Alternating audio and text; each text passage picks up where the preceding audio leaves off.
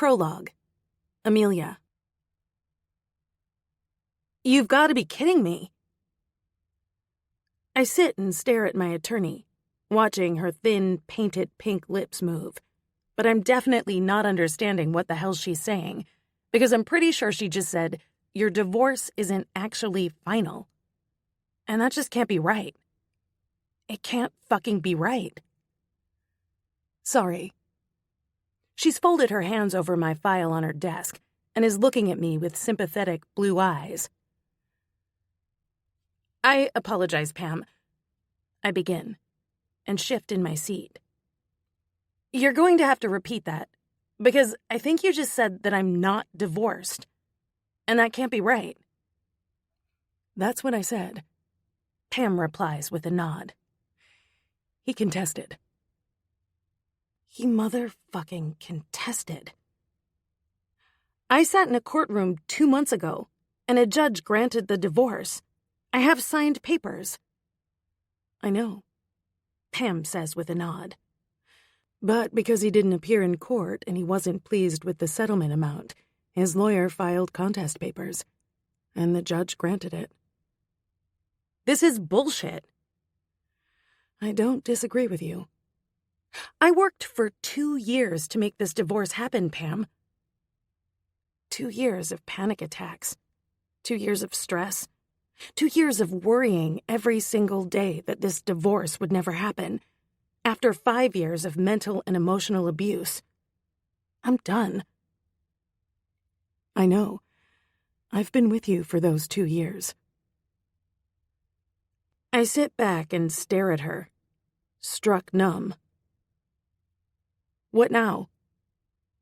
Well, you'll either have to go through mediation and reach a settlement between you, or we go to court. Again. Jesus, I mutter, and rub my fingertips over my forehead, trying to wipe away the headache that seems to be permanently housed behind my eyes. He's going to suck me dry.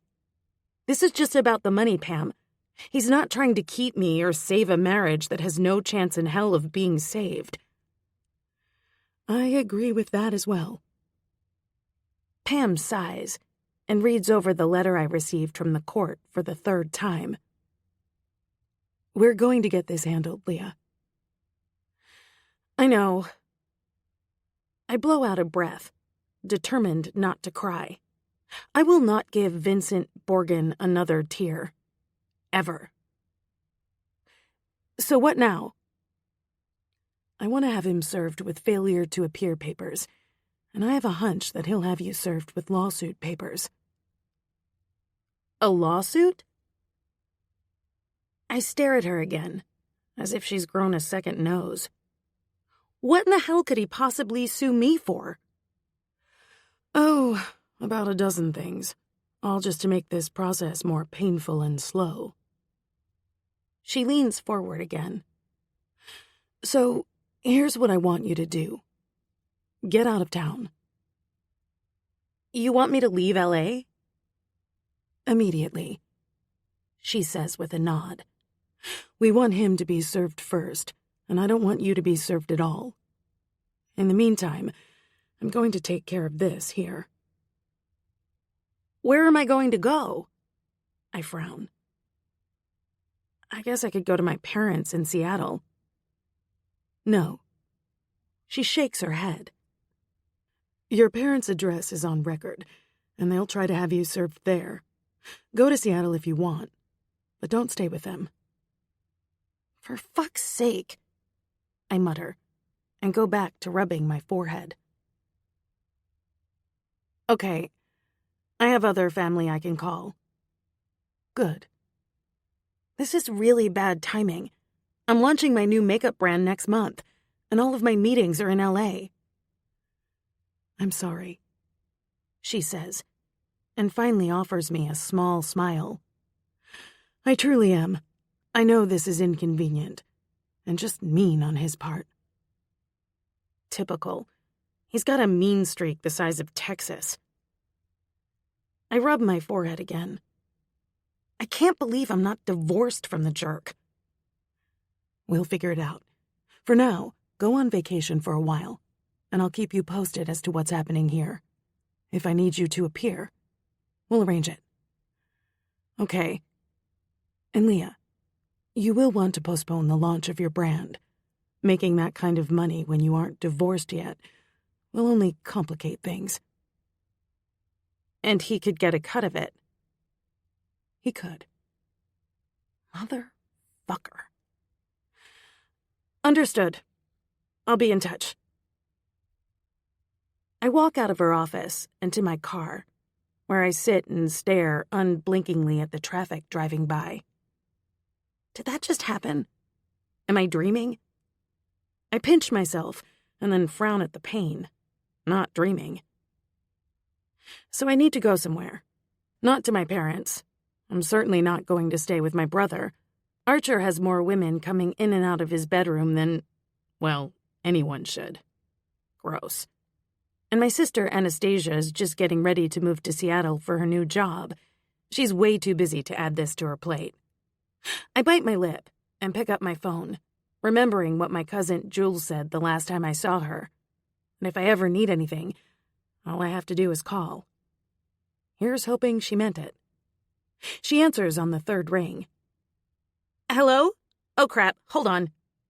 She pulls the phone away from her ear. Nate, can you take that away from Stella? She could kill herself with that. I smile, the sound of her voice making me feel a little better. Sorry, Jules says. Toddlers are adorable when they sleep. When they're awake, they're little terrors. She's a beautiful terror, I remind her. True. What's up, Leah? I need your help. I clear my throat. I need a place to stay. What's going on? I fill her in on the divorce, and how I'm suddenly not divorced, and how my attorney wants me to lay low for a while. I know it's a lot to ask, but I can't stay with my folks, and I don't like the idea of my name being on a lease somewhere. He'll just figure out where I am. I never liked him, she mutters, and I can only nod in agreement. We'll figure this out. Are you sure? I know you have a lot on your plate, and I don't want to make things difficult.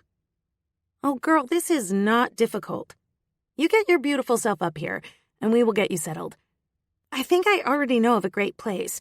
I just have to call Natalie. Oh, and I'll talk Nate out of kicking Vinny's ass. He can kick his ass. I don't have an issue with that. Jules laughs, and I hear a commotion in the background. Shit, I have to go. Just text me when you have details.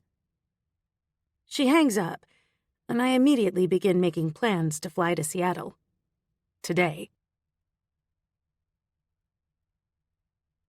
Chapter 1.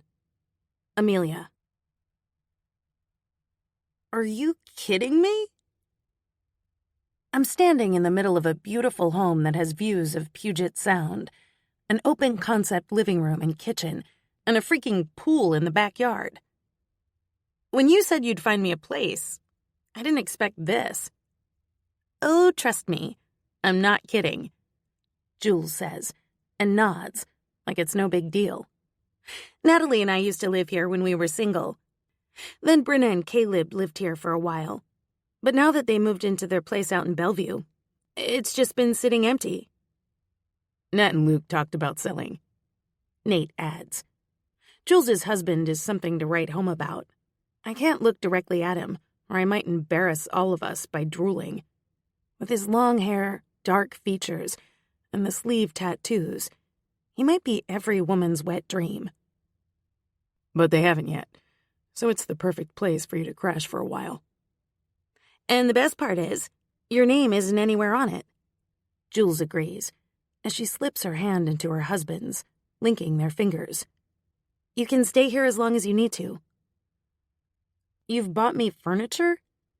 I point out, still in awe as men carry couches, tables, and beds up the stairs. This is insane. It was empty because Brenna and Caleb moved out, Jules says with a frown. You can't sleep on the floor. You bought me furniture, I repeat, as if she didn't hear me. Your family, Jules says. So there's really nothing else to discuss. Do you want me to have one of Nate's minions bring in groceries? His minions? I raise a brow, and Jules laughs. Inside joke, she says, and smiles up at her husband. I can make a call, Nate says, but I shake my head no. I can call Uber Eats for that, or order with any grocery store and pick it up. The internet is a beautiful thing. You sure? Nate has people. Jules tilts her head, watching me with our signature Montgomery blue eyes. Me too. I hold up my phone for them to see, and smile. Really, I'm great. This is so great.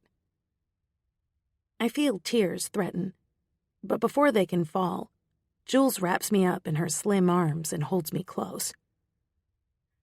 I'm so happy you're here. Take time to settle in. Luke's already called to have the internet hooked back up, and the Wi-Fi info is on the kitchen counter. She backs away and bites her lip as she looks around.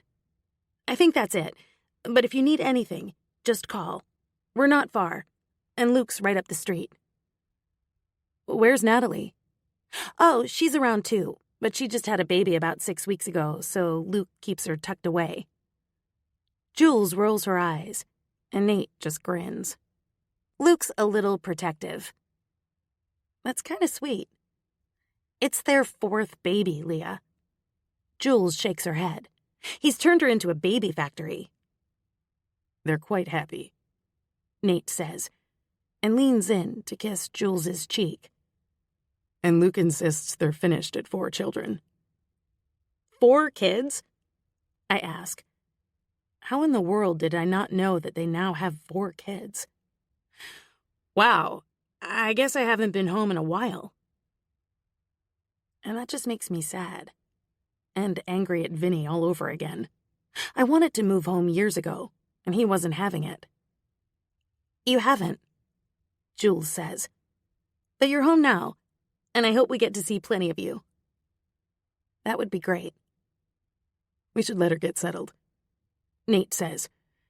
Here are the keys to Julianne's little red Lexus. You do not have to give me your car, I insist. I can rent one. It's really no biggie, Jules says. I don't use the Lexus much anymore because it's too small for Stella's booster seat. It should get driven. Thank you. And thanks for letting me crash at your condo for a couple of days. It was our pleasure, Jules replies. But you'll be happier here. It's hard to live with kids that aren't yours. Stella is beautiful. And a handful. Nate shrugs. She's 4. We walk toward the door, and Nate stops and looks down at me. The man is tall. Lock this door, Leah. Always. I will. He's so intense. And set the alarm. Yes, sir. I smirk up at him, and he just smiles. Typical Montgomery woman, aren't you? Sarcastic as hell. Thank you. I drop into a curtsy and make them both laugh. Don't worry, I'll lock up, but I think I'm fairly safe here. You are, Jules says as she waves and they leave, walking out to their black Mercedes SUV. The Lexus is parked in front of them, gleaming in the warm summer sunshine. It's going to be a pleasure to drive that little convertible around town. It takes the sting out of missing my own Mercedes in LA.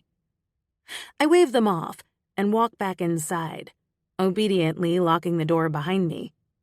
I guess if I have to be away from home for an unknown length of time, this isn't a bad place to do it in. It's great to be back in Seattle, where I know my family is just a phone call away if I need them. Jules and Nate didn't have to buy this furniture. I could have done that, but they wanted to. And now I don't know how I'll repay them. Not that they want me to repay them.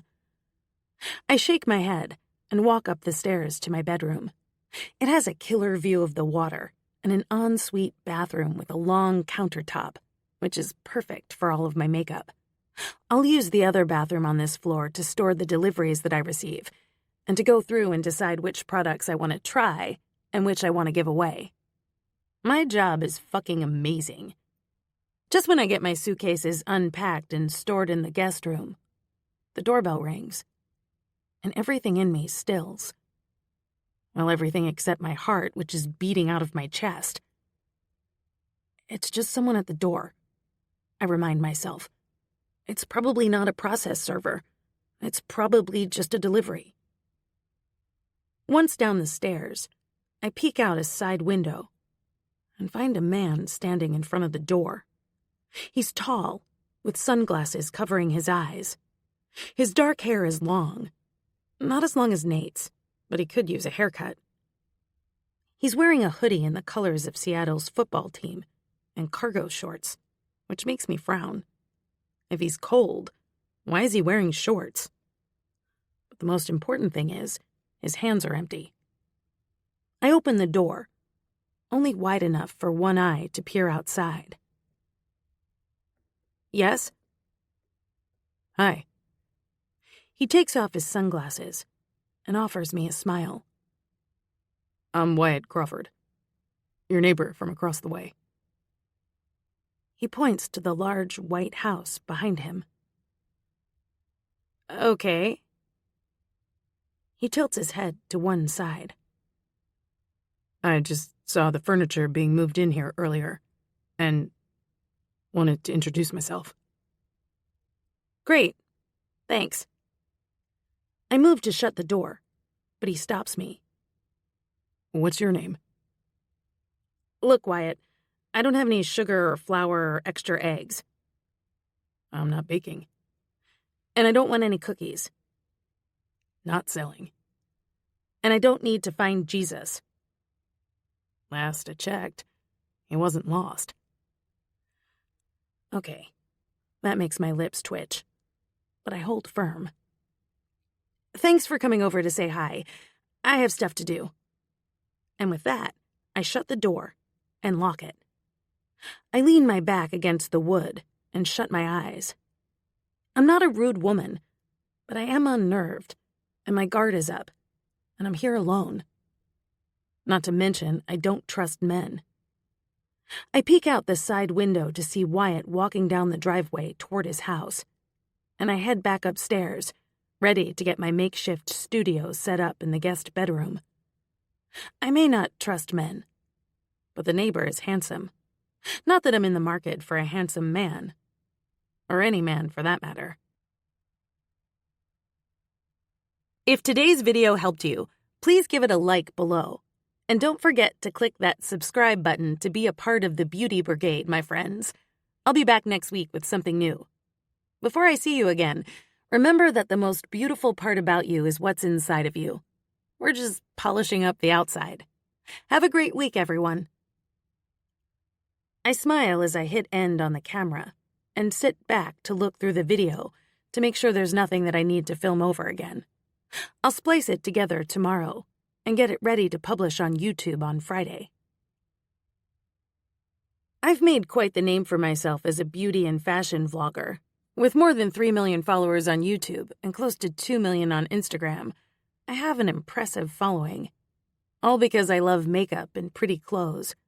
I've been told that the camera loves me, which is a bonus. Now I've been approached by one of the biggest makeup and skincare retailers in the country to formulate my own makeup brand. It's almost ready to launch, but I'm stuck in this holding pattern.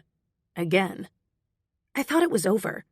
I thought I could finally move forward with my life and leave my past where it belongs. Instead, I'm waiting, just like I have been for more than 2 years. It's ridiculous. I shake my head as I wrap up the video, turn off the lights, and carry my makeup brushes into the bathroom to clean them and get them ready for the next recording. The doorbell rings, and I roll my eyes, hopeful that Mr. Neighbor hasn't decided that he needs a cup of sugar after all. But it's not Wyatt. It's the UPS man with the delivery. Day 1, and the deliveries have already caught up to me, which is fantastic. I unbox the goodies from It Cosmetics and log the foundations, powders and brushes into my spreadsheets. I keep track of everything that arrives, whether I've ordered it or if it's a freebie from the company. I also keep track of if I try it, use it in a video or on Instagram, and what I think of the product. With dozens of things arriving each week, there's just no other way to keep track of everything. Not to mention, it feeds my organized soul. My phone pings with a text from Jules. "If you're free, I'm bringing Natalie and wine over at 6 p.m. Sit by the pool?" I grin, excited to see them both, and reply, "Yes, yay, I'll order pizza." I check the clock. I have 2 hours until they arrive. It's the perfect amount of time to get in some yoga and a shower. Just as I'm about to step under the hot spray, Jules texts back, "Awesome. See you soon." I haven't told my parents that I'm here yet. I confide to Nat and Jules a few hours later. We're sitting by the pool in the backyard, lounging on the most comfortable outdoor chairs I've ever sat in, sipping our wine. We've already decimated the pizza. "They won't be happy," Jules says, exchanging a look with Natalie, who looks fucking amazing for just having had a baby. "I know," I sigh, watching the water in the pool. "It sucks. My family has been under enough stress because of my divorce. I finally thought it was over and we all celebrated with a party. How do I say, oops, never mind?" "I wouldn't say it like that," Natalie replies with a laugh. "I know for a fact that Uncle Stan and Aunt Sherry would be totally supportive and angry on your behalf." Jules takes a sip of her wine. "I know. I'll call them tomorrow." I fidget with the button on the cushion of my chair. "Thanks for everything, Jules. You've thanked me about 40 times. Well, I'm thanking you again. And you too, Nat. Thanks for letting me stay here. It's so beautiful and perfect for what I need. I set up a studio in the upstairs guest room for my videos." "Ooh, perfect," Nat says with a smile. She might be one of the most beautiful people I've ever met, with long, dark hair, green eyes, and a calm soul. She's always made me feel comfortable around her. "I want you to be at ease here. Well, as at ease as you can, given the circumstances. And if you need anything, Luke and I are just up the road a ways." "Thanks." I blow out a breath. Honestly, I'm a bit surprised that you're both so willing to help. Not because I think you're mean or anything, but, Jules, you're a bit older than me, and we've never been close. I always looked up to you. Well, when I was 20 and you were 15, I probably didn't want you around," Jules admits with a laugh. "But you're an adult, and you're my cousin. I'm always happy to help. I would love to see more of you. I think we have a lot in common." "I watch your videos every week," Natalie adds. "I get a lot of great tips from you." "Me too," Jules says with a nod. "We're girly girls, through and through." "I love that," I reply. "I'd love to go shopping with you guys." "Hallelujah," Natalie says, throwing her hands into the air. "I've been pregnant forever, and now that Chelsea is a couple months old, I can leave her for a few hours at a time. So yes, please, let's go shopping soon." "We can invite all of the girls," Jules says, her brain working. "Make it a shopping day/girls' night out." "Oh, yes," Natalie says, nodding vigorously. "You probably haven't had a chance to get to know everyone." "I haven't been home since Dom's wedding."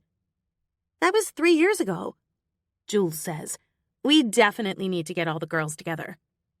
"Awesome." I high-five both of them, excited to spend time with all of my cousins and their significant others. "Hey, I've been meaning to ask, what's in that building?" I ask, pointing to the small structure behind the house. "My studio," Natalie says. Just so you know, I'll be in and out sometimes with clients, but we'll walk around the house. I take photos in there. Oh, how fun. I should do some photos for you, Nat says. You're absolutely stunning. She does boudoir photos, Jules warns me. Actually, I could use a bunch of shots for my new brand. I can't be in LA for the sessions, but I bet we could do them here. I'd be happy to, Natalie says, her face lighting up with a smile. Just let me know what you need, and we'll make it happen. Thank you. I could also use some shots for social media. I had a girlfriend in LA who did those for me, but... Say no more, Natalie says, holding up a hand. I'm your girl, and I'm ready to get back to work part-time. Let's set something up for later in the week. This is amazing. I stare at both of them as they smile back at me. Wide, happy smiles. It feels so good to be back with family. I can't wait. Me either, Natalie says. I want to come too, Jules adds. I wouldn't have it any other way. Chapter 2. Wyatt. So she wants the cabinets on the other side of the kitchen.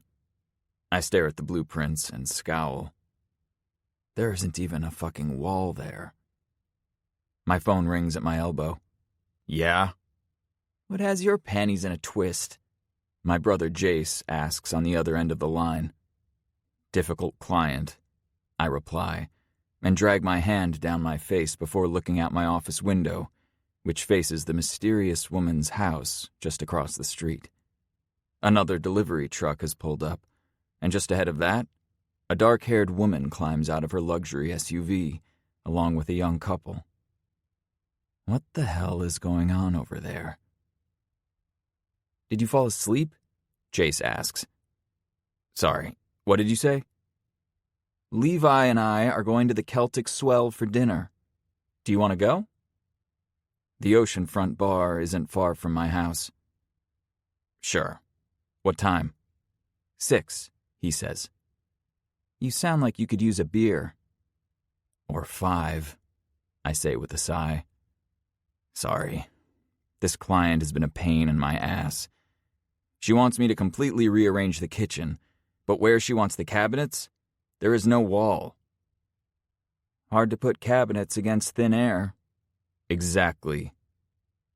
I watch in fascination as the delivery truck leaves, and my smiling neighbor carries a huge box inside the house. So what's new? Jace asks, clearly not in a hurry to hang up. I have a new neighbor. That's boring as fuck, he replies, and I can almost hear him rolling his eyes. Have you gotten laid lately? When do I have time for that? That's my point. You have a point? I scowl at my phone. You're not making any sense. My patient just arrived. I'll talk to you at 6. He hangs up, and I stand in the window, watching the happenings across the street. What in the world is going on over there? And why am I so intrigued by it? Okay, that's a dumb question. My neighbor girl is sexy as fuck. And as Jace pointed out, I haven't gotten laid in more than a minute. She said all of 6 words to me, and I thought she was adorable. What I could see of her. I shake my head and turn back to my drafting desk, doing my best to forget about her and focus on this task.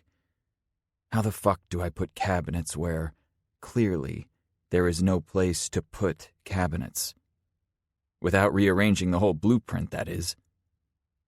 I bite my lower lip and stare at the paper until it's all blurry, and then decide, screw it. I'll go for a run. I change clothes, put on running shoes, and walk out the front door to see another delivery truck parked across the street, and my neighbor struggling with one of the boxes. I jog over and smile at her, finally getting a good look at her, and holy fuck, she's beautiful. Long, light blonde hair frames a face that might have been created by the gods, She's petite, with the bluest eyes I've ever seen in my damn life. Hey, can I help? Oh no, I've got it. But she fumbles, and the box ends up on the ground just as the delivery guy pulls away from the driveway. Or I don't. I pick it up and blink in surprise. It's heavy. Do you have a body in here? You'll never know, she says with a smirk. But as I start to walk in the house, she blocks me. Wait, I don't know you. Yes, you do. I'm your neighbor. Wyatt. Remember? No, I mean, I don't know you. You could be a serial killer for all I know. I raise a brow. You're the one with the heavy box that might well have a body inside, and I'm the killer? Her lips twitch, and finally I get to hear her laugh. It's wonderful, warm and husky, and she shrugs good-naturedly. I swear I'm not a serial killer, I assure her. Thief? She asks and bites her lip, her eyes twinkling with humor. Not unless you count when I was 6 and lifted a candy bar from the drugstore. So you live a life of crime, then? She sighs dramatically, and I immediately love her sarcasm. Fine, you can come in. She leads me inside. Her ass is tight in her little denim shorts, and her blonde hair is long, falling down her back almost to that perfect backside. My cock just came to life. You can just put it on the dining room table. She gestures to the table already covered with other boxes and mail. Where? She taps her full lips with her finger, then shifts a few boxes, making room for me. There. I set it down and step back to take in the space. Aside from the table, it's tidy. Good, because this sucker is heavy. I'm guessing an ex-boyfriend? That's right, she says and hooks a strand of her hair behind her ear, smiling widely. And then her gaze falls to my arm. I can't help but give it a little flex, just to watch her eyes dilate. So, the attraction is mutual. Good to know. Do you need anything else moved? I ask her, and watch her shake herself out of a daydream. No, thanks. Sorry. Why are you sorry? She laughs and pushes her fingers through her hair, shaking her head. I don't know. I appreciate your help. That was a heavy one. What is all of this stuff? Her eyes suddenly go cold, and I know I've lost her. Thanks for the help, she says again, dismissing me. My pleasure. Before I leave, what's your name? Leah, she replies, not saying any more, and I consider that a win. I nod and leave her house, jogging down to the waterfront. One of the reasons I love this neighborhood is because it's safe enough to run any time of day, and I jog to clear my head. There are miles and miles of sidewalk that wind along the coastline, and I can watch the boats sail on the choppy blue water. People are walking dogs, pushing strollers, sitting on blankets. There are always people. I reach over my head and pull off my t-shirt, ball it up in my hand, and focus on the steady pounding of my feet on the pavement. And before long, my mind empties, and I can just enjoy the sun and the salty air. Why the fuck do you have a porn stash? I ask Levi, my oldest brother. Because he's going to do porn, Jace says, and earns the death glare from Levi, making him laugh. The cop thing not working out? I ask him with a straight face and take a sip of my beer. Fuck both of you, Levi replies. I like it. It's awful, Jace says. But if the porn stash thing draws in the ladies, who am I to judge? It's just a regular mustache, he insists. I sit back and study him. He's in his late 30s, with a little gray making its way through his dark hair. I figure it's the job that's done that to him. Being a detective in a city the size of Seattle isn't for the faint of heart. Stop harassing him, I say to Jace. Did you open anyone up today? 2, he says with a nod. Jace is one of the top cardiovascular surgeons in Seattle, and at 36, that's impressive. And I saw 7 others in my office. It's going to be a busy week. What's up with you, Wyatt? I have a new neighbor, I reply, because that's the newest thing happening right now. Yes, I know. You're saving lives, Levi's catching bad guys while seeking a career in porn. I'm not doing fucking porn. And I have a new neighbor. Fascinating. Except it kind of is. She's mysterious. How so? Jace asks. Well, she gets deliveries all day long, and other people come and go. Some couples, and some singles. Brothel, Levi says immediately, making me laugh, spitting out my drink. I don't think so. Oh, and when I went over there a few days ago to introduce myself, she only opened the door wide enough for me to see one eye. Creeper, Jace says, and I shake my head. No, she seemed nervous. Brothel, Levi repeats, making me smirk again. I helped her with a heavy delivery today, but there's nothing odd about the inside of her house. She seems pretty normal, just private. She doesn't come and go. I've never seen her leave the house, now that I think about it. They both frown. Maybe she's agoraphobic, Levi suggests. Or she might just have that disorder where she's allergic to the sun, Jace adds. So maybe she leaves at night. I'm blinking, watching both of them with a frown on my face. Why are you both so fucking dramatic? What? Jace demands. If she's not leaving the house and has things delivered, it makes sense that she can't leave the house. So what's up with all the people coming and going? I ask. I could have sworn I saw Will Montgomery, as in the quarterback over there the other day, and the movie star Luke Williams, if I'm not mistaken. Have you had a fever? Jace asks, and I flip him off. Friends? Levi suggests. Business? Maybe she's a celebrity call girl. Is she hot? Jace asks and then throws his head back and laughs when I just stare at him. Of course she is. This is why you're so curious. Just go over there and talk to her. I did, and she wasn't interested in talking. Well, maybe she'll just remain a mystery, Levi says with a shrug. Look at that, Jace. Our baby brother finally met a woman that he can't charm. Just don't turn into the perv across the street who watches her every move, Jace says. You're better than that. I don't watch her every move, I reply and roll my eyes. I just watch her moves when I catch glimpses of her from my office, which does not make me a pervert. I'm just curious. So, on a scale of Mom to Blake Lively, how hot is she? Levi asks. Fuck you. Hotter than Blake? Jace asks, stunned. Whoa, I'd be obsessed too. I'm not fucking obsessed. I'm pulling into my driveway just as Leah pulls into hers. I'm surprised. Maybe she does only leave the house after dark.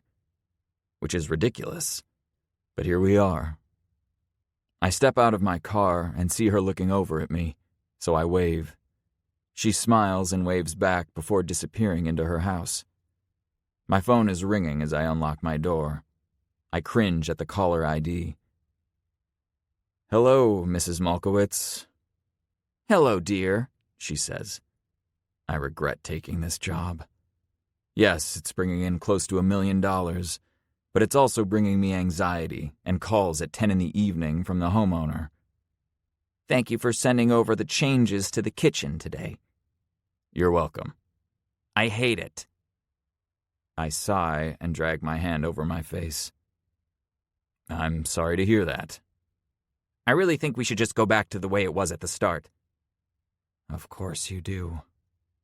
I wonder how far away my drafting pencil is, because I'd like to stab my own eye out in frustration. We can certainly do that, I reply calmly. Is there anything else I can do for you? Oh no, that's all. I wanted to get back to you right away. I check the time. I sent those plans over 7 hours ago. All I can do is laugh as I say goodnight and end the call. I'm so ready for this day to be over. You just sit right there, Leah says and winks at me. There's a stage in her living room with a pole, and I'm sitting on a lounge chair watching her. This was in the box you brought inside. I wanted to surprise you. I'm surprised, I reply. She smiles and turns away from me, slowly peeling her clothes off. When she turns back to me, her shirt and bra are gone, but her long blonde hair covers her tits. Do you want to see these? Hell yes. Not yet, she says with a laugh. I want to tease you. It's working. My hands flex in and out of fists as I watch her dance around the stage, stripping out of the rest of her clothes, but not showing me her breasts. She even starts to dance around the pole, managing to keep her nipples covered. Watch this, she says, and effortlessly climbs the pole, swinging around it gracefully. I'm really good at this. I'm not complaining. She whips her legs up over her head and then stomps to the floor, making a loud bang. Over and over again, she stomps her feet on the stage until I finally wake up. My cock is hard in my hand, and I'm swiftly working myself up to an orgasm when I realize that the banging isn't from my dream. Someone is pounding on my damn front door. I climb out of bed and reach for my boxers, immediately thinking of spaghetti, baseball, anything to get rid of this boner. But then I open the door and come face to face with the source of said boner. Chapter 3. Amelia. Oh, so you've got jokes, I say to my cousin Will. He's snickering behind his hand, and his wife Meg just rolls her eyes. Hey, you're going to eventually need those. I stare at the box of condoms he just dropped into my Louis Vuitton handbag and cock an eyebrow. Really? Who exactly am I going to screw while I'm being held hostage in Natalie's house? You can meet someone, Will replies with an unconcerned shrug. And when you do, you'll be safe. Now I remember why I didn't come home often. I mutter and shake my head, but Will just smiles again and stands to walk me out of their house. I came over for dinner and to see their sweet little baby, Aaron, who has since gone to bed. You missed me, Will says, and wraps me in his big arms. Will is a big man. As the starting quarterback for Seattle's football team, I guess he needs to be. But then all of the Montgomery men are big. And if you need anything at all, we're here. Just call. I will. You've all done so much already. It's what the Montgomerys do, Meg says with a smile, and offers me a hug as well, even though I don't know her nearly as well as I'd like to. They swoop in and take care of the people they care about. Sounds about right, I reply with a nod. Thanks for dinner, and for letting me vent. And for the condoms, Will adds with a wink as I walk out the door. I just wave and climb into Jules's little car, then zoom down the freeway toward the house that I'm quickly beginning to think of as mine. I love my condo in LA, my car, my friends, my life. But then I come here, and this fits too. It's damn confusing. I mean, I could work from Seattle, right? No, probably not. I sigh as I turn off the freeway and follow a Lexus SUV into my neighborhood. I'm surprised to see that it's my neighbor from across the street. What did he say his name is? Wayne? Wesley? Wyatt. Pretty sure it's Wyatt, which is sexy all by itself. But then you add in the muscles he was sporting when he helped me with my boxes, and the freaking sleeve tattoo to go with them, well, I might have salivated. I park and climb out of the car and offer Wyatt a wave before I walk inside to crash. It's been a long day. Natalie came over to take photos for my social media this week, and while it was super fun, changing clothes every 20 minutes, tweaking my makeup, choosing new accessories for each shot, was freaking exhausting. And then Will made me laugh for 2 hours and my stomach got a killer workout. My family's funny. They're also wonderful, and I've missed them more than I realized. I have makeup brushes to clean and put away before bed. I always clean my brushes after every use. Getting an infection from bacteria is my worst nightmare. Speaking of nightmares, I sigh when I take in the sight of the staging bathroom with the makeup and brushes strewn over the entire countertop. What a mess. I sigh and begin to organize. My mind empties, and before long the mess is cleaned up. I wash my face, then change into a tank top and clean panties, and rather than watch TV or other beauty vloggers' videos, I simply climb into bed and let my body fall into an exhausted sleep. The beeping won't stop. Actually, beeping isn't a good word. Chirping, that's a good word. I've stomped all over this godforsaken house, trying to track down the source of the noise, but it's not here. Yet, it is here, and that doesn't make any sense at all. I prop my hands on my hips and tilt my head, listening. Chirp. 5 seconds go by. Chirp. What the hell? I can't sleep like this. I pace around the kitchen and then march to the front door, throwing it open and listening. The chirping is louder. It's coming from Wyatt's house, and it needs to stop, now. So I take off, no shoes, no clothes, marching to his front door on a damn mission. It's a warm summer night with a light breeze that actually feels great on my warm skin. I bang on his door and look around. No lights on in the houses on the street. His car is in the driveway, so I know he's home. I mean, it's the middle of the night, so where else would he be? I bang again. If he's sleeping, which I can't imagine how he could through that noise, he can just wake up and deal with me. I may sound irrational right now, but damn it, a girl needs to sleep. Finally, he yanks the door open and glares at me with shining hazel eyes. What is that noise? I demand. You are the noise. His chest is heaving. His naked, slightly hairy, very sexy chest. Not to mention his light brown hair is a mess, and his chin is stubbled, and his tattoos are just... yum. There's a chirping, I insist, trying to ignore the fact that he's only wearing short boxer briefs. The kind that clings to a man's ass and show off his thighs. And, other things, like the generously sized dick outlined in the cotton. Holy hell. I don't hear anything.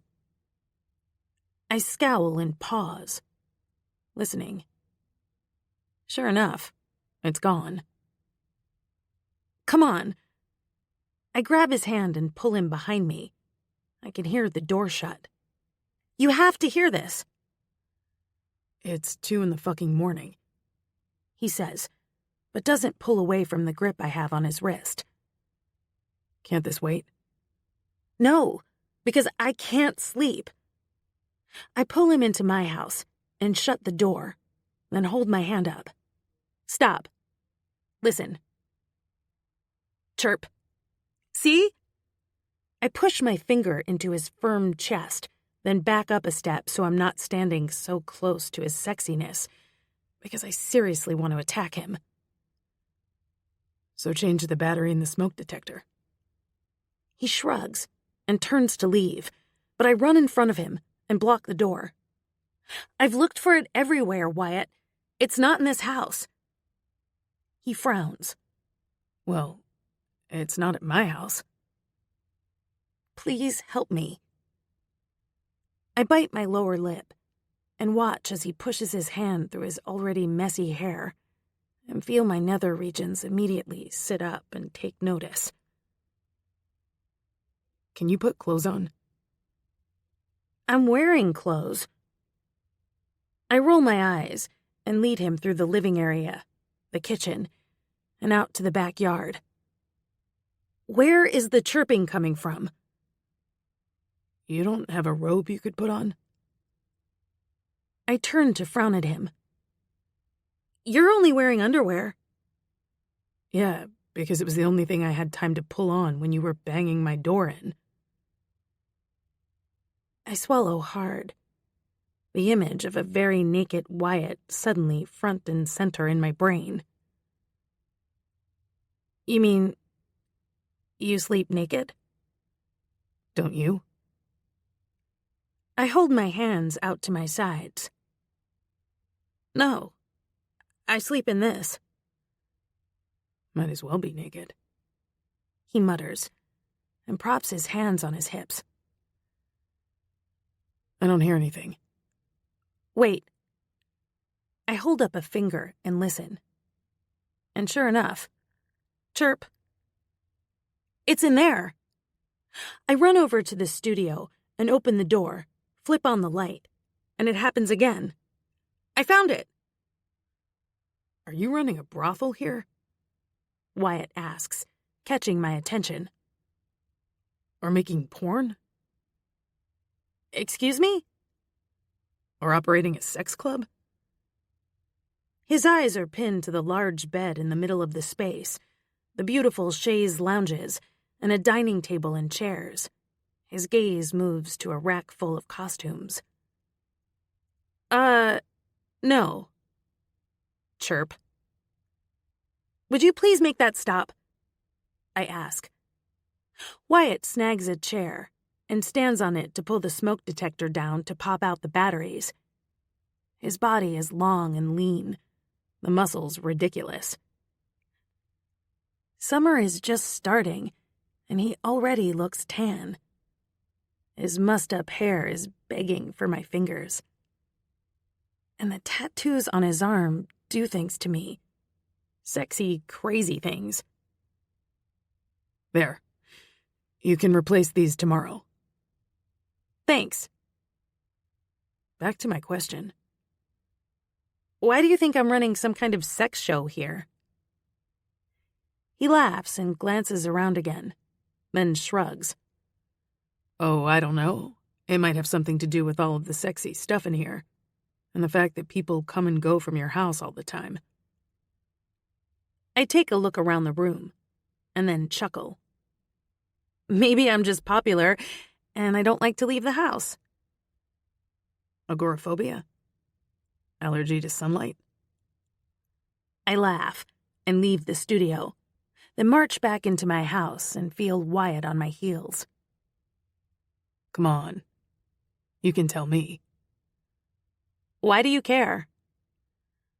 I so don't want to tell him all about my personal life. Call me curious. Well, curious.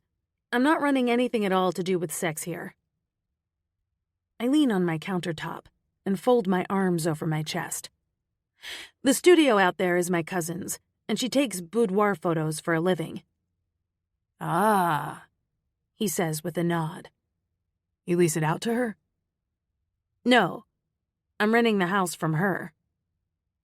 I see. All of these questions are annoying. His eyebrows climb into his messy hairline in surprise, and I can't help but smirk. And sexy. Which is it? Annoying or sexy? Annoyingly sexy. His lips twitch, and I admit, I want those lips on me. Everywhere. Right now.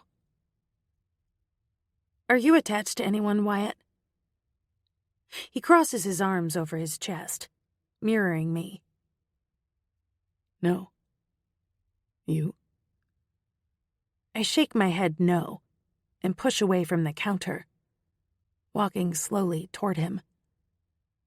I've never done anything like this in my life. But damn it. Look at him. I'm a grown-ass woman with needs. I can fuck whomever I want. What's your name? He asks, surprising me. I told you it was Leah the other day. Did you already forget? No. Your full name. His arms are still crossed over his chest, and his eyes are almost green now, as he watches me intently. What is Leah short for? Amelia. I reply. Beautiful name. For a beautiful woman.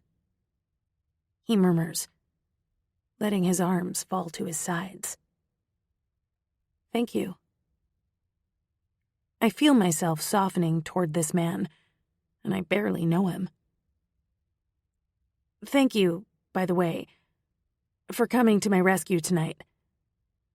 I'm sorry for dragging you out of bed. It's okay.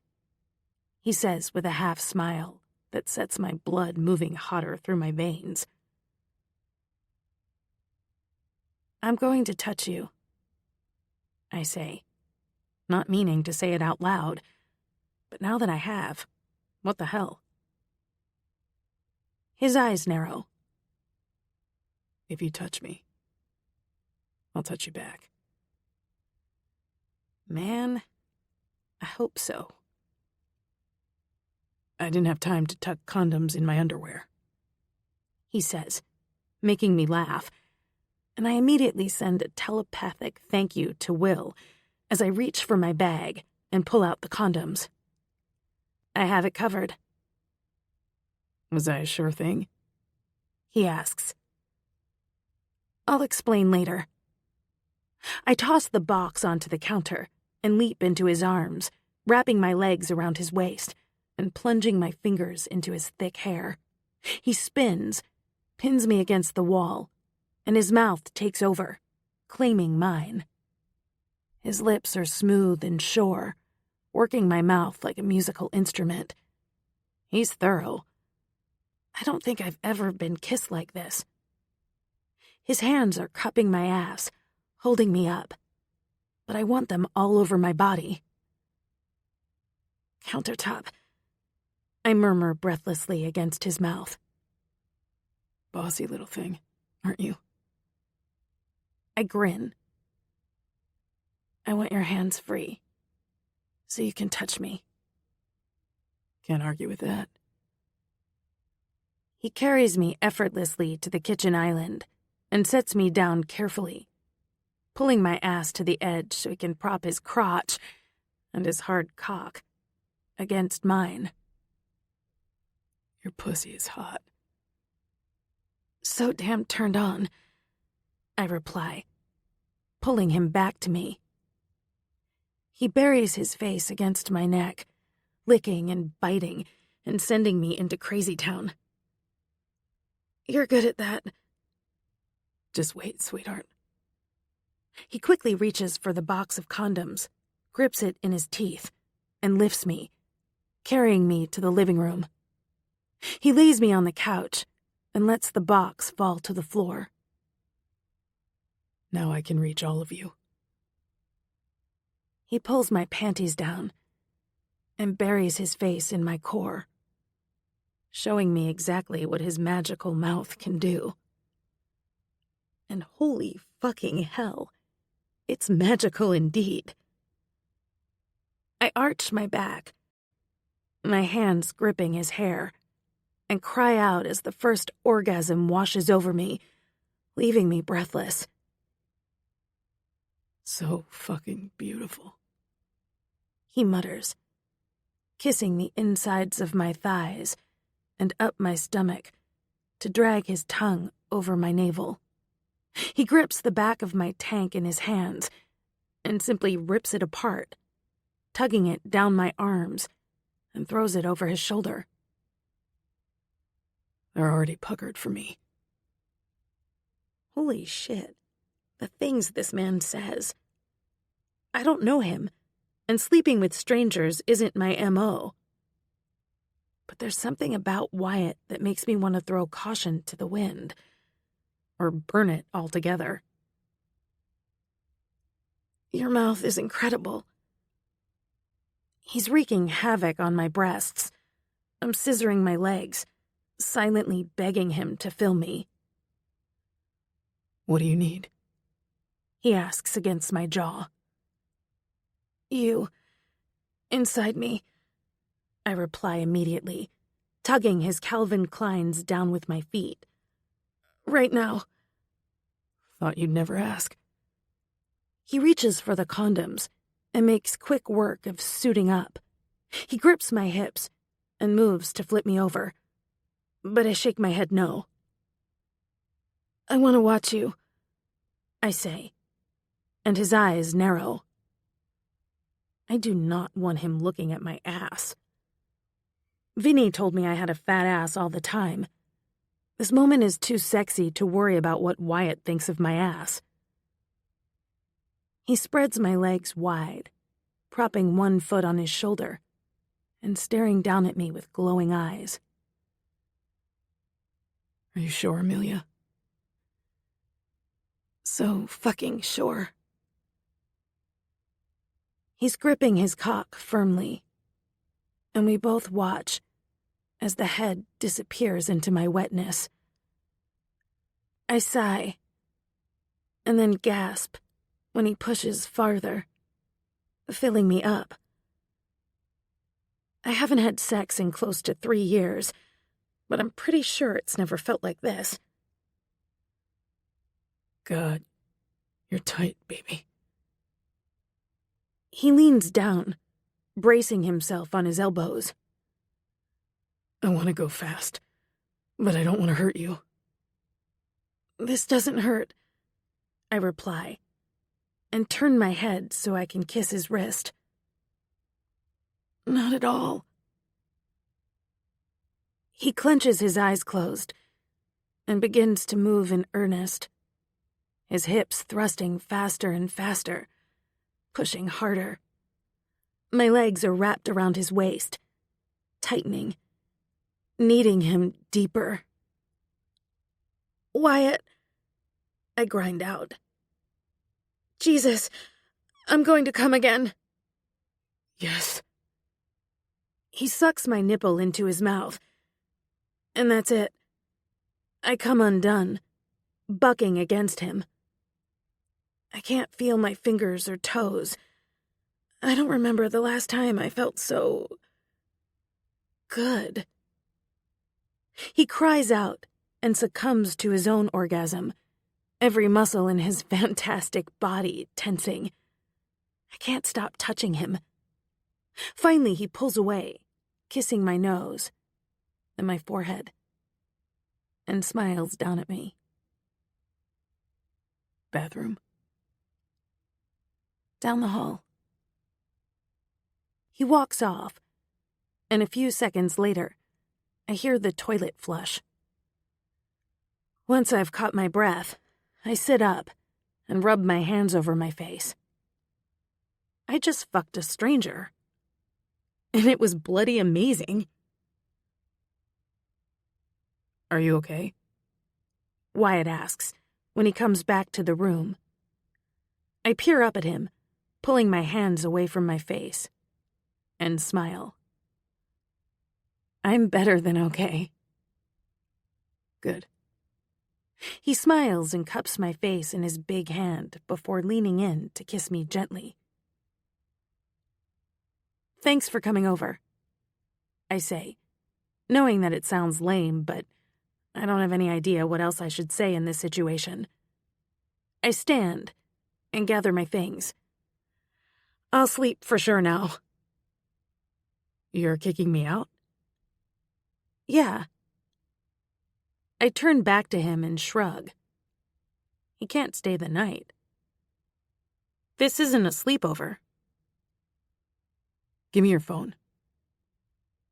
I narrow my eyes at his bossiness, but stand and throw on my panties and top, then walk to the kitchen to retrieve it and pass it to him. He raises a brow. "Unlock it, please." I bite my lower lip and press my thumb to the home button, then pass it back.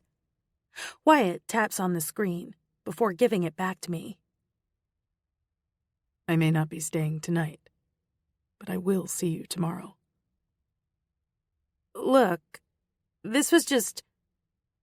"What, Amelia?" "It was just what?" "We fucked." I shrug and then feel shitty at the sound of the words, because I don't know if that's all it was. "And it was fun." "We fucked." He agrees. "I was already intrigued by you. You can bet your perky little ass that I want to know more. So unless you already hate me, I'll be seeing you tomorrow." "I don't hate you," I reply and smile softly. He scoops me up into a big hug, then plants those magic lips on me again, before walking out the front door, only wearing his underwear. When the door is closed, I take a deep breath and let it out slowly.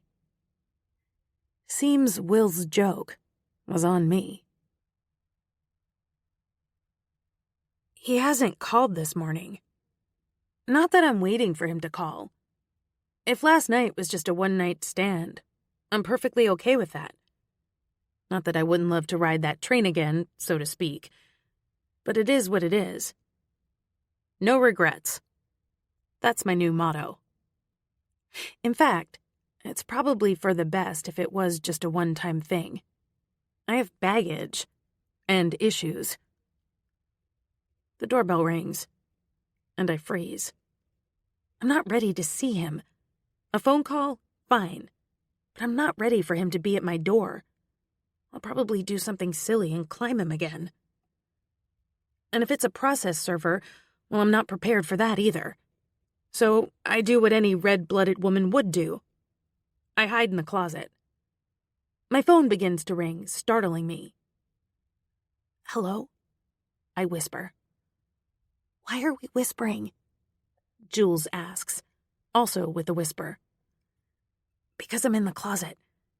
Someone's at the door, and I don't want to answer it." "Amelia Montgomery, you're a grown woman. If you don't want to answer the door, you just don't. You don't have to hide." "I'm not hiding." I wince. "I'm totally hiding. I don't want to see Wyatt. I'm not ready for that yet." "Who the hell is Wyatt?" "My neighbor, the one who came over here in the middle of the night. And I totally had sex with him." "What?" she screeches, just as the doorbell rings again. "Holy shit, Leah!" I know. I fucked a stranger, and I feel a little slutty. As long as it was safe and consensual, why should you feel slutty? It was those things, but I feel slutty because I barely know his name. "Atta girl," Jules says with a smile in her voice. "But I still don't think you should be hiding in the closet." My phone beeps with another call trying to get through. I check it and feel the butterflies in my stomach take flight. "He's calling through right now." "Answer it." "I'll call you back." "I'm staying on the line," Jules says. "Just switch over." I grin and accept his call. Hello? Why aren't you answering your door? I bite my lip and consider lying, but then decide, fuck it. Because I'm not sure that I'm ready to see you. I'm not trying to be a jerk. I'm just dumb. Why?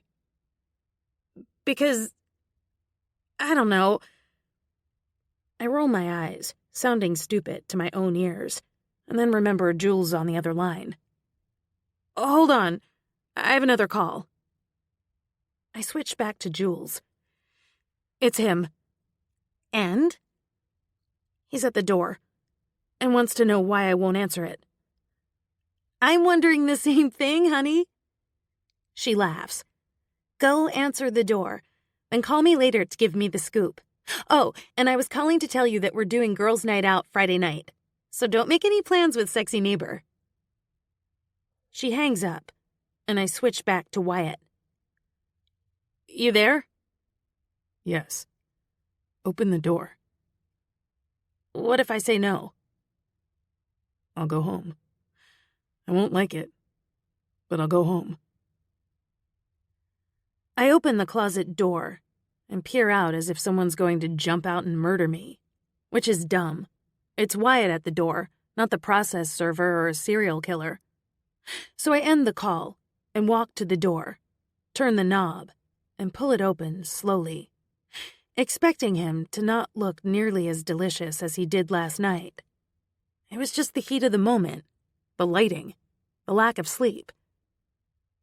And when I see him leaning one shoulder on the door jamb, his sunglasses propped on his head, his hazel eyes smiling down at me, I know I was right.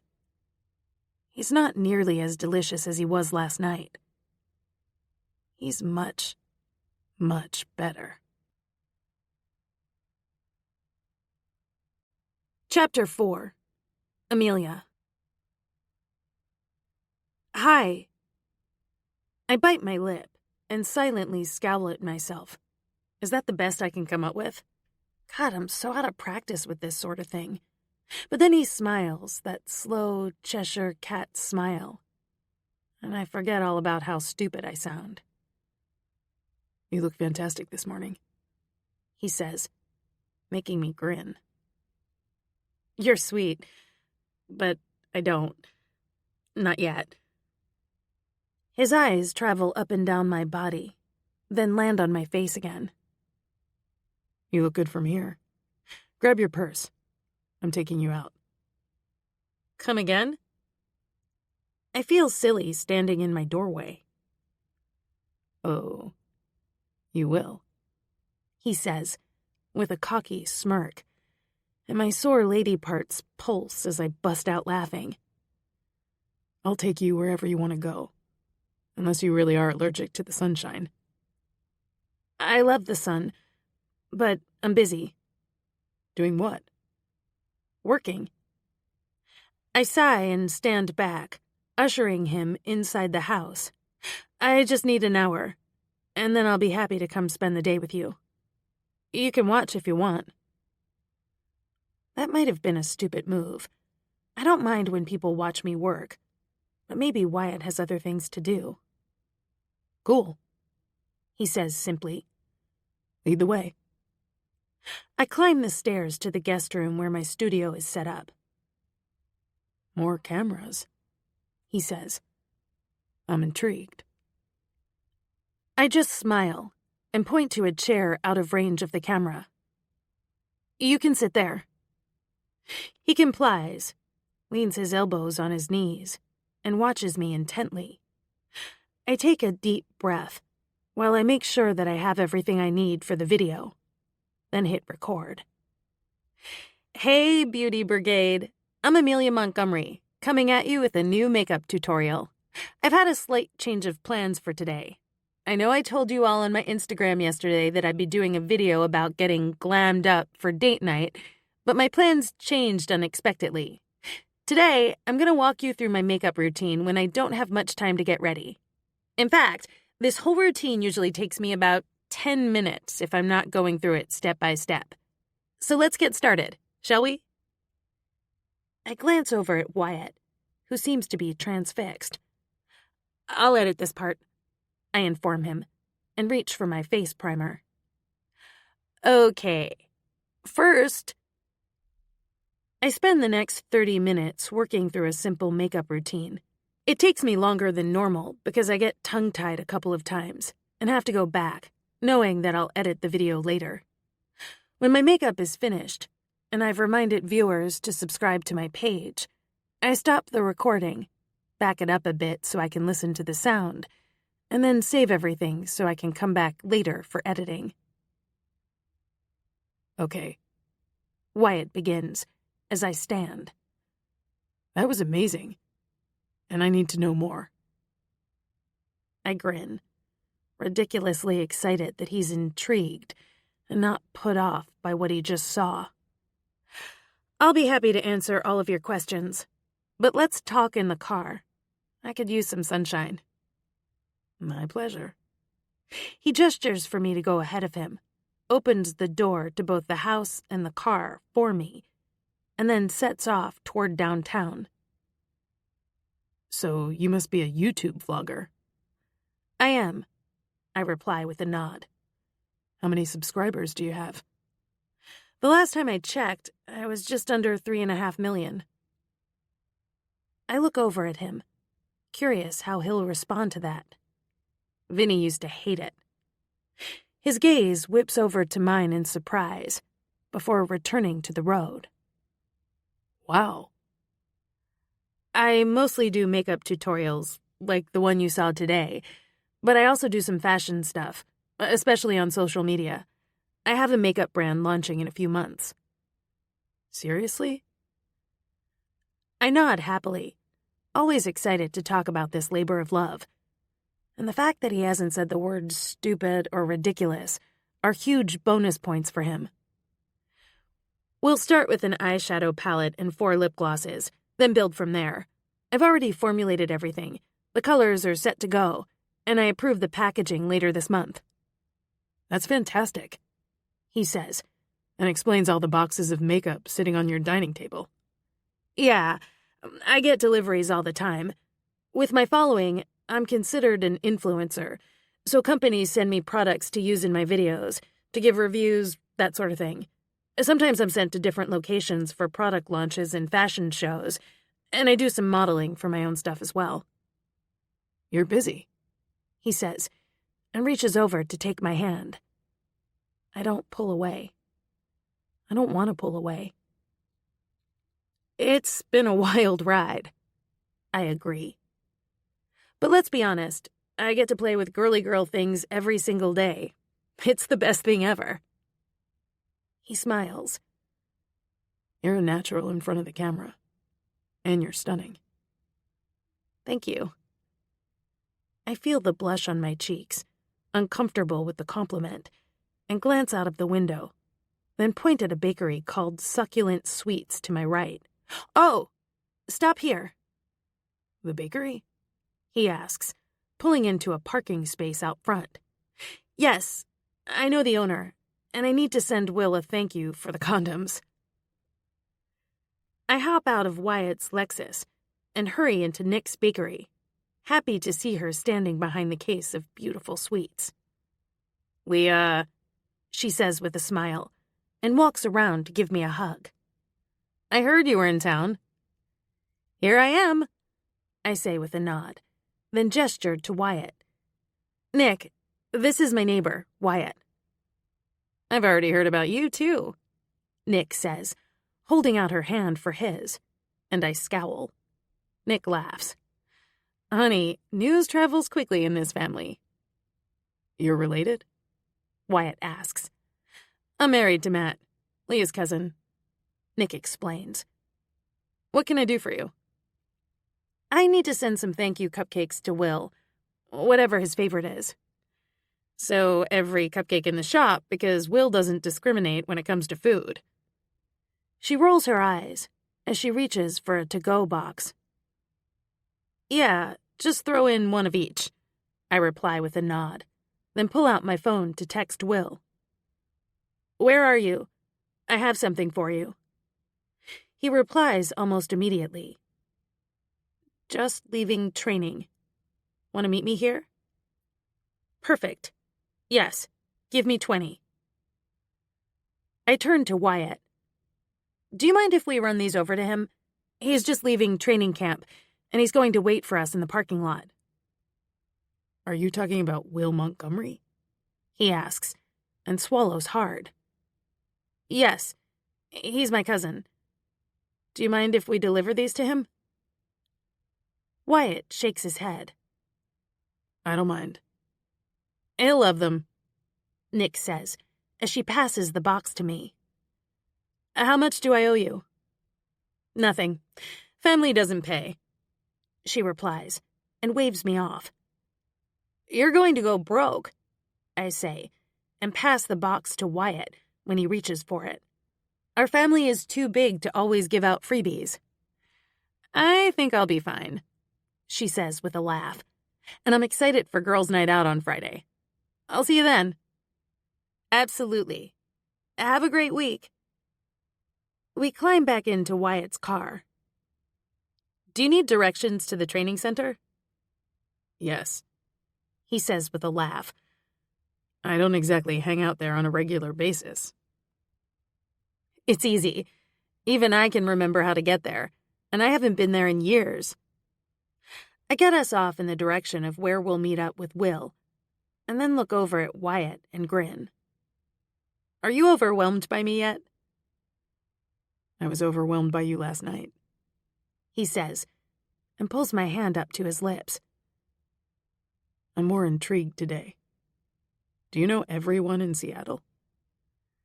I'm related to almost everyone, I reply with a shrug. We have a big family. I have 2 siblings, but I have 6 cousins, including Will. 7 if you count Natalie. Natalie? Long story, but you'll probably meet her eventually. I feel my eyes widen, and I cover my mouth with my hand. I'm sorry if I'm being very presumptuous. Presume away, he says. Keep talking. It's just a big, loud family.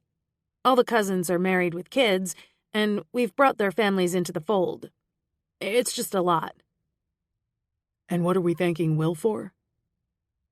I grin. He threw the box of condoms in my bag last night when I was at his place for dinner. He thought he was just being funny, but here we are. I should have paid for the cupcakes, Wyatt says, making me laugh. I point to the little Mustang sitting in the parking lot ahead. That's him. Wyatt pulls up next to him, and I get out as Will does, reach for the cupcakes in the back seat, and join him. Hey, what's up? I brought you some grateful cupcakes. For what? I smile and glance over at Wyatt, who has just joined us. For the condoms. Will's eyebrows both climb onto his forehead, and then he pins Wyatt with a cold stare. Who the hell are you? This is Wyatt, I reply, and roll my eyes. Pleasure, Wyatt says, holding out his hand to shake Will's. Will's jaw is clenched tight, and he grips Wyatt's hand harder than necessary, making me roll my eyes again. Why are you trying to look like a badass? You're not Caleb or Matt. He looks offended. Caleb and Matt aren't the only ones who are badass. Well, stop it. I brought you food, and Wyatt's a nice guy. I prop my hands on my hips. If you didn't want me to have sex, you shouldn't have given me the condoms. Give me the fucking cupcakes, he growls, and then pins Wyatt with another grouchy scowl. If you hurt her, I'll turn you inside out. So noted, Wyatt says with a nod.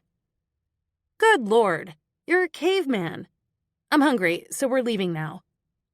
I pat Will's arm. Go eat your empty calories, and save some for Meg. Meg didn't buy the rubbers, he grumbles as he climbs into his car. I'm starving, I say, and then laugh. And I'm sorry for that. Clearly we're not dating or anything. I should have explained that to him so he'd lay off. I think if you'd said, "This is Wyatt, the guy I screwed in the middle of the night, but he's just my neighbor," I would be turned inside out right now. Besides, this is a date. So we're dating. Huh. I sit back as he pulls out of the parking lot, wondering how I feel about this. Turns out, I don't feel half bad about it. Where should we go eat? He asks. Do you mind if we head back toward our neighborhood and hit up Salty's? Unless you don't like seafood. Sounds great to me. We're quiet as we make our way back to Alki Beach, soaking in the sunshine and comfortable silence. He's easy to be with. Why did I find him annoying to begin with? So tell me more about you. Wyatt says, after we're settled at the restaurant, an iced tea sitting in front of each of us, and 2 salmon Caesar salads on their way. No way, I reply, shaking my head. You know a ton about me, and I don't know anything about you. What do you want to know? Are you an only child? No. I have 2 brothers, both older than me. Are they married? I ask, sipping my tea. Nope. Both single. Have you ever been married? I'm divorced, he says, nodding. How about you? The same. I sigh and squish the lemon in my tea with my straw.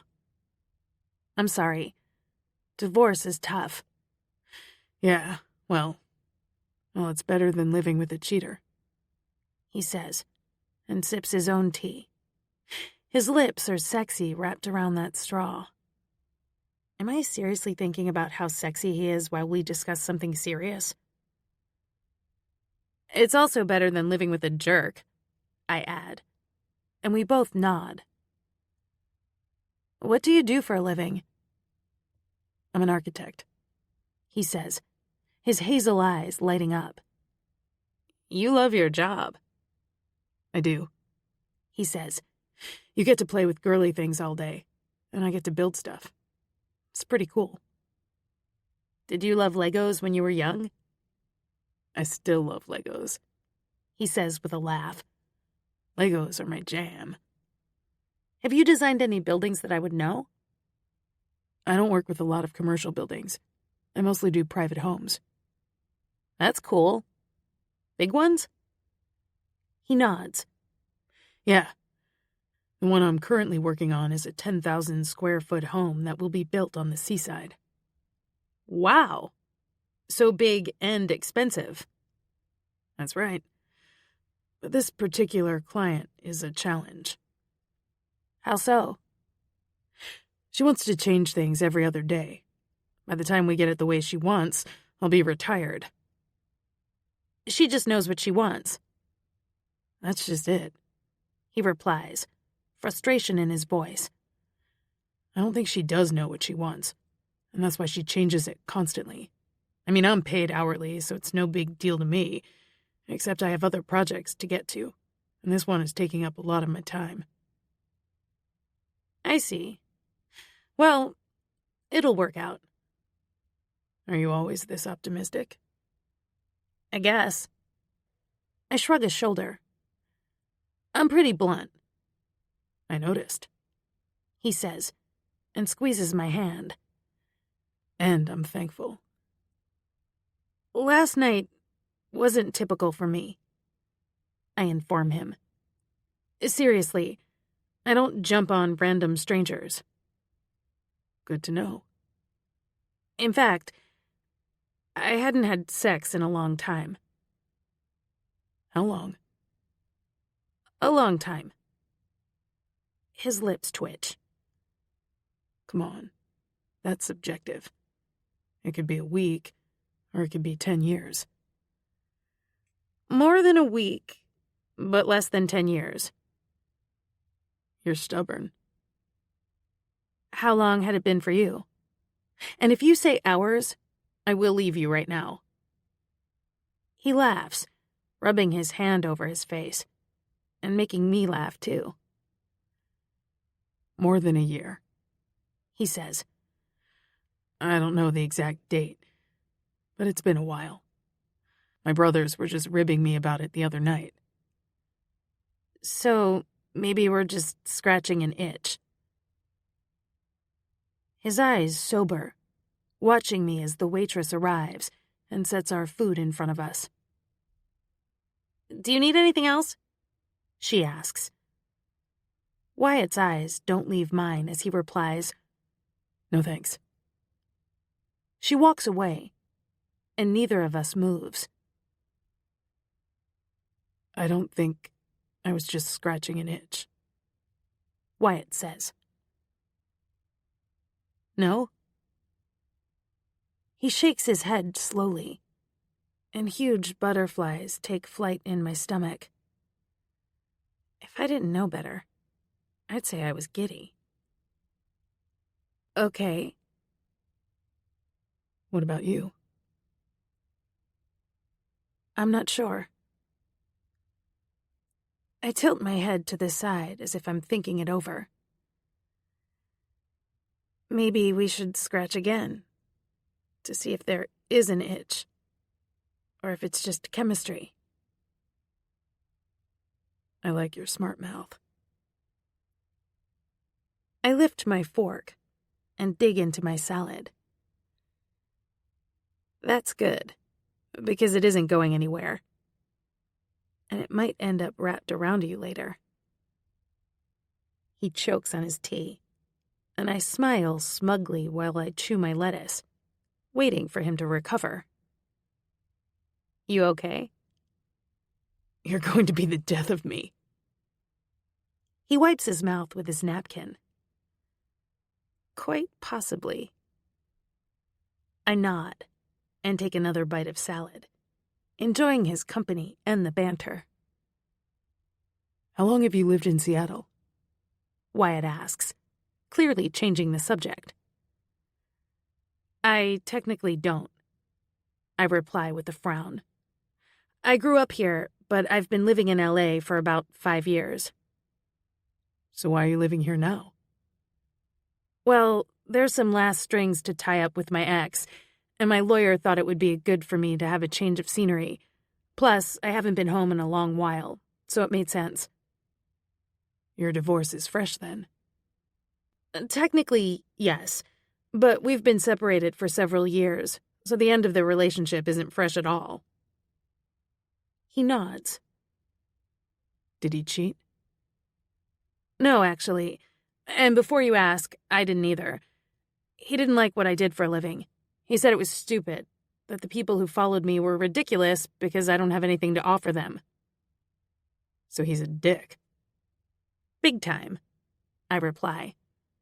I think he was jealous that I was getting attention, and he definitely didn't like that I was beginning to make a living off the way I look, which sounds ridiculous. No, I get what you mean. But I love it, and he couldn't support it. It turned verbally abusive, and finally one day I said, enough. I'm out. And I never looked back. Am I a jerk if I say thank God? No. I laugh and take another bite of my salad. I say that all the time. And frankly, I'm pretty happy that your ex was a cheater, because I wouldn't be sitting here with you otherwise. And I've laughed more today than I have in a long time. Me too, he says, setting his plate aside and reaching for my hand again.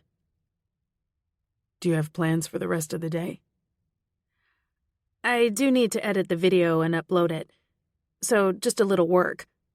But other than that, I'm free until girls' night out on Friday. A slow smile spreads across his handsome face. Perfect. How about I drop you at home so you can work, and I'll do the same for a bit. And then I'll cook you dinner.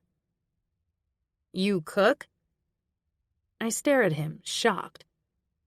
Like, more than macaroni and cheese? Well, I won't make that now, He replies, making me laugh again. Yes, I cook. I'm a single guy. If I don't cook, I starve. Or go out to eat all the time, I reply, already looking forward to seeing him later.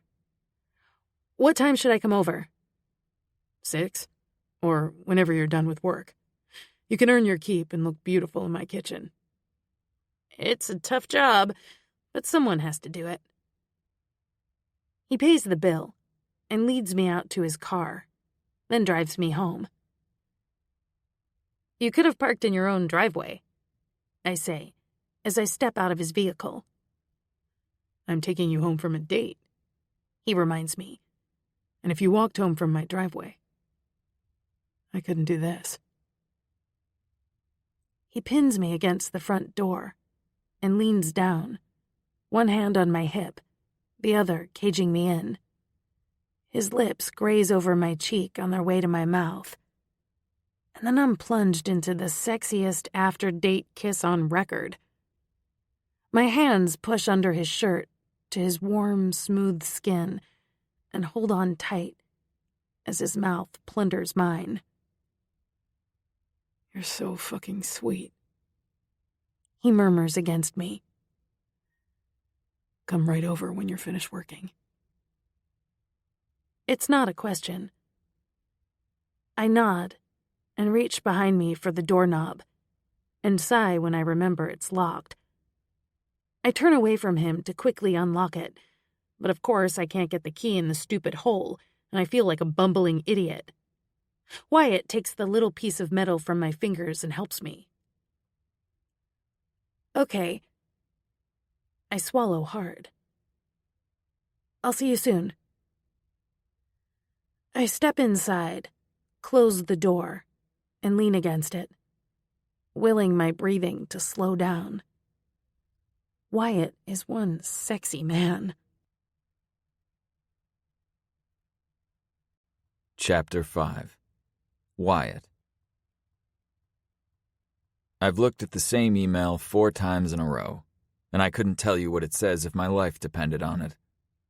I can't get a certain sexy blonde out of my head. Not only is she beautiful, but she's smart and funny. Honest. Honesty is imperative. I lived with a liar for more years than I should have. I won't do it again. No. Amelia is a breath of fresh air. I shut the laptop and walk into the kitchen. I haven't shopped in a few days, but there should be something in here that I can whip together. Just when I'm staring at the salad stuff, not impressed because we had salad for lunch, the doorbell rings. It's 4:30. "Hey," Amelia says when I open the door. "I know I'm early, but you said—" Before she can finish the statement, I pull her into my arms and kiss the fuck out of her, leaving us both breathless. "You were saying?"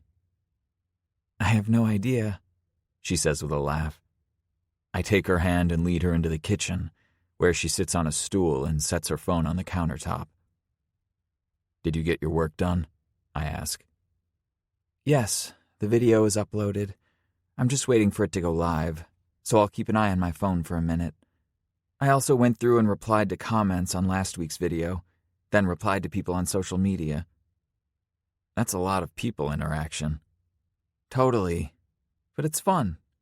I'd say 90% of the people who engage with me are nice." "And the other 10%? "Oh, they're creepers, mean girls, trolls. I skip over those. They used to really hurt my feelings or make me mad, but now I don't give them any energy." There's the optimism again. She grins, her beautiful face lighting up. Her eyes are crazy blue, brighter than the sky. "I can't be depressed every day because people I don't know don't like me." "Well, no, you can't." I lean on the counter and watch her, enjoying having her in my house. "So what are you making for dinner?" she asks. I smile. "I'm not sure. My supplies are lower than I thought, so I'll probably just order from Uber Eats, if that works. You mean I don't get to try out your stellar cooking skills? Next time. Fine by me, She says with a shrug, and then checks her phone. Oh, there it is. I'm going to watch the first couple of minutes to make sure it's okay. She presses play, and her voice comes out of the phone. Amelia is scrutinizing the screen, listening intently. After a short few minutes, she stops it and nods. Not bad. I think it's pretty awesome. Thanks. She gets lost in tapping on her phone and scrolling, and then she finally turns off the phone and tosses it into her bag. There. I'm not working any more this evening. Me neither. Did you get some work done too? She asks and props her chin in her hand. A little. I lean across from her, my arms folded over my chest. Should we look through our options on the app? I'm still fine from lunch, she says. Do you mind if we wait a bit? Nope. I push away from the counter and saunter over to her. She turns in her seat, fully facing me, looking up at me with happy blue eyes. My cock's been hard for her all damn day.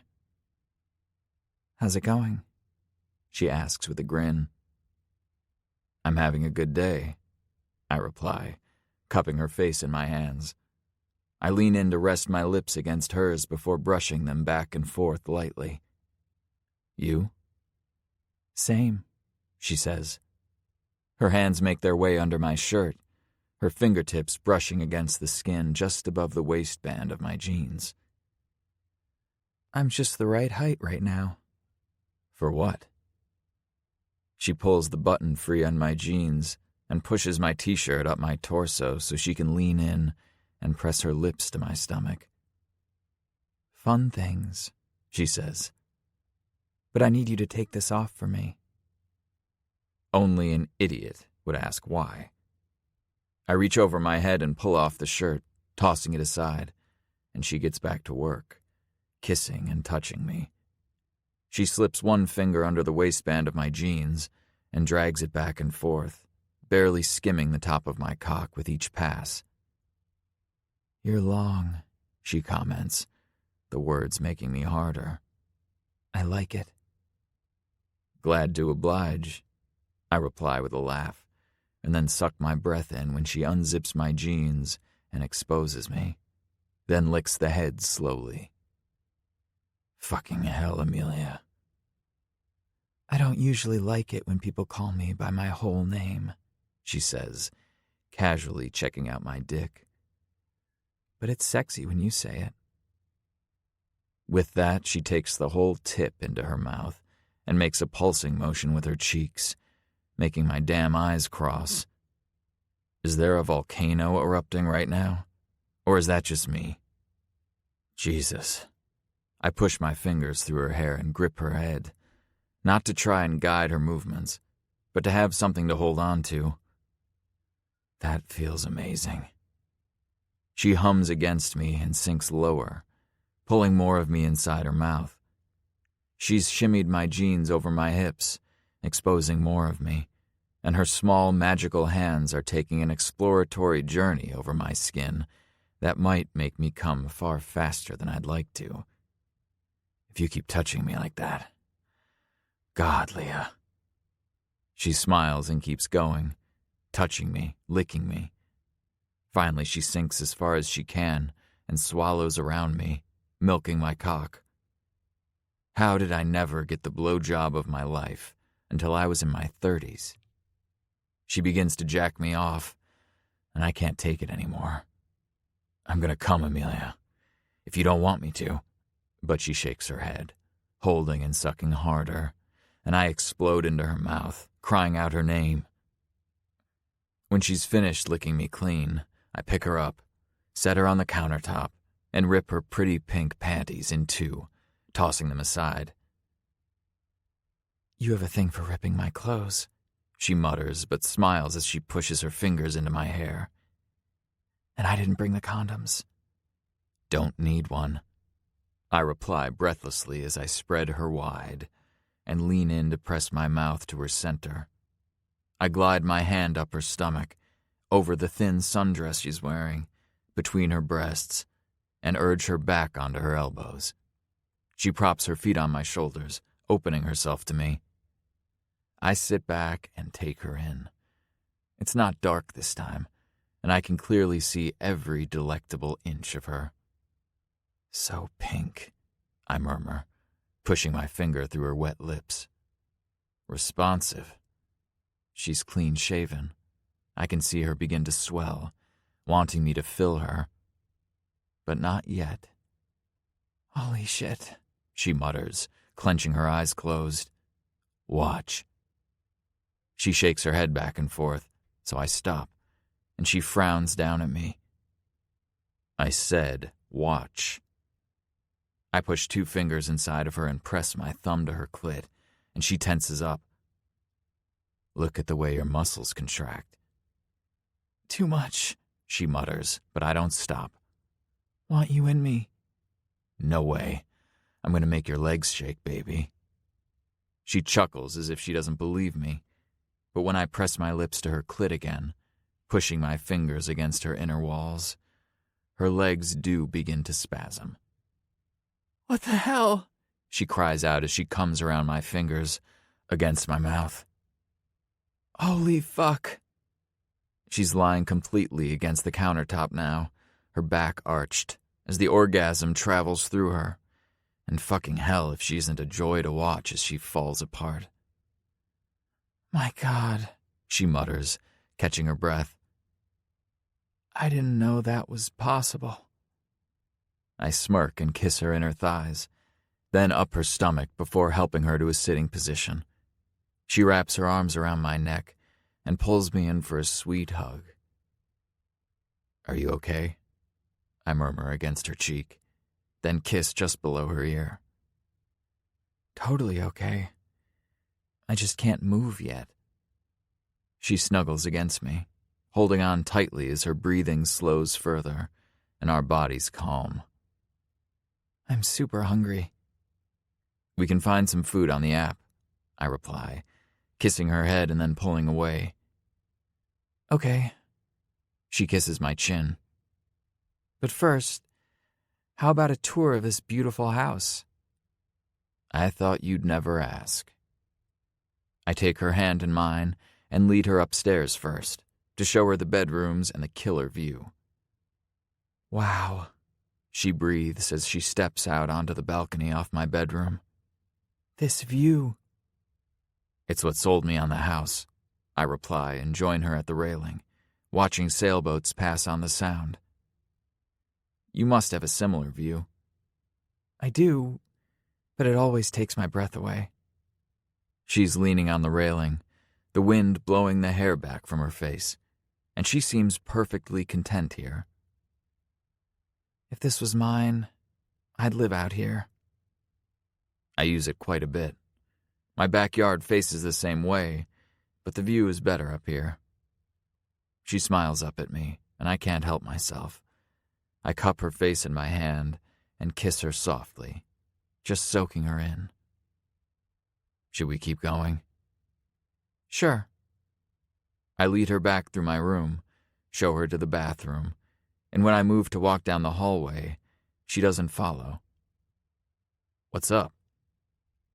This bathtub is insane, she says, running her fingertip along the rim of the tub.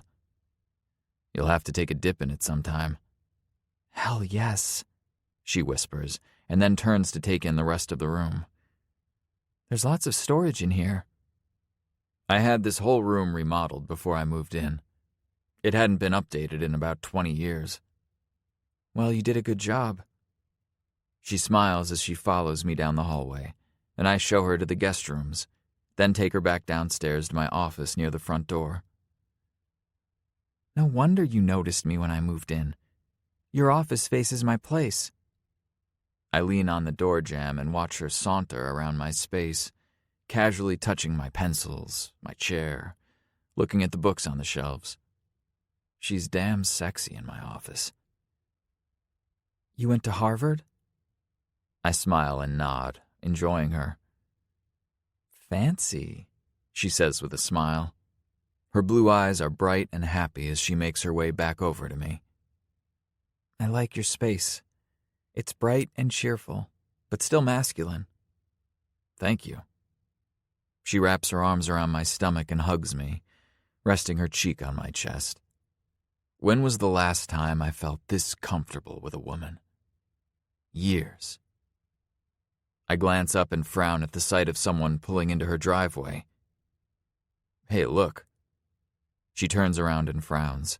Then her whole body tightens up. Crap, it's my mom.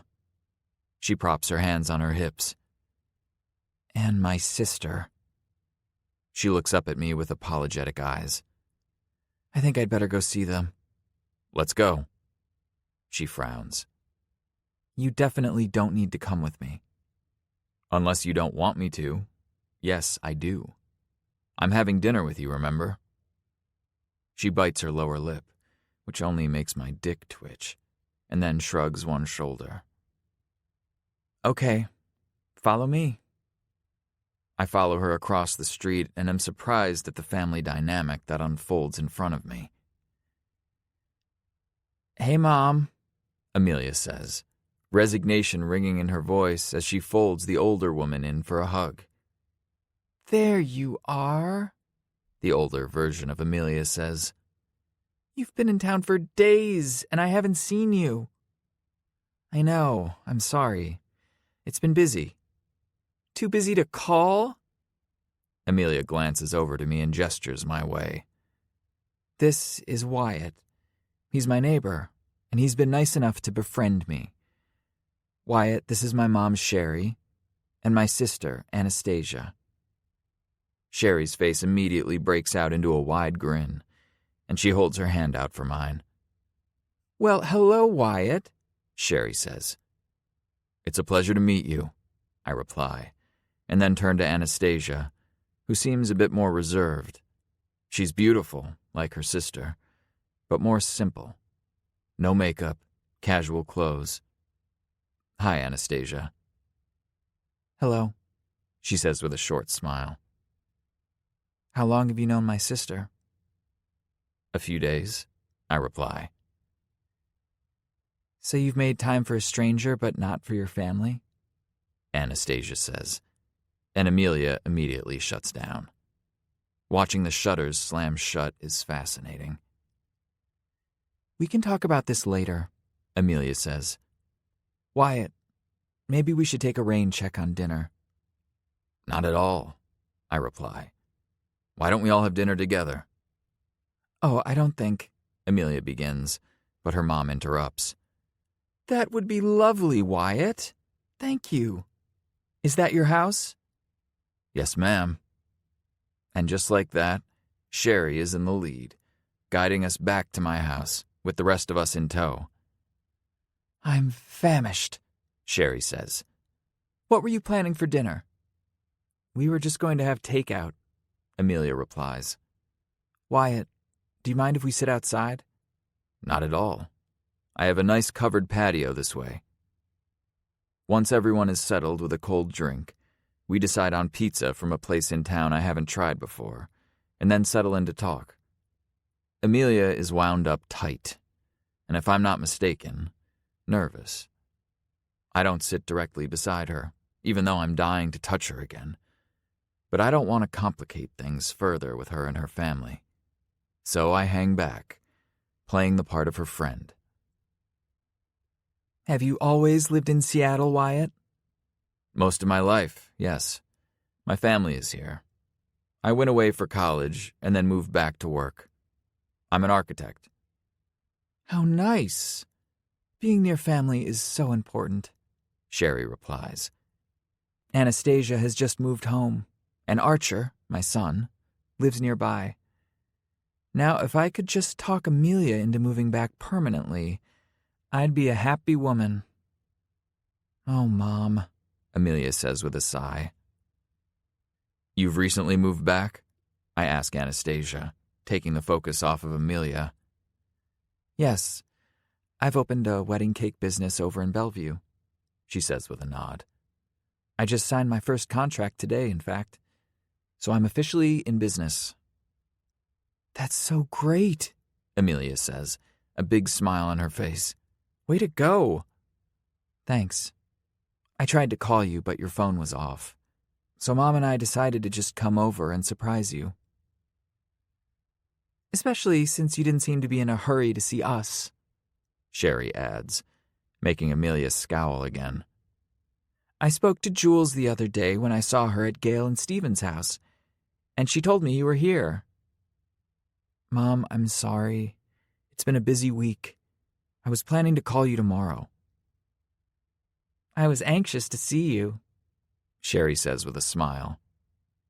Man, parents sure can lay on the guilt trip.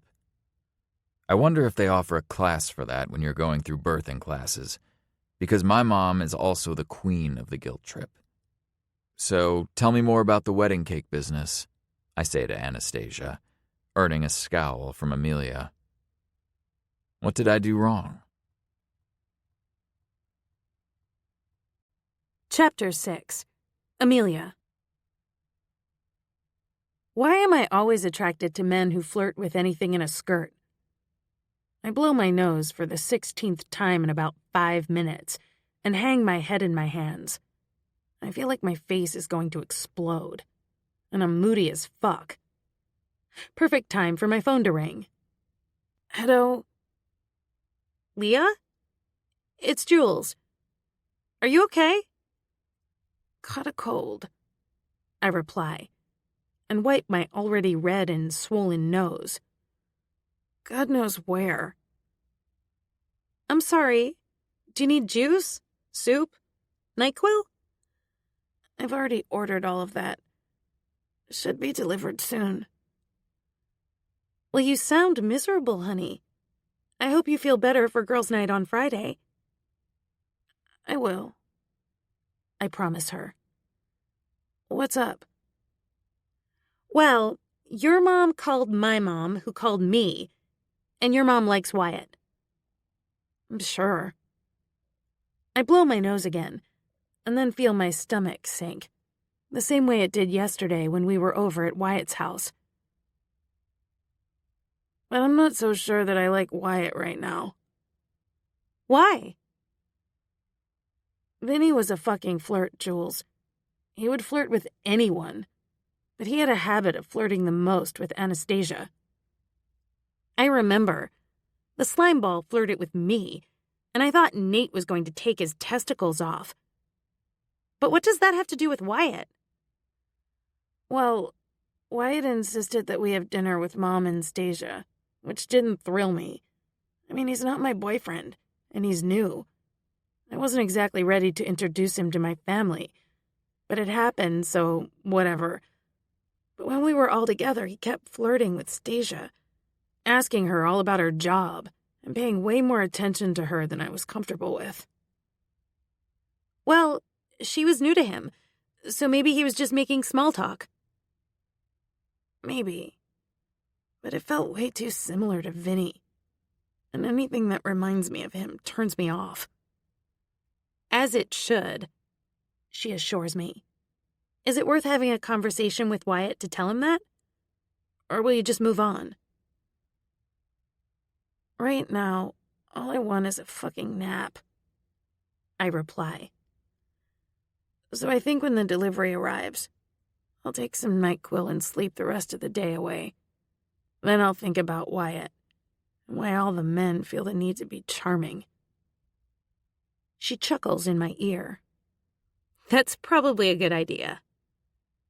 Hey, were you calling for anything specific? Not really. I was going to suggest lunch since I'll be out your way later today, but we can do it another time. Get some rest, and don't worry about the man across the street. Thanks, girl. I hang up and blow my nose, just as there's a knock on the door. It's my grocery delivery, thank God.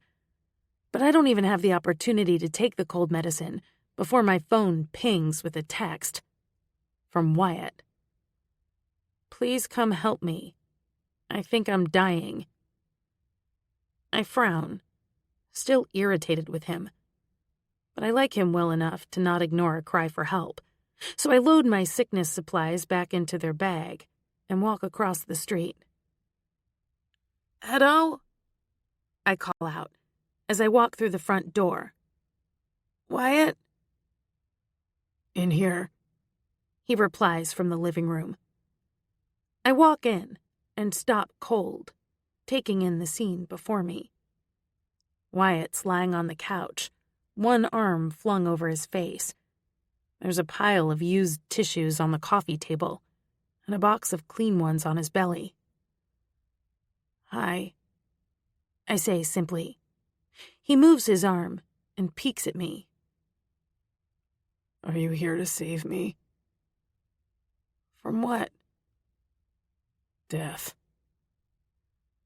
I smirk, walk to him, and press the back of my hand against his forehead. His nose is red, but his cheeks are pale. "No fever. You're not dying." "I feel like I'm dying," he says, and sits up, then immediately reaches for another tissue to blow his nose. I snag one for myself. "Did you catch this?" "Have you seen me?" I ask, and then raise my eyebrows when he looks up at me. Clearly I did. I don't usually sport the red nose. "You look beautiful," he murmurs, then sneezes into his tissue. "Can you please make me some soup? Do you have soup?" "Actually, I did bring my soup over to share," I reply, and walk into his kitchen. "It's just out of a can." "Perfect," he says. "Thanks. Are you okay?" "I don't feel great," I reply. I'm not in the mood to discuss dinner last night. I'd be happy to never have to discuss it again. "But I'll be okay." "Well, you're doing better than me, because I'm not entirely convinced of my survival right now." God save me from the man cold, I mutter, as the soup heats up on the stove. "Is it cold in here?" "A bit," I reply, and walk over to fetch a blanket that's folded on the back of a chair, then drape it over him. "Here." "This'll help." "Thanks." He pulls the blanket up under his chin, and I roll my eyes as I walk over to dish up the soup for both of us. "Soup's on," I announce, as I carefully carry a bowl to him, setting it on the coffee table. "No crackers?" "I don't use crackers, sorry," I reply. "If you want crackers, buy your own fucking crackers." But I don't say it, because he doesn't feel well, and neither do I, so I'm probably just overly touchy today. Dramatic. On edge. Just as I sit to eat my own soup, he scowls. "This is too hot." And we're done here. You know what? Fuck this. I set my bowl down and stand, reaching for my grocery bag. I open the NyQuil and take half the pills out, setting them on his counter. "I'm sick too, Wyatt, and I cannot deal with your man cold today. So here's some medicine, you have your soup, and you can just deal with the rest of it on your own. I don't particularly want to hang out with you after yesterday anyway." "What do you mean?" "No, I'm out of here. I need a nap, my own bed, and I need to be alone. Goodbye." I march out of his house and over to mine. My phone is ringing in my hand with Wyatt's name flashing, so I decline the call and put my phone in airplane mode. I want everyone to leave me the hell alone. Once I've taken my medicine and crawled into bed, sleep comes swift and hard. I slept for 6 hours. It was marvelous. My head is still packed, and I think I might resemble Medusa with the flying hair and crazy face, but at least I got some sleep. I turn my phone on and sigh at the 9 texts and 2 calls from Wyatt, not to mention the 600 notifications on social media. 600. I need an assistant. I don't check any of it. Instead, I set my phone aside and pad into the kitchen for some orange juice. I left my soup at Wyatt's, so I don't have any of that, but I do have crescent rolls in the fridge. I'll just bake those up and eat them all. Carbs don't count when you're sick. I do thumb through some of the social media messages while the rolls bake. Some are from trolls, and those get deleted immediately. I answer a few of the easy questions, and then set my phone aside again when the rolls are done. I didn't realize how hungry I was. Just as I set them all on a plate with a side of marinara, my doorbell rings. If it's Wyatt, he can just turn around and go home. I open the door, only wide enough for my eye to peep through, and scowl. "Hello, Wyatt." "I'm here to apologize for being a prick," he says, and holds up some beautiful flowers. "Please let me in." I open the door and walk to the kitchen. I hear him walking behind me. "I brought you some soup from Lily's." "Lily's the deli?" I ask. My interest piqued. "Yes, ma'am. I also brought ice cream." Okay, maybe he can hang out with me for a while. "What kind?" "Cookies and cream." I turn to look at him.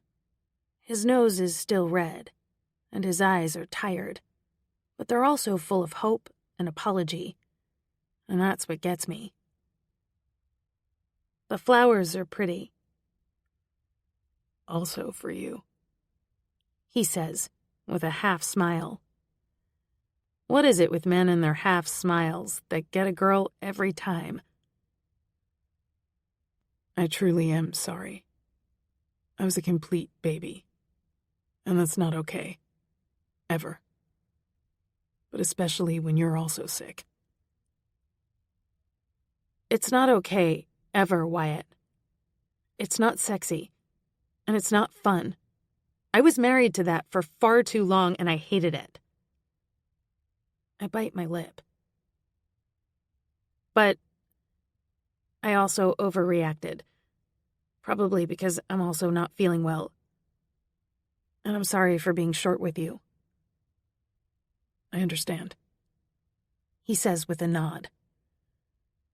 "I can promise to be an adult when I'm sick in the future."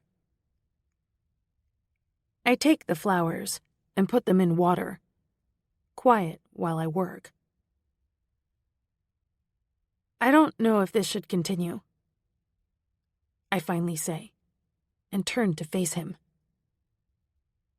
"What do you mean?" Seeing each other. I bite my lip as he frowns. Not just because of today. I mean, the man cold is annoying, but if it was a deal breaker, relationships wouldn't last through flu season. "So why then?" You're nice. The sex is fun. I like being around you when you're healthy. "Yes. I can see why we should stay far away from each other." I laugh and push my hands through my hair, reminded that I need a shower. Okay, I'm going to be real with you because I don't feel great and I don't have the brain space to dick around. "Excellent. Always be real with me, Amelia." I seriously love the way he says my name. I didn't like the way you were talking to my sister yesterday. He frowns. "How was I talking to her?" I sigh, realizing that this sounds absolutely ridiculous. Crazy, even. Okay, backstory. My ex flirted with everyone, my family included, Especially my family. Probably because he knew it drove me nuts. I wasn't flirting with your sister, he says, frowning. You took a lot of interest in her, I reply. And please understand, I don't think you were hitting on my sister, not even 30 minutes after you'd been intimate with me. I don't think you're a monster. Well, that's encouraging. His eyes are narrowed now, and he looks genuinely pissed off. I was engaging your sister in small talk to take your family's focus off of you, Amelia. They were both hell-bent on making you feel like shit for not calling them the minute you got to town, and I could see how uncomfortable you were. Oh. I hadn't considered that. And I feel ashamed, deflated, and honestly pissed because, again, I let my past relationship influence my reactions to a man who has been nothing but wonderful to me. I don't know your family dynamic, and it's honestly none of my business. But it frustrated me, and I was trying to help, not piss you off. I wasn't pissed. It's a total lie. Yes, you were. Otherwise, you wouldn't be talking about not seeing me again. I shrug. Okay, I was pissed. He walks to me and folds me in his arms, holding me close. He presses his lips to my forehead. This is unexpected. I tell him I can't see him anymore, and he holds me?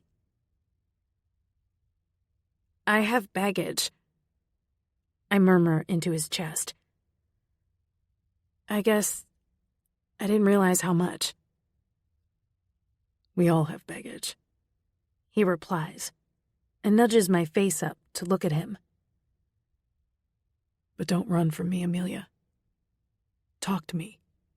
Let me help, or apologize, or work on it. Don't run. This is still new, Wyatt. And it's the best thing that's happened to me in a long time. I'm not afraid to admit that. He kisses my forehead again. Now I know what one of your triggers is, and I can make sure you aren't uncomfortable in the future. You just have to tell me, baby. Are you for real? I stare up at him, completely surprised by him. You're not a robot, are you? I pinch him. Ouch. He rubs his arm. A robot wouldn't have been a whiny baby over having a cold. Ah, yes. You're real. I'm sorry for the way I acted. Truly. Apology accepted. I stand on my tiptoes to kiss his chin and turn to the soup he brought. I'll share my soup with you, but not my crescent rolls. Greedy, he says with a smile, watching me. Let me stay tonight. There will be no sex tonight, Wyatt. I can't help but laugh. I'm way too sick. He drags his hand down my back. No, but there can be cuddles in Netflix. Netflix and cuddles sounds better than Netflix and chill, I say with a happy sigh. Okay. I'm in. Oh my God. This is so good, Samantha Nash says after the first bite of a lemon cupcake. Seriously, Nick, they just get better and better. The recipe doesn't change, Nick replies with a laugh. I can't get enough of them. Sam shrugs. We're at Succulent Sweets, Nick's bakery for girls' night out. Jules and Natalie are arranging fruit, nuts, cheese, and meats on a board. There's a pink cocktail being poured, and gorgeous women surrounding me. I hope I remember everyone's names. I do remember whom each of them is married to, so I silently go around the room, committing faces and names to memory. Nick is married to Matt, Sam is Luke's sister and is married to Leo freaking Nash, as in the lead singer of Nash, as in one of the most famous rock stars in the world. I met him at Will's wedding and almost made an absolute fool of myself. Alicia, the curvy blonde laughing with Sam, is married to Dominic, and that's a whole crazy family story. But I love both of them. Dom is calm and broody, and so smart, and Alicia is his perfect match.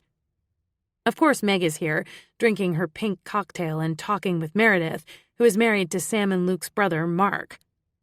This is so fucking confusing. I need a roadmap. Where are Stacy and Brenna? Nat asks. They both have sick kids at home, Jules says. Speaking of which, how are you feeling, Leah? So much better. I accept the pink cocktail and take a sip, then feel my eyes go wide. Oh, this is good. Be careful, you'll get hammered fast, Sam says with a wink.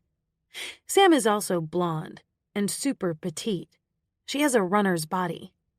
So tell me why we're at the bakery instead of one of the fun bars downtown for girls' night? Because, Meredith says, we're too old to go clubbing. This way we can drink and eat and talk without the crowds. It's quieter, Alicia adds. We're old women, Sam mutters, but reaches for another cupcake.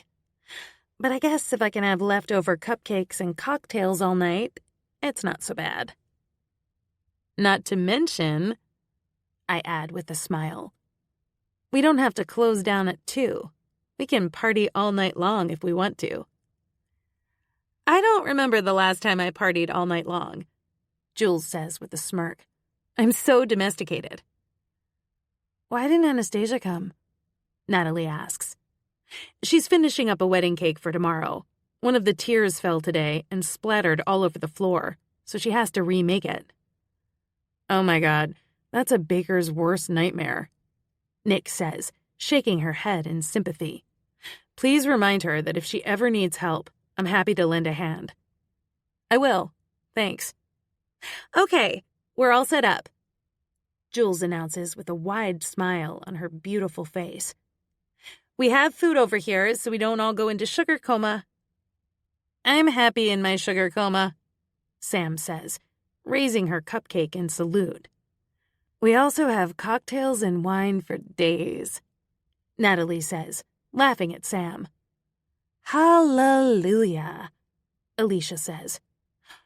And I brought something too, I add, all eyes immediately pinned on me. I turn and reach for the huge tote I brought in with me and lift it onto a table.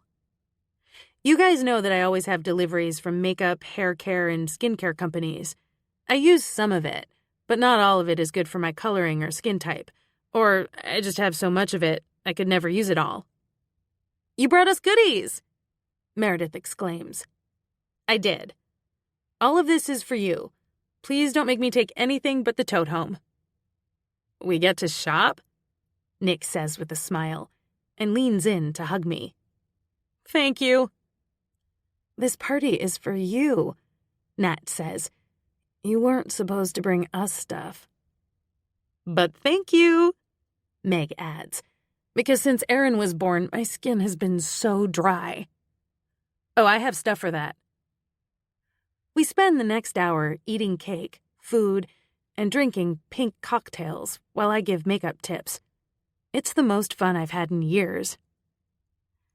Amelia has a boyfriend, Jules announces, much to my horror. No, I don't. Well, you're fucking him, honey, so unless he was a one-night stand, he could be your fuck buddy, Meredith suggests. Is he your fuck buddy? Alicia asks, as she rubs a makeup remover wipe over her forehead. I don't think... Oh, you have to talk about it, Meg interrupts, with a Cheshire cat smile. It's part of girls' night out. We talk about sex. It's what we do. It is? Fuck yes, Nick says, except Jules gets grossed out because we're fucking her brothers. Will and I don't fuck, Meg reminds everyone. Don't let him hear you say that. I can only laugh and watch these gorgeous women banter with each other as they play elbows deep in my makeup and skincare leftovers. Sam has frosting on her cheek. Meredith does a pirouette on her way to the cocktail station. So spill it, Meredith says. Tell us everything. Don't forget to use the dirty words, Sam adds with a sage nod. Well, he's my neighbor, I begin, and see Nat frown. He's the guy in the White House, kitty corner to yours. Oh, he's handsome, she says with a smile. I haven't met him, but I've seen him outside now and again, and he's not bad to look at. I'll have Matt do a run on him, Nick says, as she picks up her phone. What's his last name? What do you mean? I demand.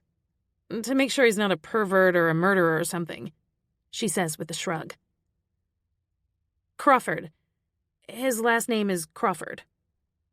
On it, Nick says, biting her lip as she texts her husband. Keep talking. He's an architect, and he introduced himself the day I moved in. Nice, Alicia says with a nod. That means he's friendly. Or casing the joint, Nick adds. You've been married to a cop for way too long, Nat says, making Nick smile. Anyway, I continue, I ended up needing his help in the middle of the night, and then I climbed him like a tree because he was standing in my kitchen in nothing but underwear. As one does, Sam says with a nod. And now I can't shake him. I shrug and reach for a cupcake. That's it, Meredith says with a frown. You didn't use any dirty words. I mean, we've fucked a few times, and he makes my legs shake, which has never happened to me before.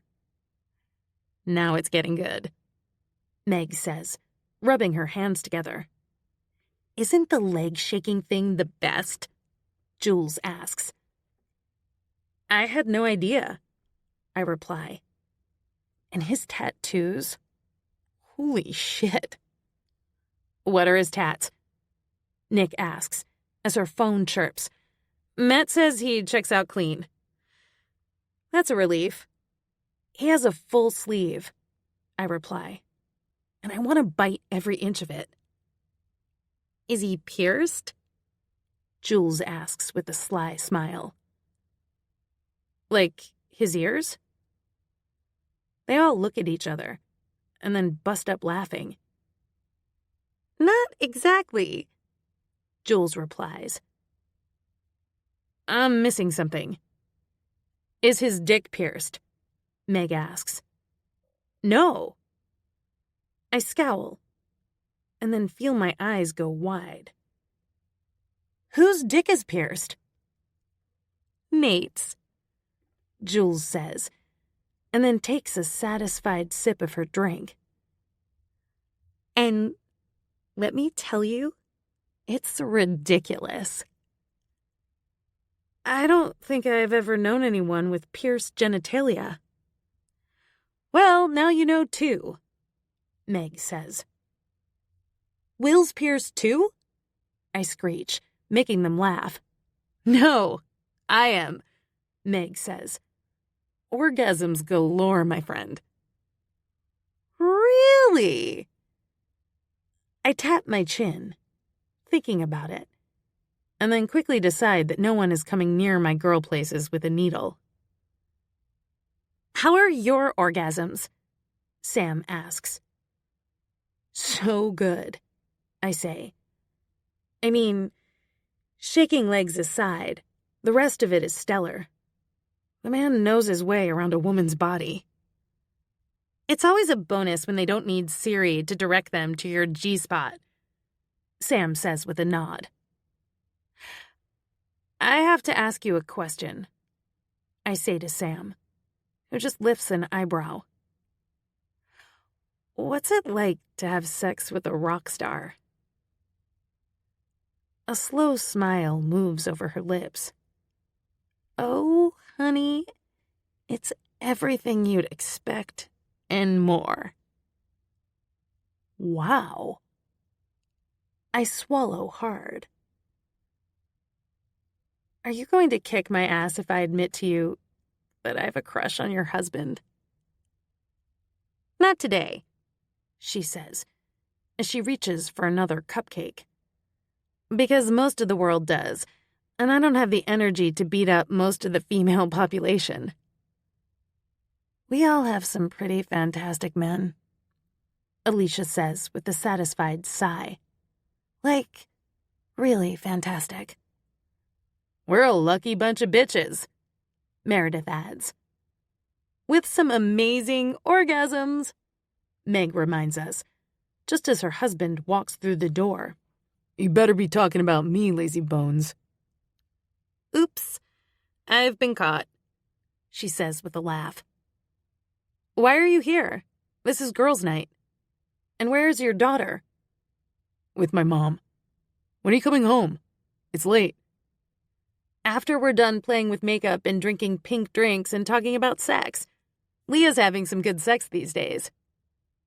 I don't want to know, Will says, pinning me with a scowl. Your fault, I remind him. You supplied the condoms. I'm too damn giving. Chapter 7. Amelia. I'm just pushing my feet into 4-inch Jimmy Choos when Wyatt rings the doorbell a week later. He's taking me out to dinner tonight with his brothers, and I want to make a good first impression. I do a quick study in the mirror. Little black dress that shows a touch of cleavage. Check. Makeup and hair looking pretty fantastic, even if I do say so myself. Check. Fuck me heels. Check. I grin, reach for my clutch, and walk to the door, opening it wide and smiling at an incredibly sexy Wyatt. He's in slacks, a green button-down shirt with the sleeves rolled high enough for his tattoos to peek out at me, and his usually tousled hair is tamed back. I can't wait to sink my fingers into it later. Hi. He frowns and takes me in from head to toe. You can't go out like that. I glance down at myself, and then scowl at him. What do you mean? My brothers will hit on you, and then I'll have to fucking kill them. I smirk and walk past him, closing the door behind me. Well, I'm not changing, so you'll just have to control yourself. He mutters something about assholes under his breath, making me giggle, and then opens the door for me. Before I can sit, he leans in and presses a kiss against my neck, just below my ear. You're stunning. I smile up at him. These words mean the world to me, to have him notice that I put in the extra effort to look nice for him. Thank you. The sun is just setting into the Sound as we drive around Alki Beach, headed to downtown Seattle. Where are we going tonight? I ask. There's a place downtown called Palomino. Have you been? I've heard of it, I reply. I've heard good things. I like showing you new things, he says, and kisses my hand, making me soften just a bit. He says sweet things. All week he's been attentive, kind, and just a little bossy in the bedroom. Okay, a lot bossy. And I have to admit, it's sexy as all get out.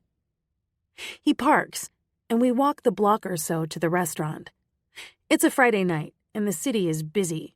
The air is warm, and there's an energy sparking between us tonight that hasn't been there before. I can't put my finger on what it is, but it's thrilling, sexy, intimate. He holds the door for me and tells the maitre d' who we're here to see, We're led through the bustling restaurant to a table with 2 ridiculously handsome men already seated. They both stand when they see us and greet me with wide smiles. "You must be Amelia," the first one says. "I'm Levi." "Jace," the other says, shaking my hand. "And you're beautiful." Wyatt growls, literally growls next to me, making me laugh. He pulls out my chair for me, and I sit, already charmed by his brothers. "Which one of you is the oldest?" "Me," Levi says. "And what do you do for a living, Levi?" It's not lost on me that this is very similar to the conversation that Wyatt had with my sister the other night, and suddenly, regret fills me again for how I reacted to it. He was taking an interest in my family, and I'm grateful. "I'm a detective for the Seattle PD." I feel my eyes widen. Wow. Thank you for your service. How long have you been doing that? "About 15 years. He says with a shrug, and sets his menu aside. That's a long time. You must enjoy it. "I take pride in what we do," he replies thoughtfully. "There are days I love it, and others that I hate it." I understand, I reply softly. What do you do, Jace? "I'm a doctor," he says with a smile. "And you?" Oh no, it's still your turn. What kind of doctor? "I'm a surgeon," he replies, and my eyes immediately fall to his hands. His fingers are long, manicured, smooth, steady. Did you all go to Harvard? I'm smiling at all 3 now, enjoying their company. "No, I went to the police academy," Levi says, shaking his head. "These 2 are the Ivy Leaguers in the family." "I went to Duke," Jace replies. You're all so fancy, I say, and wink at Wyatt, who hasn't taken his hand off my knee since we got here. "What do you do, Amelia?" Jace asks, and brushes his hand on my arm, just in a friendly way, but I feel Wyatt's grip on my knee tighten, so I cover his hand with mine and give it a squeeze, reassuring him that I'm here with him and I'm just getting to know his family. Please, call me Leah. I'm actually a beauty blogger. I have a channel on YouTube where I give tutorials on makeup and skincare, and I'll be launching my own makeup brand soon. Levi's eyes narrow. He probably thinks that this means that I'm basically unemployed, which is what most people think. They have no idea that this can be a lucrative career. "She's amazing in front of the camera," Wyatt adds, and smiles down at me. "She's articulate, knows the product she's talking about, and looks amazing." Thank you, I reply, and lean in to kiss his shoulder. His support means more to me than he could possibly know. "Interesting," Jace says, nodding. He looks over my shoulder and frowns. "Corella, 6 o'clock. Fuck, Wyatt mutters, just as a woman sidles up beside him and offers all 3 men a fake smile. Funny meeting you guys here, she says, then looks at me. That fake smile falls right off her face when she sees Wyatt's hand on my leg. Hello, I'm Claudia Crawford. Ah, the ex-wife. I would be lying if I said I hadn't been dying of curiosity to know what she looks like. She's on the short side, with blonde highlights and muddy brown hair. Her makeup is caked on, only enhancing the wrinkles around her eyes. I could teach her so much. She looks older than I assume she is, but her eyes are shrewd and not happy. "Hello, Claudia," Wyatt says with a sigh. "You must be the flavor of the month," she says to me, and Wyatt's eyes narrow menacingly. "This is Amelia, my girlfriend." My whole body stills at this comment. Girlfriend? Am I his girlfriend? It makes me glow rather than want to run away. This is something I need to think about later. But Claudia's eyes turn glacial now. "I see." Wyatt stands, dwarfing Claudia. "Is there something you need?" "I just wanted to say hello to you all. I haven't seen you in a long time, and you know I always liked your brothers." "Can't say we liked you back," Jace replies, leaning back in his chair. Awkward. Her eyes narrow, and without a word, she glares at all of us, and then quickly stomps away. Wyatt sits again and blows out a long breath. "I'm sorry about that." "I don't think you have anything to be sorry for," I reply. "Is her name Claudia or Cruella?" Levi grins. "To her face, Claudia. We've called her Cruella for years." "We're not fans," Jace says, winking at me. "So I gathered." "You dodged a bullet there, brother," Levi says, and sips his wine. "A big, nasty bullet." Jace laughs and touches my arm again. "If you want to keep your $1 million hands, you'll stop touching her." I cock an eyebrow, and Jace just laughs again, but raises his glass in a toast. "So that's how it is." "That's how it is," Wyatt confirms.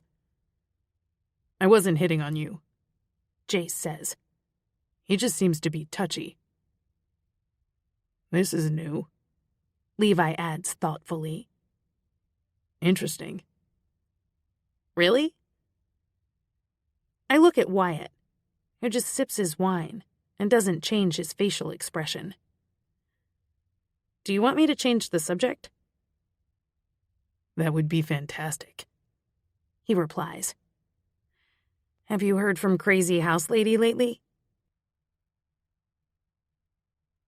"I like them," I say, as I walk into my house and flip on the light. "You're all very different, but it's so interesting to see how similar your body language is." I kick off my shoes and set my clutch on a table, and turn in time to see Wyatt making a beeline for me, lifting me in his arms and pinning me against the living room wall, kissing me silly. Well, hello there. I dig my fingers into his overlong hair and hold on tightly.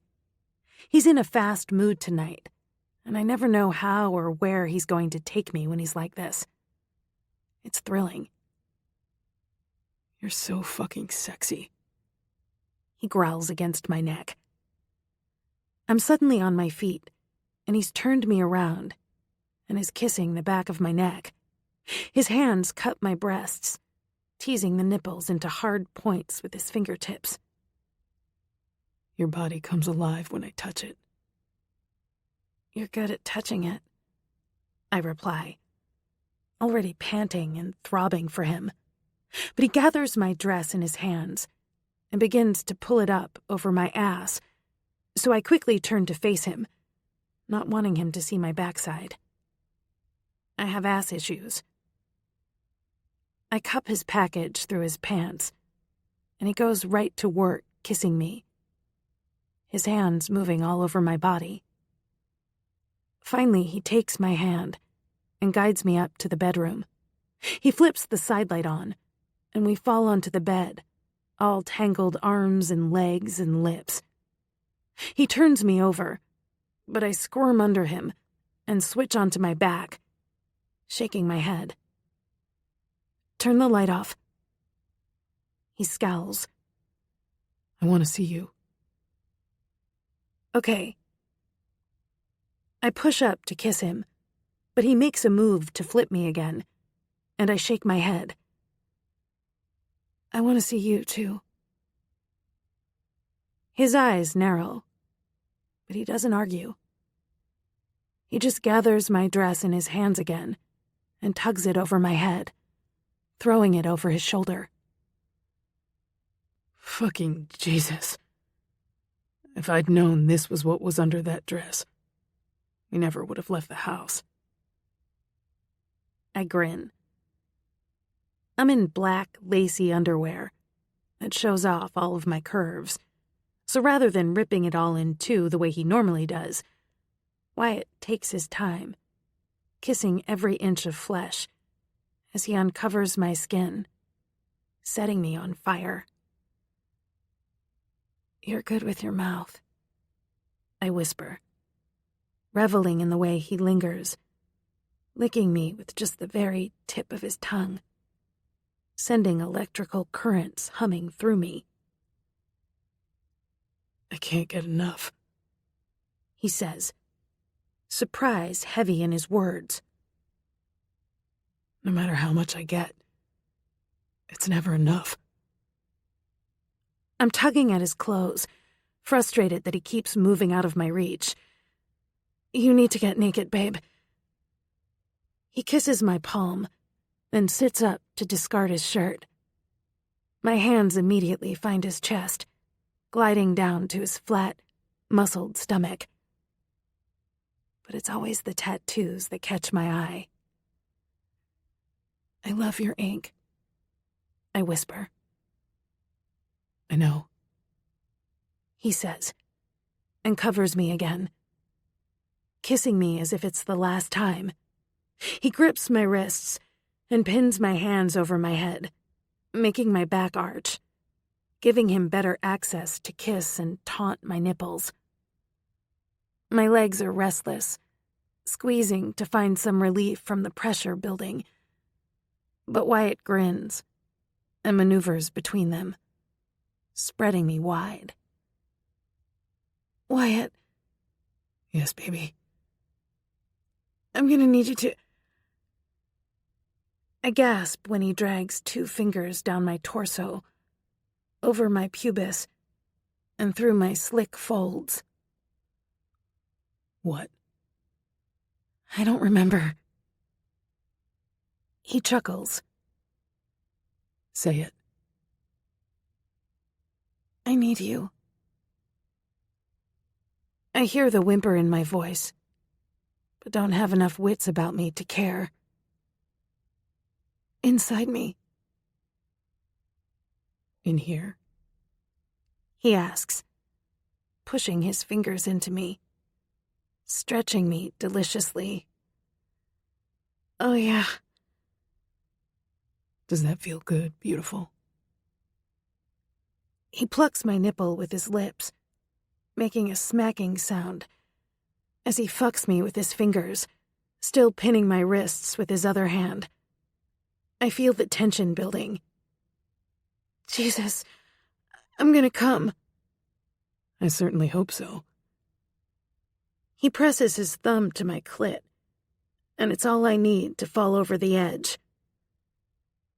He kisses me deeply, still fondling me lightly, and when my body calms, he reaches for the box of condoms, suits up, and guides himself inside me. But rather than taking me fast and hard, which I'm expecting, he takes long, slow strokes, as if his dick is memorizing every inch of my pussy. He brushes the pad of his thumb over my lower lip, watching me intently. I squeeze and watch in satisfaction when his eyes close, and he loses control, coming around me and in me. He buries his face in my neck, breathing hard, still shivering. Incredible, he whispers, before he moves off of me and shifts to my side, pulling me to him. I let my eyes close just intending to rest, but fall into sleep, listening to Wyatt's heartbeat against my ear. Someone is doing marvelous things to my back. I'm coming out of sleep and realize that I'm on my stomach. Naked. I'm on my stomach naked. I fling my eyes open and look over my shoulder at Wyatt, who's braced over me, kissing my shoulders.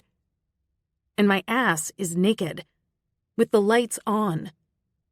I move to turn over, but he calmly holds me in place and continues his kissing spree. I think these shoulders are so damn sexy. His tongue travels from one side to the other. Firm, but feminine. And the way the muscles curve into your spine is hot. I have a bony back, I reply, still tense. Vinny used to tell me all the time that for a skinny girl, I sure had the fattest ass out there. I've mastered the art of camouflage with clothes. I make sure I have sex on my back, or in the dark. And now I don't have any of that armor on me, and I might have the first panic attack of my life. Wyatt.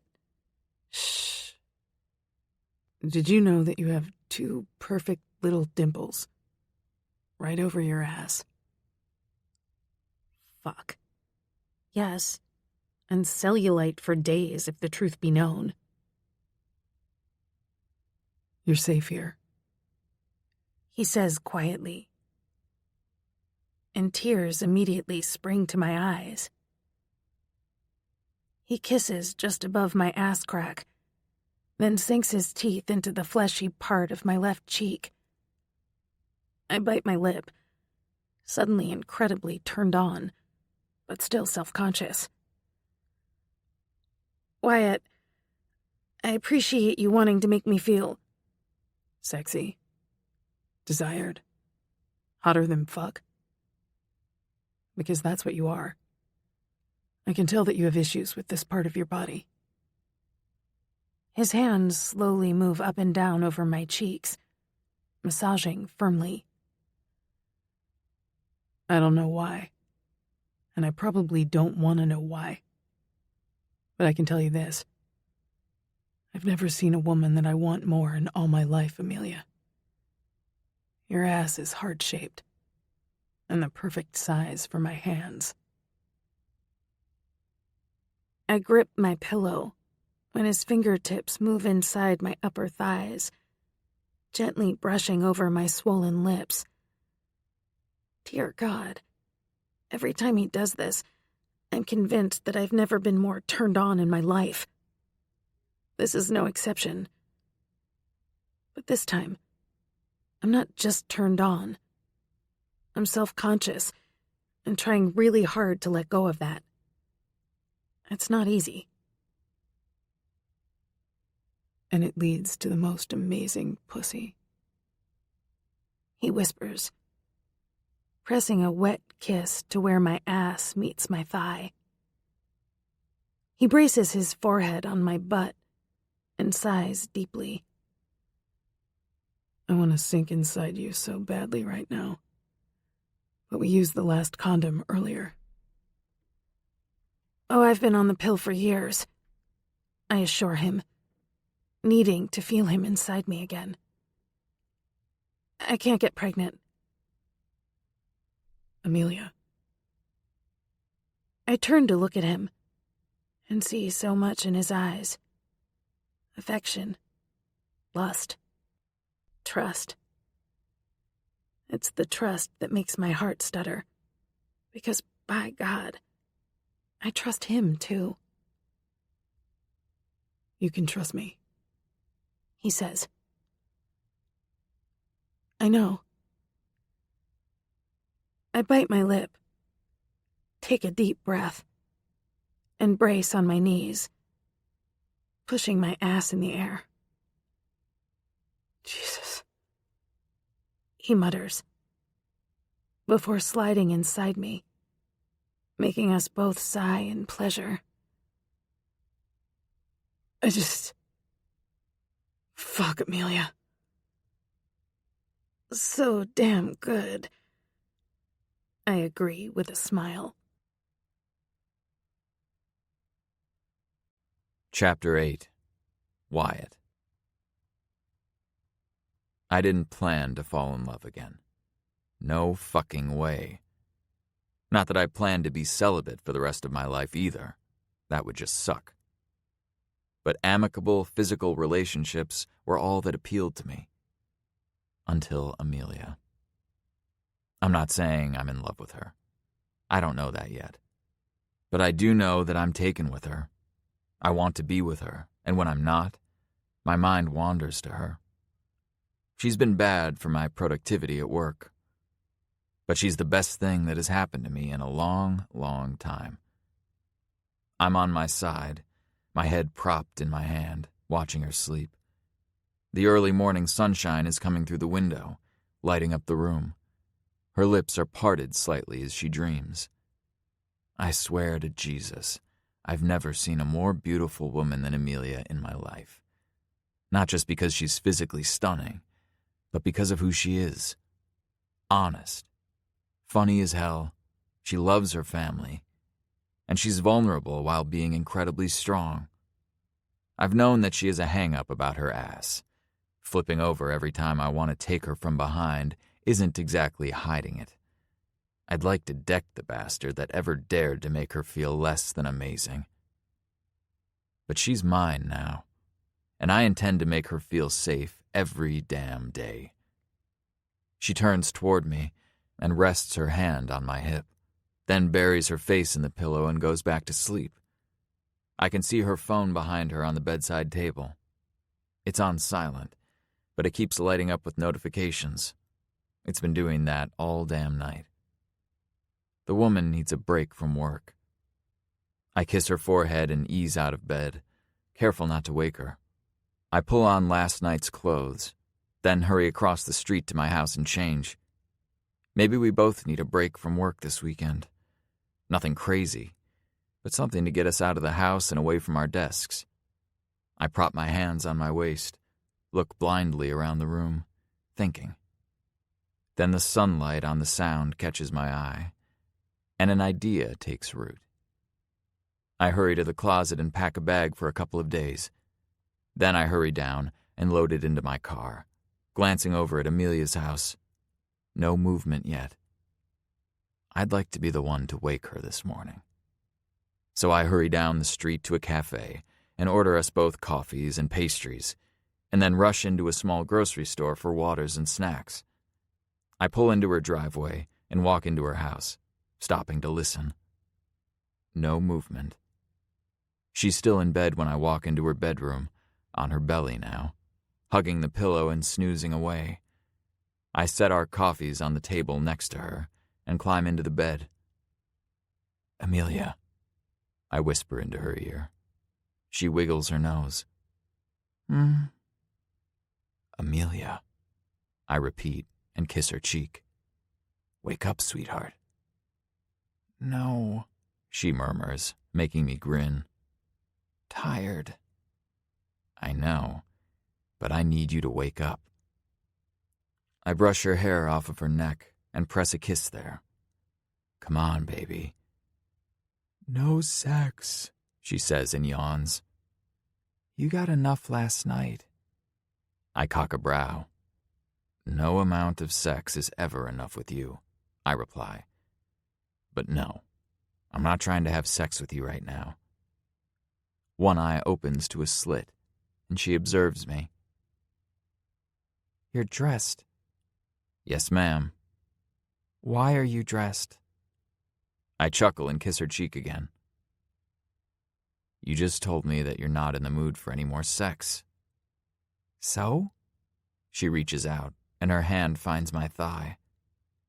You're in jeans. Nothing gets past you, does it? She frowns and boosts herself up onto her elbows, giving me just a peek of her breasts. Hey, caveman, I'm up here. You have a crease right here from the sheet.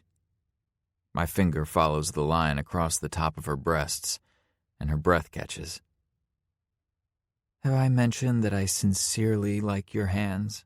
She asks. They do nice things to me. I just shake my head and watch her as the sleep leaves her eyes. I smell coffee. Took a minute. Don't make me hurt you. I just woke up. Violent, aren't we? If you don't give me the coffee, you'll see violence. I laugh and reach for our cups and pass her one. You went to the cafe? What time is it?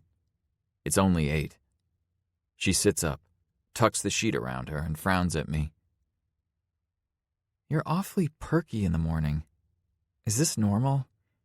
Because if it is, it could be a deal breaker.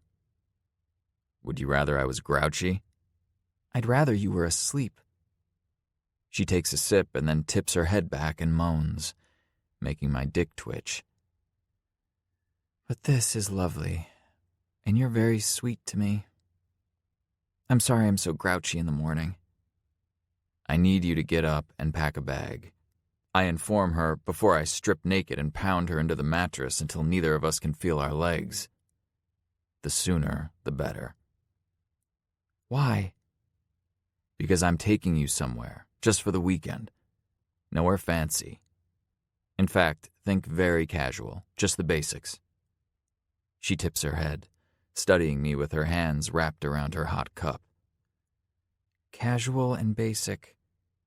She thinks about it as she takes another sip of her coffee. Okay. Do you have to go pack? I'm ready to go when you are. I climb off the bed and smile down at her. And I'm anxious to get on the road. Where are we going? Don't worry. You won't need your passport.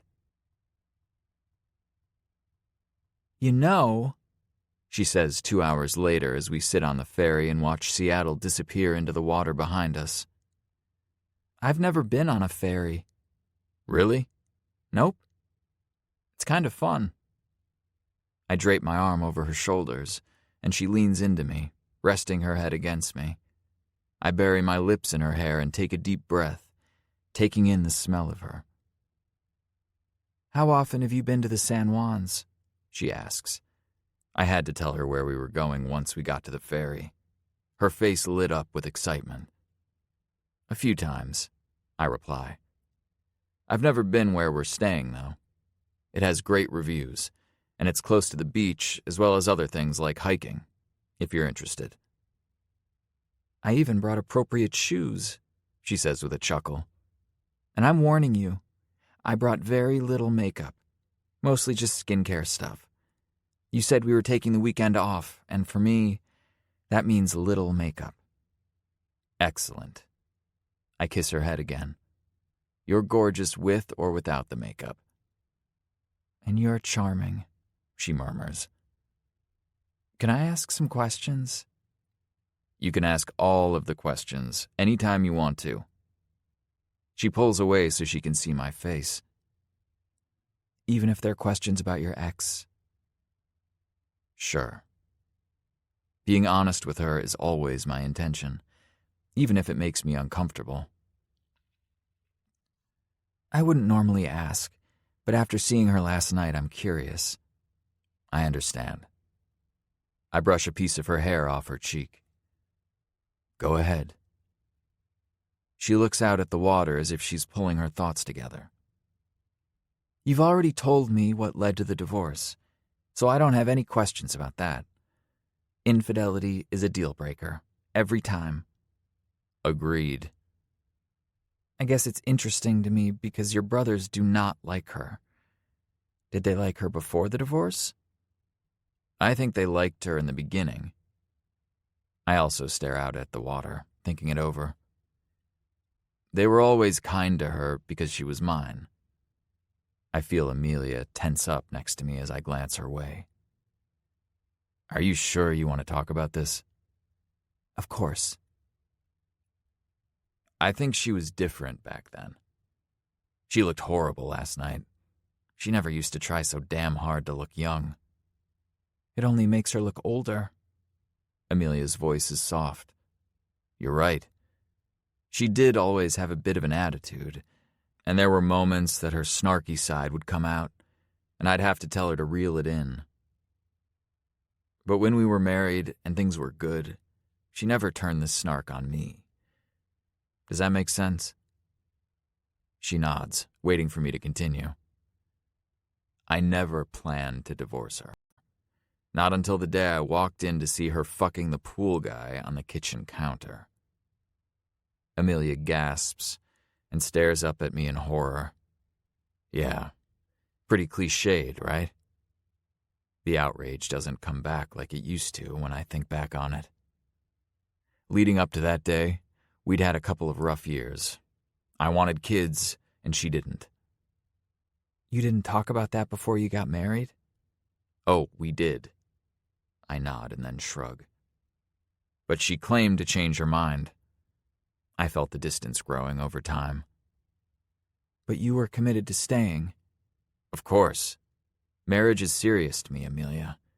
I married her for better or worse, till death parted us. It's kind of a big deal. I agree. And I'm not saying that it's not a big deal. It's the biggest deal.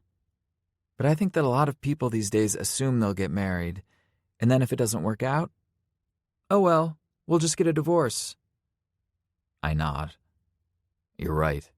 Some do feel that way. I'm not one of them. The ride on the ferry is smooth. The sun is shining, and sailboats glide by. We can see islands in the distance. Why do your brothers call her Cruella? She asks with a smile. Because it's funny.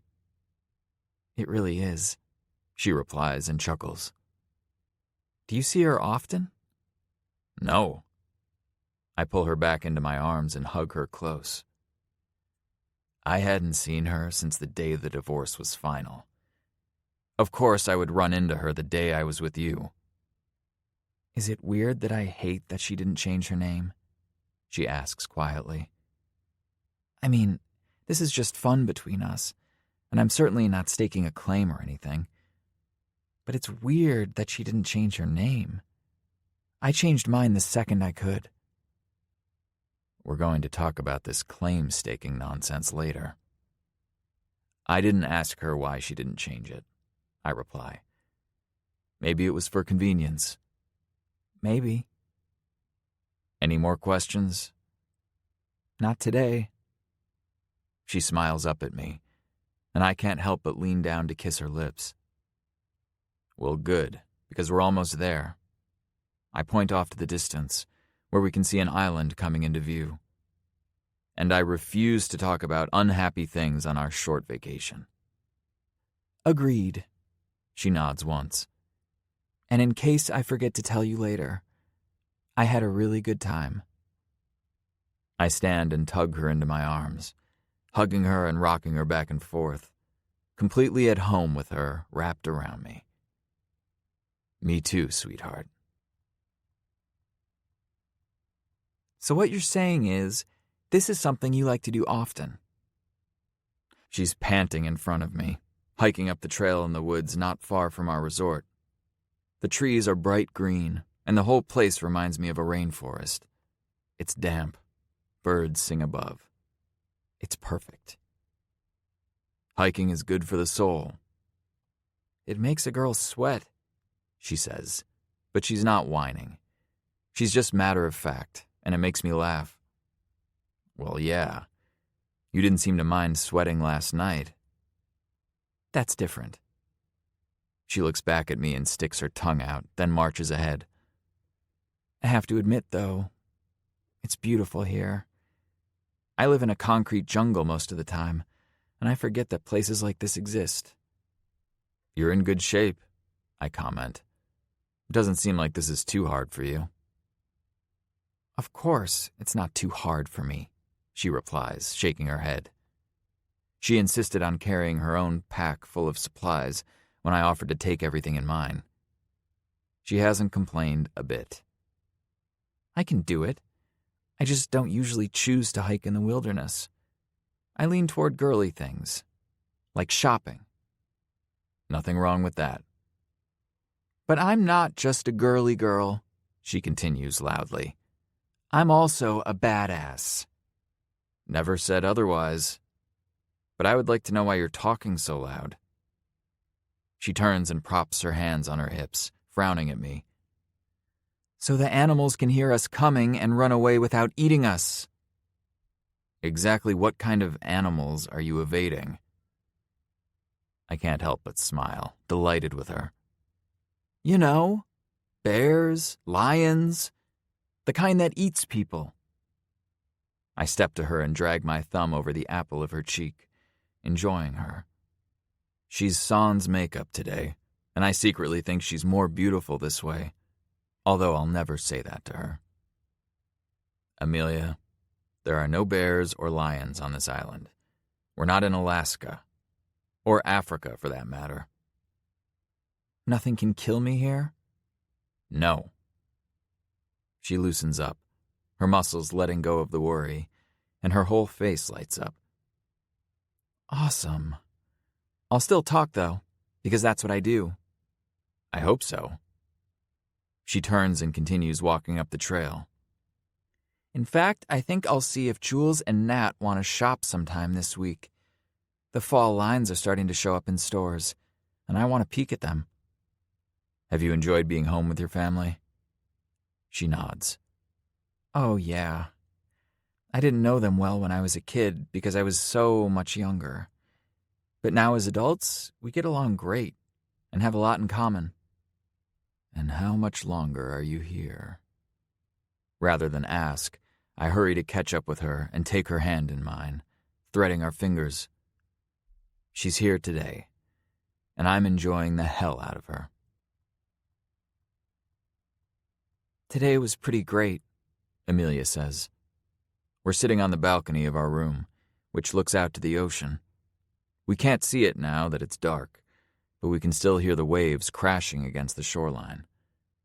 We just finished dinner, and Amelia is sitting back in her chair, one heel tucked against her ass, so her knee is up against her chest, and she's sipping her wine. You even left your phone in the room. She looks down at the device sitting on the table. Yeah, and I turned off all of my notifications, aside from text messages. This is a vacation, right? I'm impressed, I reply, and reach over to tug her foot into my lap. I dig my thumb into her arch, and she sighs in happiness. You're good at this pampering thing. I just took you out of town, and am rubbing your foot. Exactly, she says, and takes a sip of wine. You're rubbing my foot. Good things will come to you, my friend.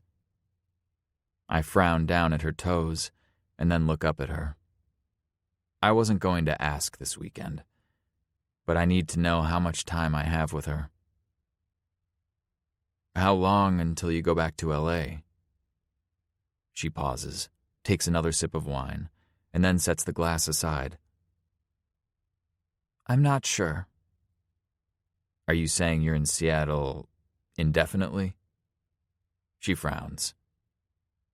I honestly don't know how long I'll be here. I've planned on a couple of months at least. She climbs out of her chair and into my lap, wrapping her arms around my neck and hugging me close. I know that I'm enjoying you while I'm here, she says. And that sounds lame, but I really am enjoying you. And I will keep you posted when I know more. I would appreciate that. Her small body fits perfectly against mine. She's gently running her fingers through my hair, making me sleepy. I like your hair, she says softly. It's one of the first things I noticed about you. You wear it long. Would you prefer it short? She kisses my forehead. I like it as it is. You don't need it cut yet. Suddenly, her phone pings with a text. Without leaving my lap, she reaches over to snag it. It's Samantha, she says. Who's Samantha? Natalie's sister-in-law, she informs me as she opens the text. Her whole face breaks out in a happy smile. Oh, she's inviting us to go to a Nash concert next week. Us? Yeah. She looks at me and bites her lip. I might have talked about you during girls' night out last week. Is that so? I press a kiss to her shoulder. What did you say? That you're horrible. She giggles as she replies to Samantha. And not fun in bed at all. So the truth, then. She laughs harder now, and my cock comes to full attention. It seems that happens no matter what we're doing. Are you free on Wednesday evening? She asks. Sure. How did she get Nash tickets? It's been sold out for months. Oh. She's Leo's wife. I'm certain I've misheard her. What? She sets the phone aside after replying and wraps her arms around my neck again. Yeah, she and Leo are married. So we'll go to the concert, and then they're having a party at their house after. I guess it's the last show on his tour, so they're celebrating. You know Leo Nash. She frowns. Yeah. Luke Williams, the movie star.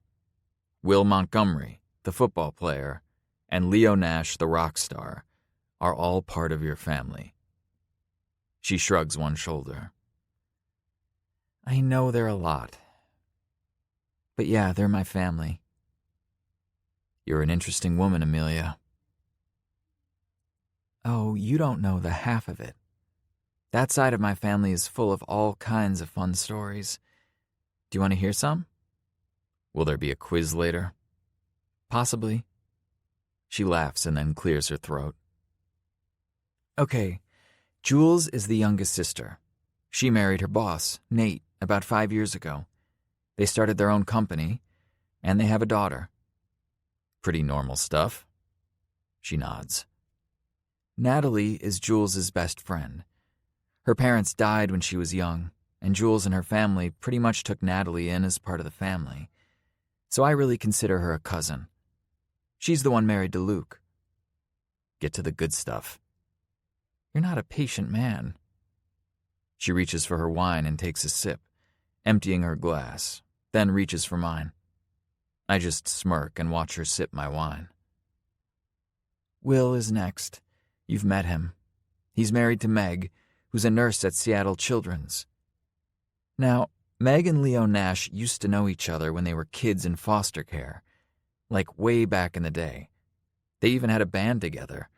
But then Leo went to LA to pursue music, and Meg went to college to be a nurse. They didn't meet back up again until a few years later when Meg had already met Will. But Leo is like a brother to her.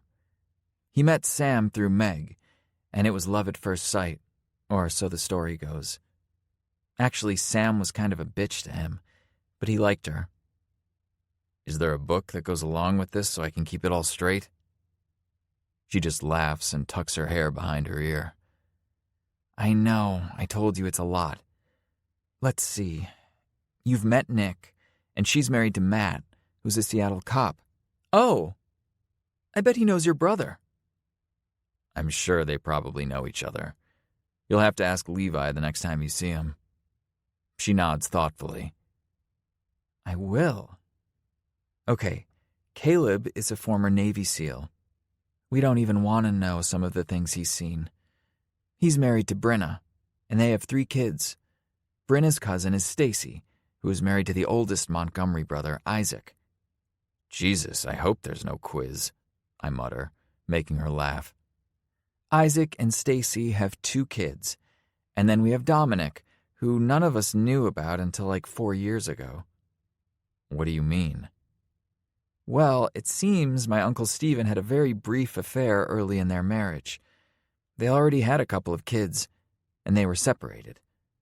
I don't know the whole story, but lo and behold, there's Dominic. How did that go over? I was already living in LA when all of it went down, so all of this is hearsay, but it didn't go over well at first.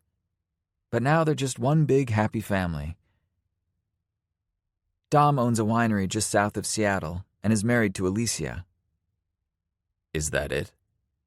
I think so. she says with a laugh. You're going to meet most of them next week, so I thought I'd give you a brief overview. That wasn't brief. You know what else isn't brief? She asks as she slinks out of my lap and takes my hand, guiding me back inside. What's that?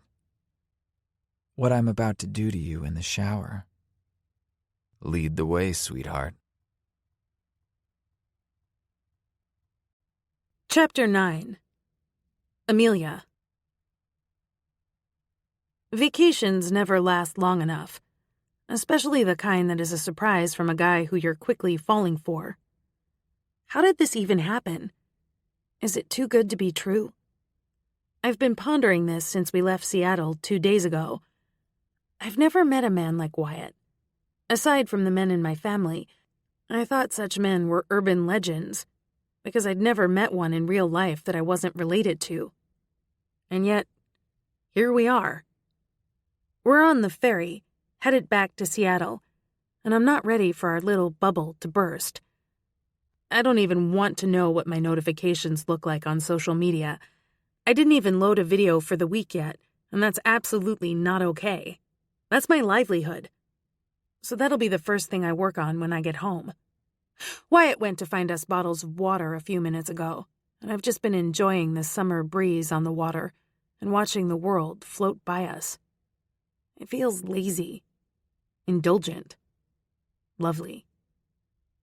My phone pings with a text from my attorney, Pam. I'd like to chat with you tomorrow. What time works? I scowl, feeling the bubble bursting already, and reply, Morning is fine. Just call when you're ready. I glance up as Wyatt turns the corner and tuck my phone away. I'm not going to think about this anymore today. I gave Vinny years of my life, and I'll be damned if he gets to interrupt one of the best weekends I've had in a long while. No, I'll tuck that away and deal with it later. Sorry, there was a line, he says when he passes me the water. I take a sip and then lean my head on his shoulder, tracing the ink on his arm. How long have you had these? I just finished it last year. I started it when I was in college. Wow, that's a long project. Well, I never intended for it to be a sleeve. It just evolved over time. I nod. Are you okay? He asks softly. Sure. Why do you ask? You're quiet. I don't want to go home yet. I chuckle. I didn't mean for that to sound whiny. I don't remember the last time I took some time off from work, so this was a treat. I had a good time too, he says, and kisses the top of my head. We can try to take more weekends off together. I think I'll be working long days this week making up for this weekend, I reply honestly. I'll eventually need to hire an assistant. I know that time off only adds to your workload, but you need it, Amelia. You need to recharge. I know. This weekend reminded me of that. I didn't intentionally become a workaholic, you know. I buried myself in work when I was with my ex because work was my happy place. And then things just exploded. And if I don't work on it every day, I get so far behind that it's maddening. So it's really a habit.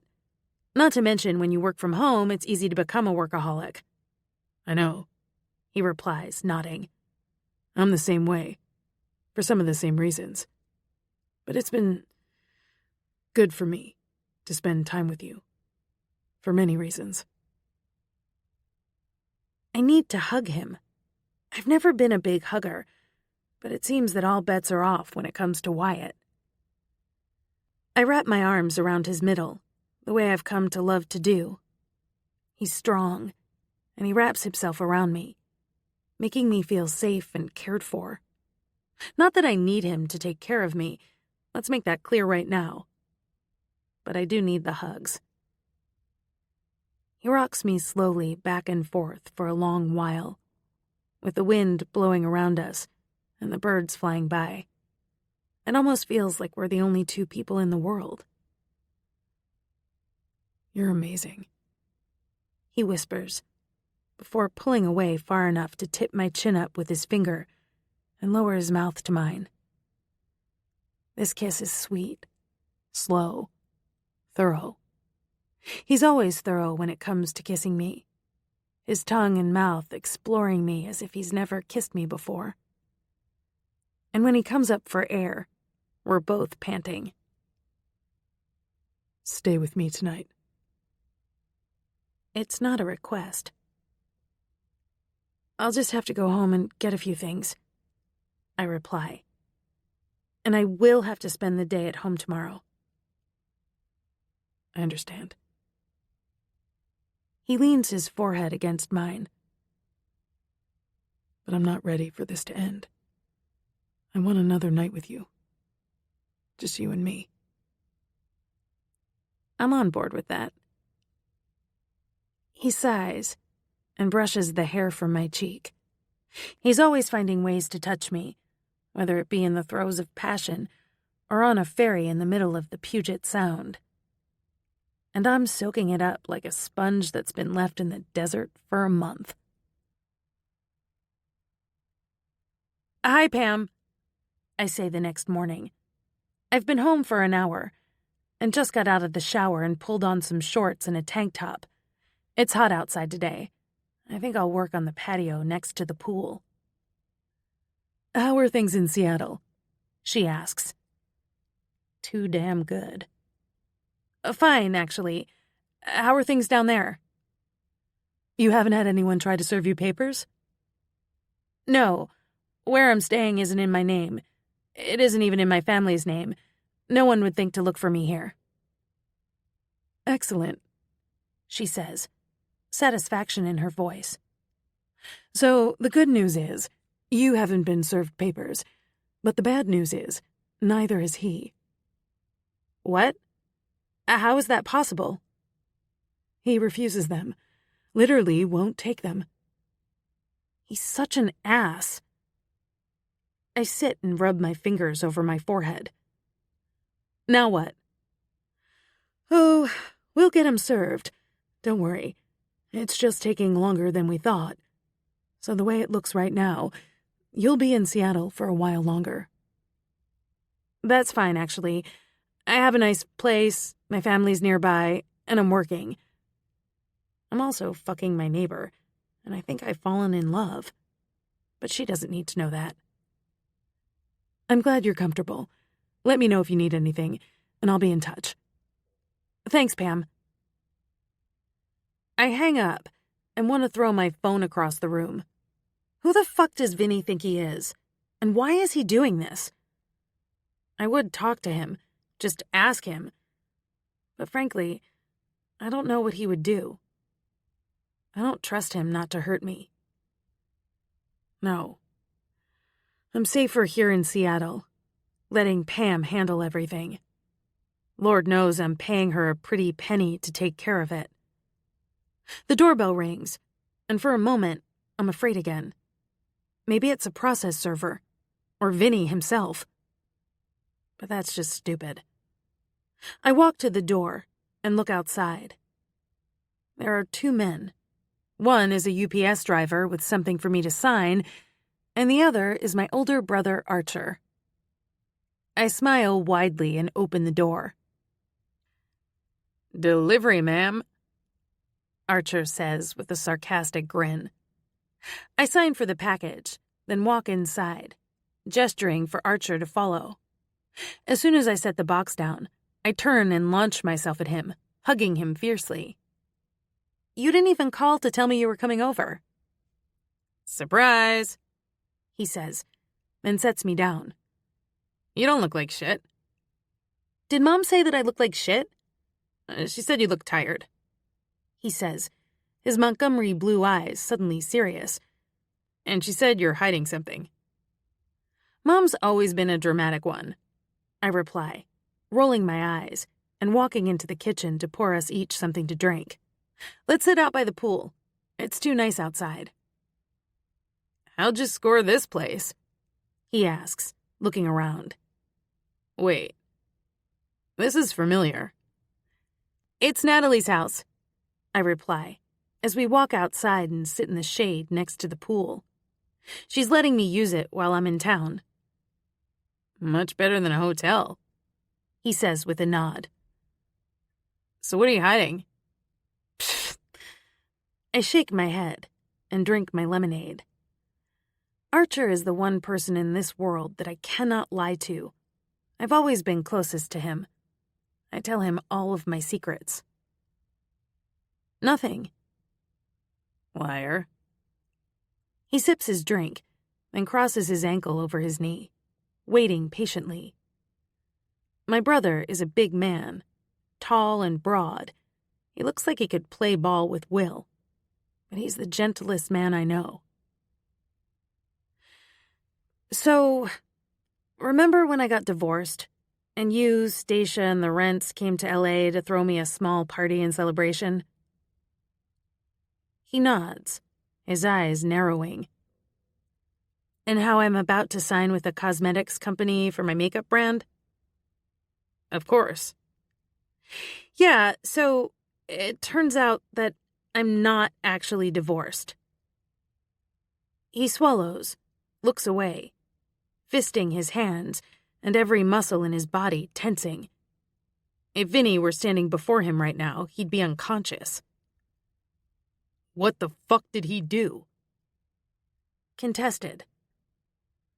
I tell Archer all about Pam calling me into her office, coming here, everything, and it feels better than I thought it would. So, Jules and Nat know? Yeah. He swallows and rubs his hand over his face. But we don't know. Archer, there was no way in hell I was going to bring you all into this. Not after all the shit you already went through because of Vinny. It was over. It is over. This is just a technicality, and my attorney is handling it. You've been pushed out of your own home, he says, anger vibrating off of him. Don't get me wrong. I love that you're home. But Jesus, Leah, this isn't something that you need to go through alone. I'm not. I'm so damn pissed at you for not telling me. You should have called me as soon as you got here. I'm not 9, I reply, angry myself. I'm not a child, Archer. I'm handling this the best way I know how. I know you're all here if I need you, but this is really just a technicality. I'm divorced. I worked too damn hard to get where I am to let Vinny fuck this up for me. I'm moving on with my life. Are you? Because you can't even launch your brand until this is wrapped up. Not to mention, you're not divorced. Stop it. I am. And this will be over soon, and I'll go back to LA and be out of your hair. Why? Why what? Why do you have to move back to LA? I stare at him. Because it's where my work is. My condo, my car, my life. All of that is easy to move here. You don't have that asshole tying you down there anymore, Leah. You can just as easily live in Seattle. My makeup brand will be launching out of LA. Commute for that. I frown and look down. Honestly, I've been seriously considering this over the past week or so, but I'm not ready to talk about it. Not yet. I'll think about it. Good. He smiles at me. Do you have any food? What is it with you and Will and eating us all out of house and home? I'm a growing boy, he says, rubbing his belly. Ew. I don't want to know. If you don't want to feed me, I could just throw you into the pool. I cock a brow. Do not do that. It looks warm. He stands, and I run away from him, but he catches me, lifting me into the air. No, Archer, I'm serious. Do not throw me in that pool. I just dried my hair, damn it. You can try it again. No. I'm giggling, until he walks closer to the edge. Damn it, Archer, no! She said no. Archer stops, and our gazes fly to the man standing at the other end of the pool, near the entrance of the house. His hands are fisted, and his eyes are lethal. Wyatt wants to deck someone. Wyatt, this is... I don't give a fuck who he is. You'll take your hands off of her. Now. Or what? Archer asks, as he lowers me to the ground and walks around the pool toward Wyatt. For fuck's sake, stop it! I run to catch up with Archer and stand between him and Wyatt. I said stop it! Who is this joker? Archer asks. I plant my hand on his chest, then turn to see Wyatt glowering down at me, and my hand currently touching my brother. This is Wyatt, I reply. My neighbor from across the street. And my boyfriend. And Wyatt, this is Archer, my brother. Yeah. I'm her brother, Archer says, narrowing his eyes. For the love of God, stop with the posturing. It's exhausting and ridiculous. I walk away, leaving them to beat the hell out of each other if they want to. So be it. I'm not a fucking referee. What is it with men and their egos? My ex was the absolute worst. He drove me absolutely nuts with it, and I refused to put up with it from these two.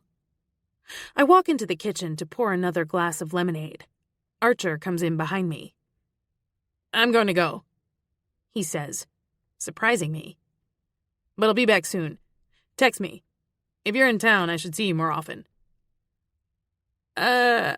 Okay. What the hell just happened?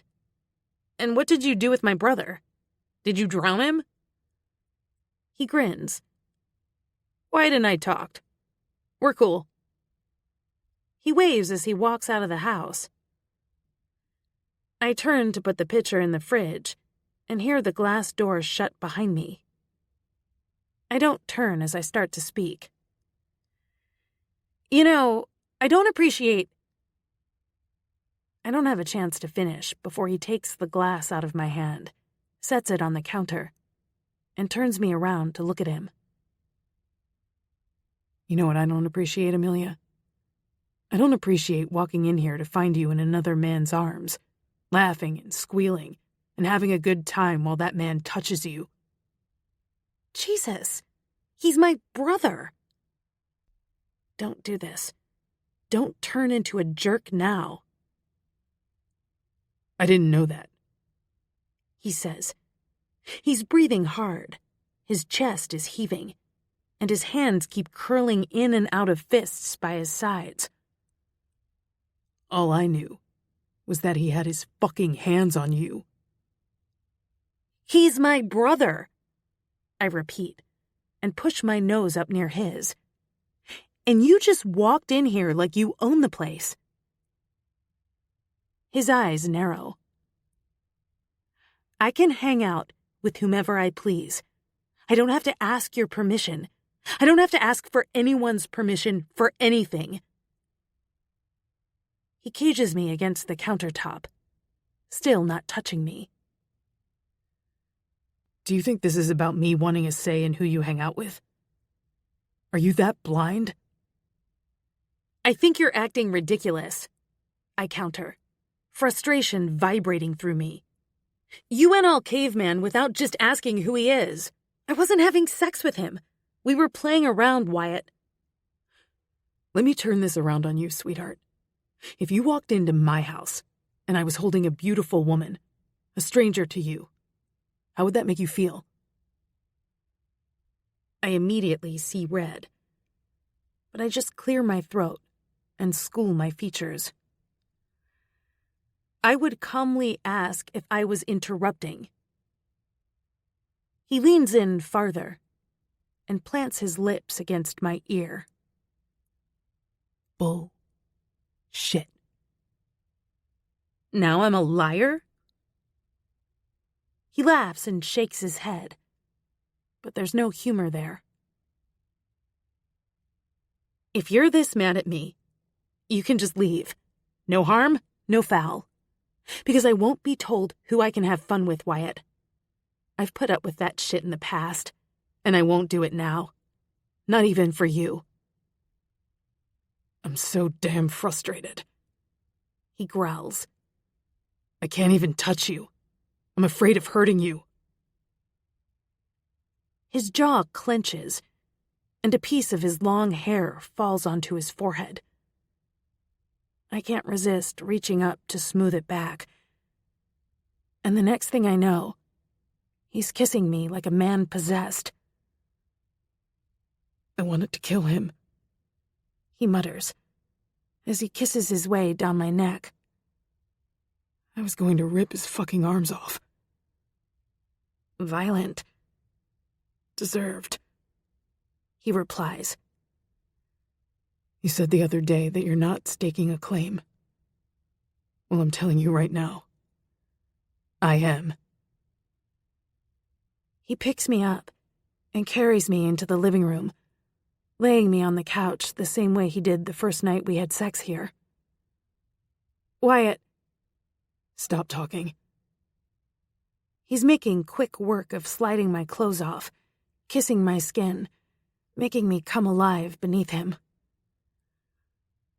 I've never been a jealous man, Amelia. I can put up with a lot. But seeing another man touching you seems to be my breaking point. If you're not ready to call this a relationship, so be it. But that's exactly what we're in, Amelia. His fingers are doing delicious things to me, moving through the lips of my pussy, making me so damn wet and needy, I don't even know who I am right now. He pushes inside me and stops when he's balls deep. This is mine, Amelia. Do you hear me? I can't look away from his intense hazel eyes. They're on fire as he watches me, making it clear in no uncertain terms that he's here to stay. It should terrify me, but it only makes me want him more. Say it. Yours. What's mine? He's moving now, roughly pushing me hard toward the finish line. Tell me. My pussy is yours. No. He stops now and holds my face in his palm. You, all of you, is mine. My heart shatters as his eyes fill with tears, and I know that I've fallen just as hard as he has. I am his, and he's abso-fucking-lutely mine. I'm yours, Wyatt. That's right, he says, tipping his forehead against mine as he thrusts in and out of me, sending us both into the stratosphere. But Wyatt... Yes, baby. You're mine, too. This isn't one way. No, it isn't one way. Chapter 10. Amelia. Seattle! Leo screams out into the crowd, making the whole place erupt into absolute, adoring chaos. I fucking love you! Wyatt is holding my hand, and he gives me a squeeze. I glance up and smile at him happily. My cousins have been giving him the side-eye all evening, and I'm sure there'll be some interrogations later. But Wyatt's been completely calm, having a great time. Look, there's Meg! Jules yells, pointing as Meg walks confidently out on stage, holding a guitar. She's gorgeous in a short, black dress that flows around her legs, and her hair is wild with pink streaks running through it. I fucking love it when Meg sings, Nat says, clapping excitedly. The whole Montgomery clan is crammed into the first 2 rows, just in front of the stage to the right side, so we can see everything perfectly. Leo knows how to end a world tour. "This is Meg," Leo says, gesturing toward her with a grin. "Y'all remember her, right?" Key Arena explodes into applause again, making Meg grin from ear to ear. "We're going to sing a couple of songs together," Leo says, then takes the mic away from his mouth and leans in to say something to Meg. She nods and begins to play the guitar. "This is one we used to sing all the time, back in the day when Meg was in my band." She walks up to her mic. "You mean, when you were in my band?" She winks at the crowd, making them laugh, and Leo just shakes his head. Leo Nash is sexy as fuck. I glance over at Jules, who just winks at me. He's the consummate rock star, tattooed and pierced, his hair messy, gauges in his ears. I never would have paired him with Samantha, but she's gazing up at him from a few chairs away from me, with lust and so much love. I'm surprised she hasn't exploded with it. They break out into an old Coldplay song, and I begin to dance around. Wyatt has moved throughout the night, but suddenly he starts dancing. And I don't just mean stepping back and forth. My man can move. "Damn, you're good at this," I say. And he winks down at me, sweeps me into his arms, and moves us in the sexiest circle that's ever existed. If we weren't surrounded by about 1 billion people, I'd climb him right here and now. When the song is over, Wyatt dips me deeply, and then pulls me back up to kiss me silly. My cousins applaud. "What's next?" Meg asks Leo.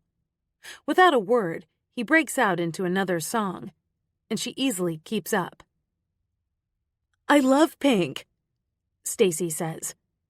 For the next 30 minutes, Meg and Leo rock the stage, until finally Meg pulls her guitar off and takes a bow. "Damn, she's good," Wyatt says. "She really is." I agree. Meg joins us as Nash breaks out into more songs from their extensive backlist, rocking for another 30 minutes. "Jesus, how long are they going to play?" Brenna asks. "They have to be exhausted." "It's the last night, so they'll play for a while," Sam says, watching her husband. "And Seattle is their favorite crowd." "I can see why," Nat replies. "Are you sure you want all of us to come over tonight? Don't you want them all to yourself?" "I'll have them," she says. "Their house looks amazing," Alicia informs us. "And there's way too much food for just the 2 of them." "Will's probably already eaten most of it," Meg comments. "I planned for him," Alicia replies. "I've been planning family events for 5 years. I've got this." The guys have left the stage, and the crowd is chanting for an encore, which of course they'll get. Nash tickets might be out of this world expensive, but the show is worth every dime. "Thank you for bringing me to this," Wyatt murmurs in my ear.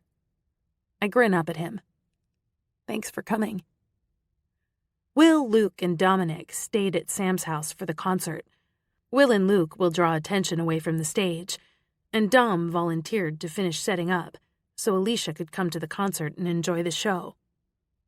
Everyone else is here. I have no idea who got suckered into taking the dozen or so kids for the night, but I don't envy them. There's a lot of kids. The Montgomerys reproduce like it's a job.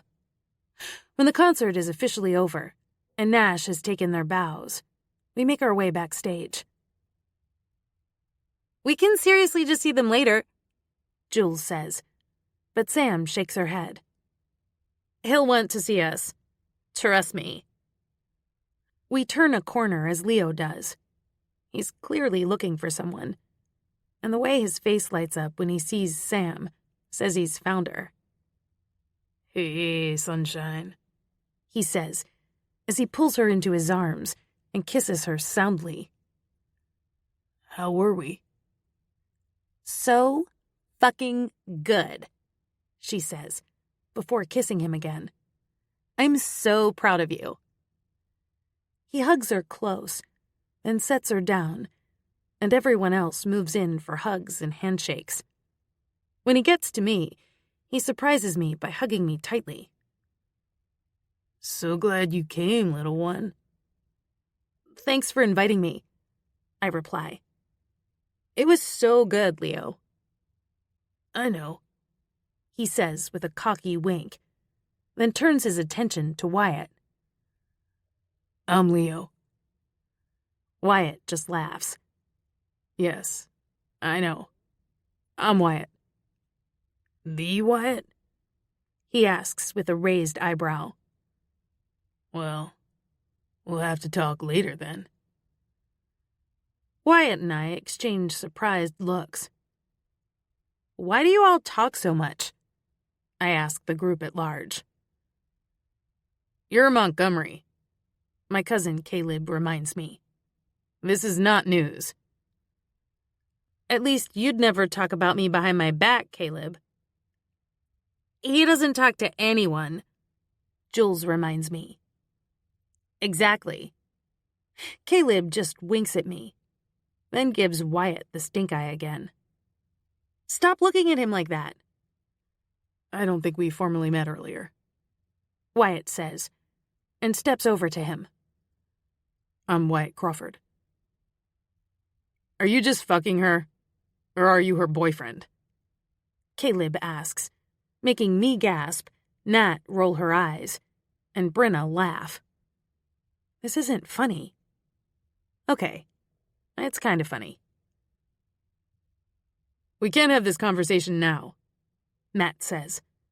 "The others aren't here to hear the answer." "Save it then," Caleb says. "and think long and hard about that answer." My cousins are stupid. I grumble in the car on the way to Sam and Leo's fortress on the cliff that overlooks the Pacific Ocean. I mean, this is the 21st century, and they're acting like cavemen. "They're acting like people who care about you. They don't know me," Wyatt reminds me, and kisses my fingers. "We'll chat it out tonight." "No fists," I warn him. "I've never punched anyone," he says with a laugh. "You were going to punch Archer the other day." "Well, in my defense, he was touching you, and you were saying no. So yeah, he might have seen the wrong side of my fist." I study him as he turns off the freeway, following the directions on the GPS. "You know what occurred to me yesterday?" I ask. "What's that?" "That you might have had a moment of déjà vu." I lick my lips. "From before." "Like I said, it wasn't a good moment," he says, his jaw tense. I reach up and brush the backs of my fingers down his smooth cheek, wishing I could scoot into his lap and hold him close. "I'm sorry. It didn't occur to me in the moment," I say quietly. "I just had my own déjà vu regarding my ex, and it irritated me." He spares me a glance, his eyes warm in the darkness. "We're fine." I know. I shrug a shoulder. "But I'm still sorry." "Don't worry about it," he says, turning right into the driveway and punching in the code at the gate that Sam texted me. He drives down and parks behind Luke's fancy Mercedes, kills the engine, and turns to me. Are we going in? I want to say something first. We both need to make an effort to not jump to conclusions, to ask or talk before we assume the worst because of the shit we went through before. You're right. I nod, and then decide, fuck it. I scoot across the center console and shimmy my way into his lap, making us both laugh. This was much sexier in my head. It's not sexy. But damn, you're going to make me hard, and I have to go behave around your family for a few hours before I can get you home. You'll be okay. My voice is confident as I wrap my arms around his neck and lean in, pressing my breasts against his chest. We should shake on the whole talk before judging thing. This is shaking? He cocks a brow, and his eyes are lit up with humor. This is sexy shaking, I confirm, wiggling on him. I can feel him begin to harden through his jeans and my panties. You know, all I have to do is unzip my pants and rip your underwear. See? There are those caveman tendencies again. I kiss him softly. You're on my cock, Amelia. I don't have any blood left in my brain. I giggle and bury my face in the crook of his neck.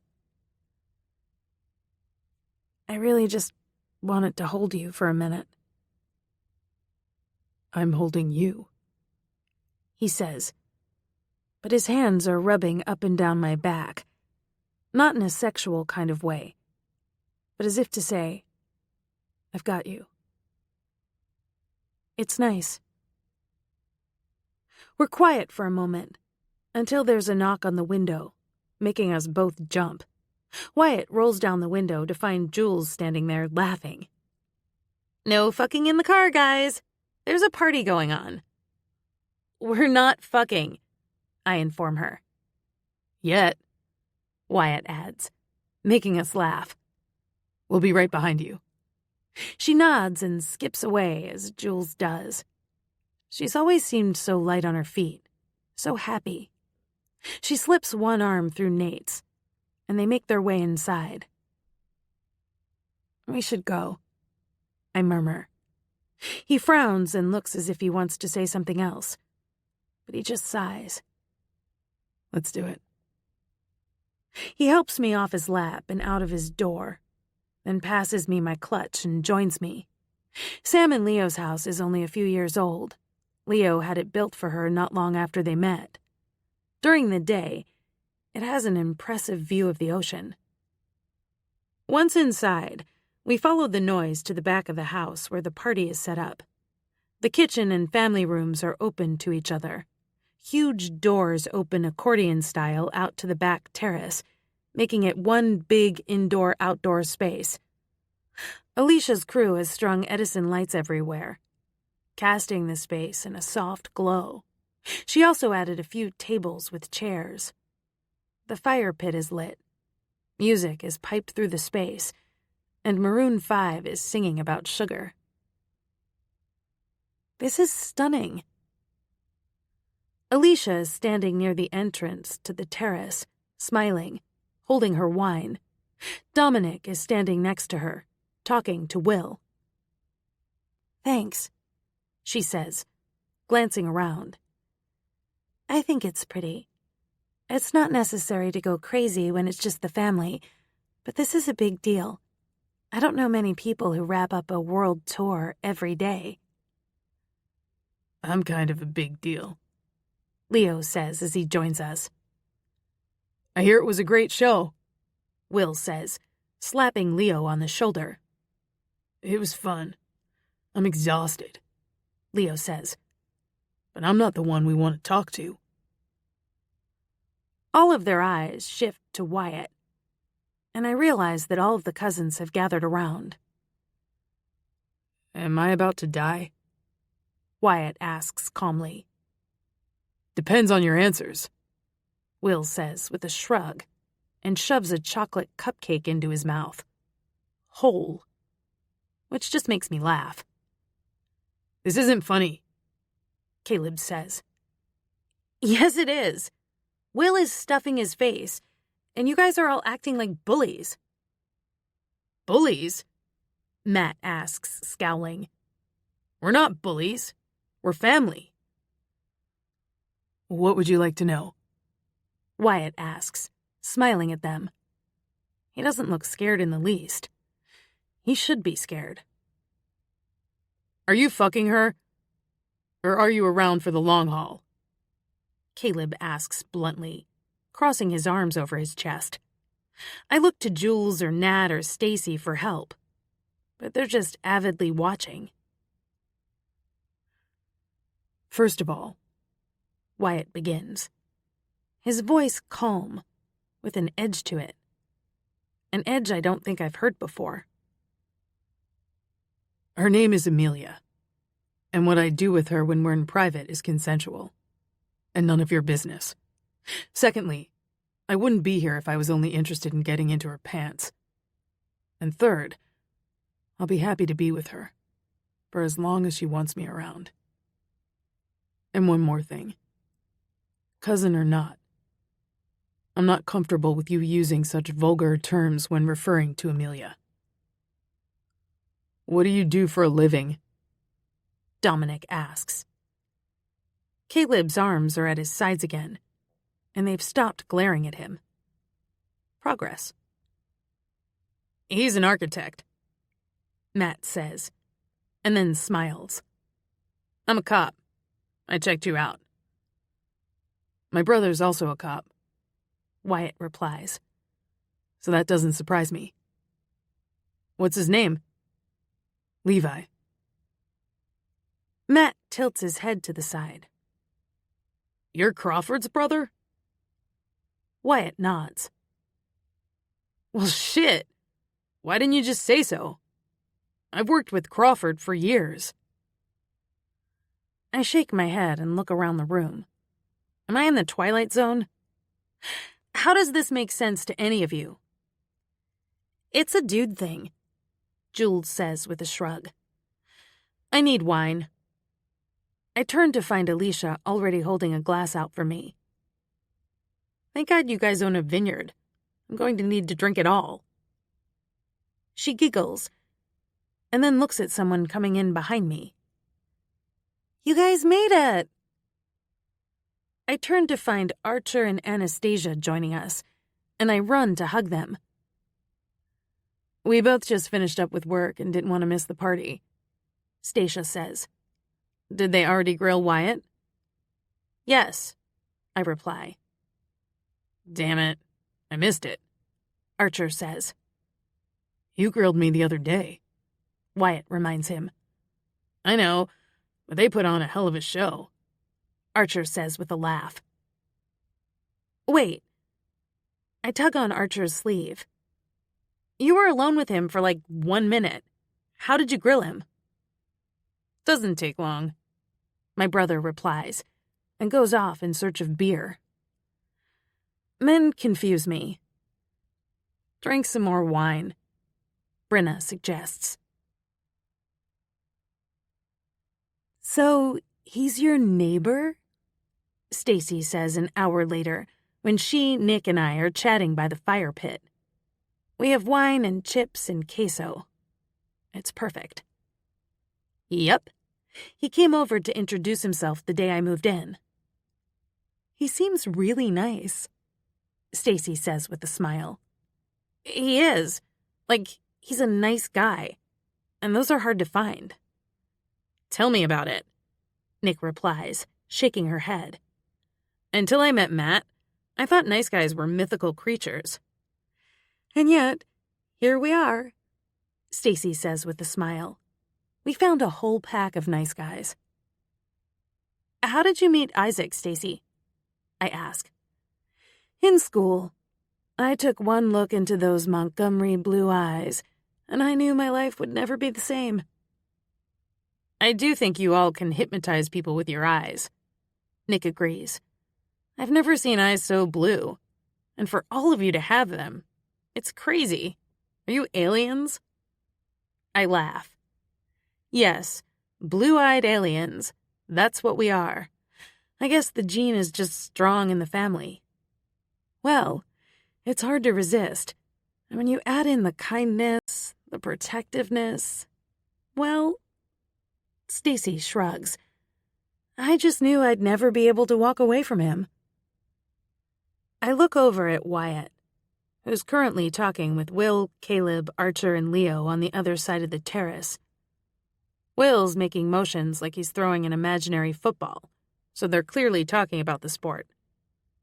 Wyatt's laughing. He looks so at ease with them, as if he's known them all for years, like they didn't just give him the 3rd degree. He fits here, with all of us.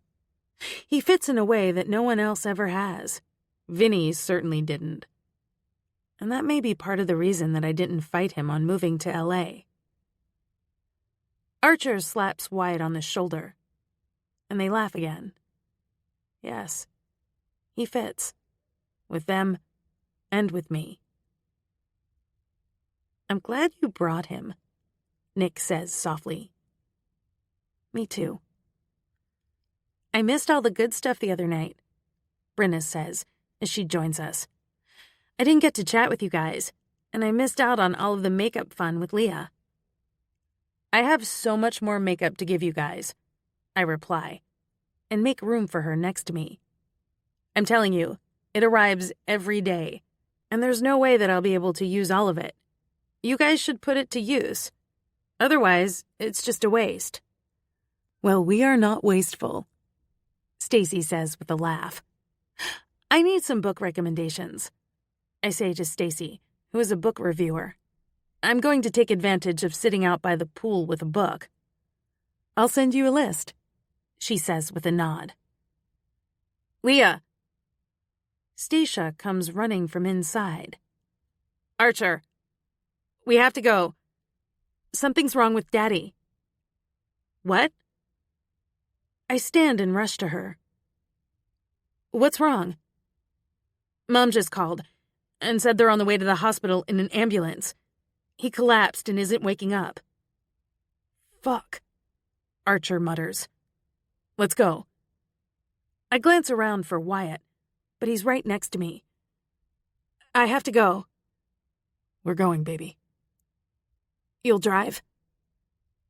Why am I asking stupid questions? I feel like the floor just fell out from under me, and I can't get my bearings. Of course, he says, and takes my hand.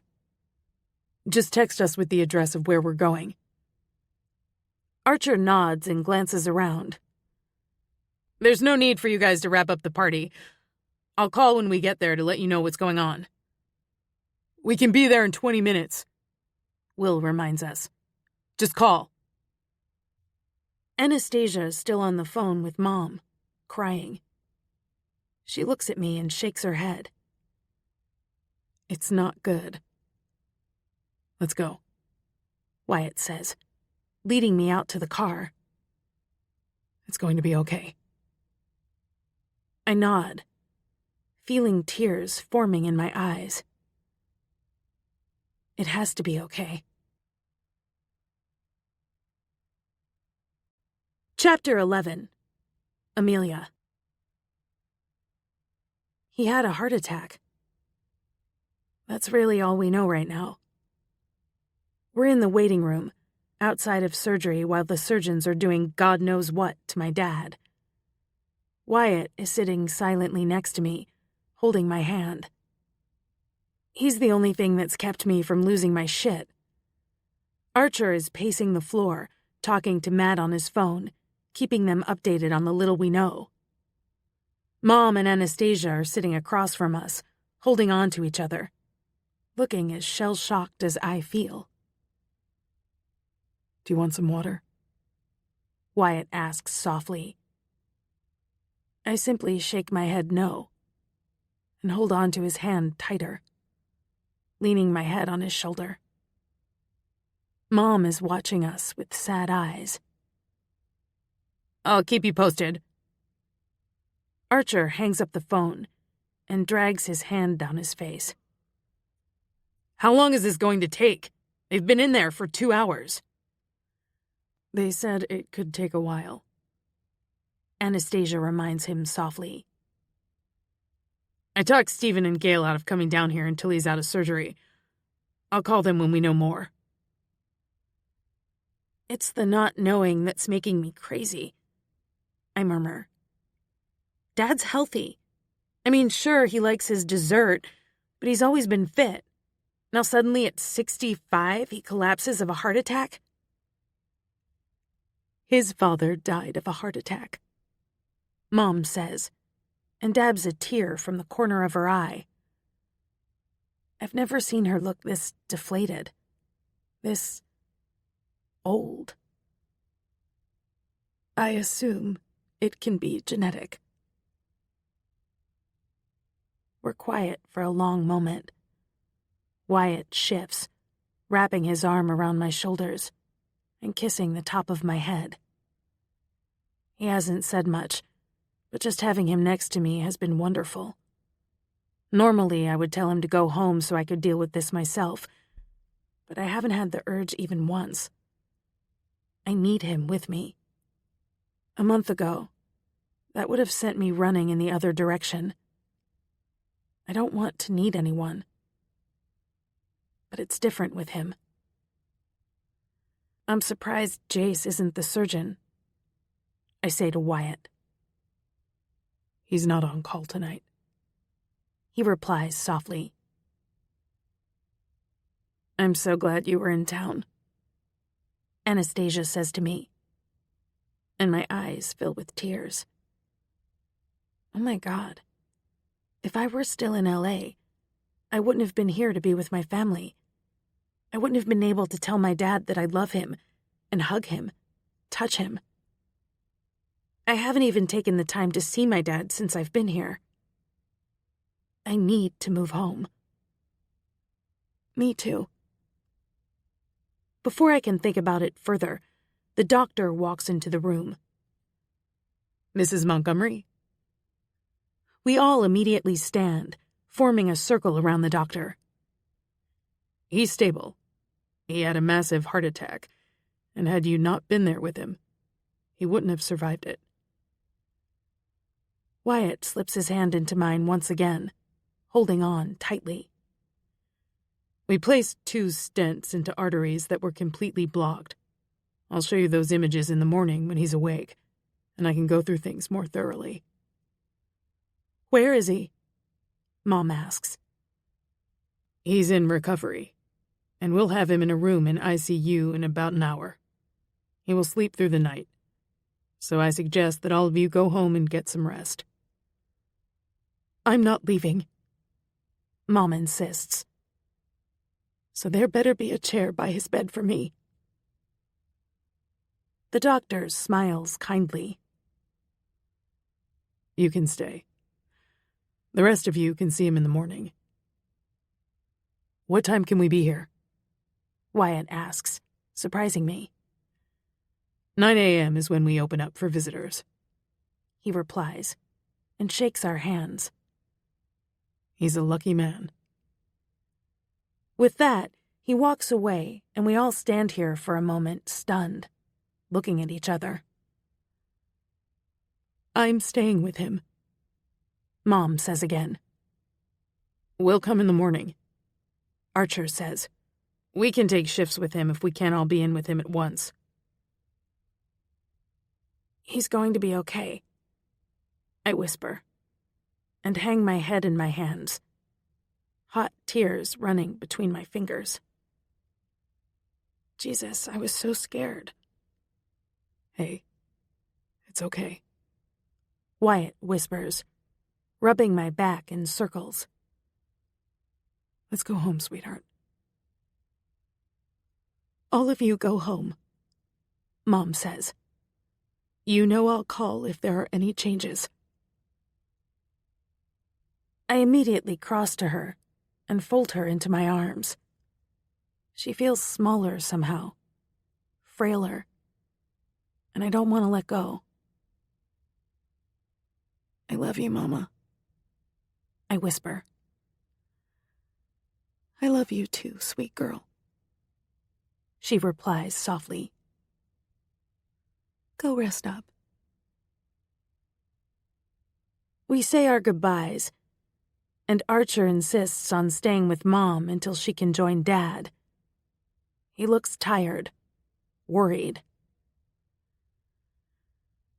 This is not how I thought we'd be ending the night, I say once we're in Wyatt's car and heading home. Me either, he says and sighs. How are you? Tired. I rest my elbow on the windowsill and lean my head on my hand as he rests his palm on my thigh. Worried. A little sad. How can I help? I glance over at him and feel so fucking grateful. You've done so much, Wyatt. Just having you with me is huge. You could have gone home at any time. Archer would have given me a ride home. No. I couldn't have left. His voice is harder now. I'm not going to bail when it gets hard, Leah. He rarely calls me Leah. That's not what I meant. I just would have understood. That's all. And I'm tired, so I'm saying the wrong things. He pulls my hand up to kiss my knuckles. Go to sleep for a bit. But I don't sleep. I close my eyes and drift in and out, in that in-between place where you're still aware of what's happening around you, but you're a little dreamy, too. He flipped on the radio, and Ed Sheeran is crooning softly to me. The car comes to a stop, and I open my eyes, surprised to be in Wyatt's driveway instead of mine. You'll have to help me walk home. I might be stumbly. I want you in my bed tonight. I can take care of you here. I frown. You don't have to take care of me. He rubs his forehead, right between his eyes. Amelia, I understand that you're fierce and independent, but for God's sake, let me take care of you tonight. I blink at him slowly and realize in this moment that I'm letting all of my walls fall with this man. It both terrifies me and fills me with hope. Okay. I nod and sit back, waiting for him to walk around and open my door. He helps me into the house and pauses at the stairs. Do you need anything? Just you, I reply without thinking, and I'm suddenly swept up in his arms as he climbs the stairs. You're really strong. He smiles and kisses my forehead. You're a little thing. I just tuck my face into his neck as he carries me into the bedroom and sets me down carefully on the bed. He helps me slip my dress over my head, then surprises me by turning away for a moment and returning with one of his t-shirts. Wordlessly, he tugs it over my head, pulls my hair through, and then literally tucks me into bed. He wasn't lying when he said he wanted to take care of me. I'll be right back. I'm not broken. Dad's going to be okay.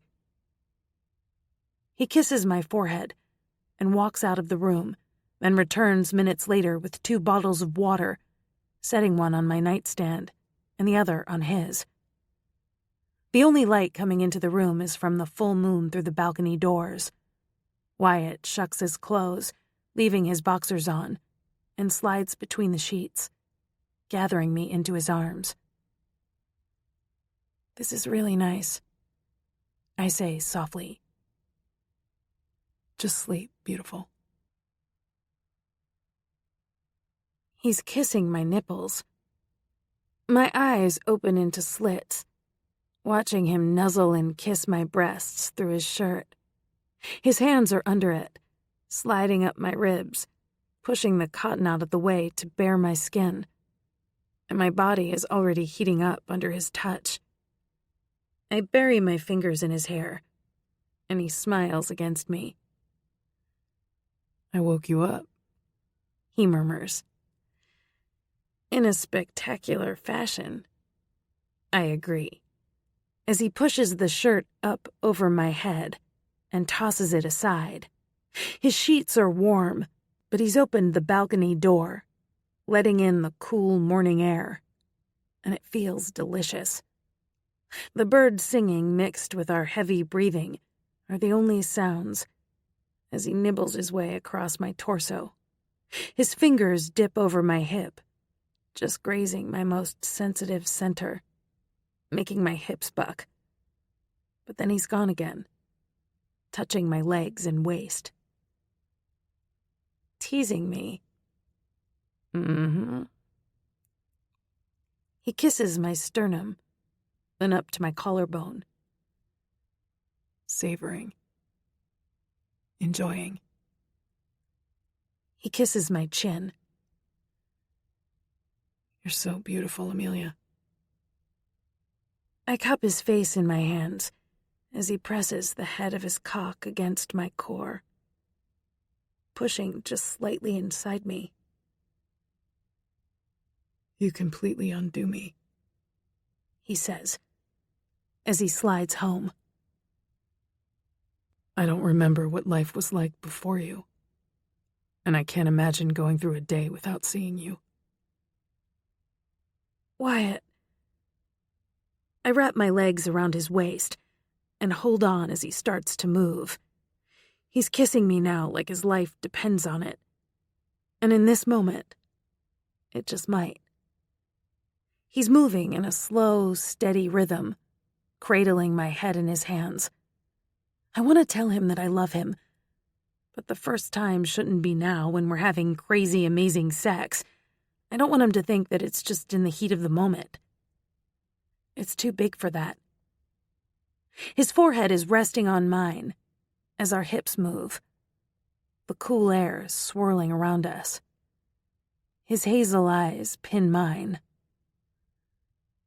I've never seen eyes so blue, he murmurs, rubbing his nose over mine. He takes my wrist and anchors it over my head, lifting my chest and giving him easier access to my nipple. He wraps his lips around it. My hips arch, and that's it. I see stars, my world exploding spectacularly around us. Wyatt groans, falling over with me. Can't resist you, he murmurs, kissing my jawline before rolling away. Now it's time to get up. You have a lot of energy this morning. He grins. It's going to be a busy day. Get up so we can get you dressed into the hospital. Shit, my dad. I sit up, frantically reaching for clothes. I need to get to the hospital.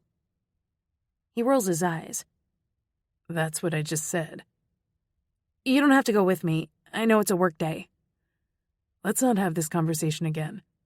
I'll go with you, and if things are good, I don't have to go again.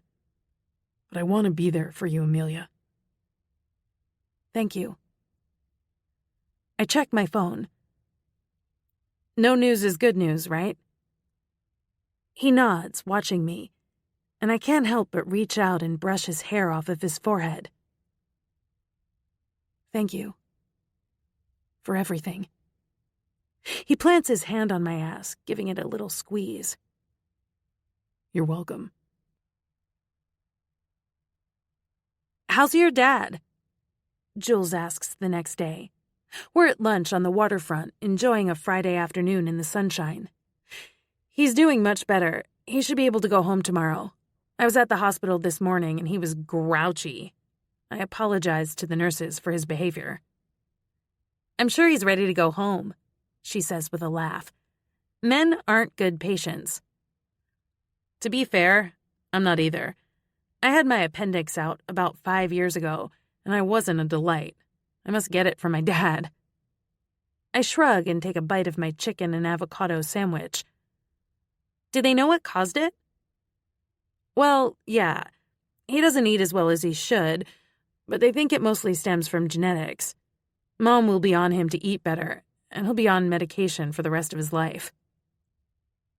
And how are you? She asks. Any news from L.A.? Not in about a week, I reply, wiping my mouth. We're still waiting.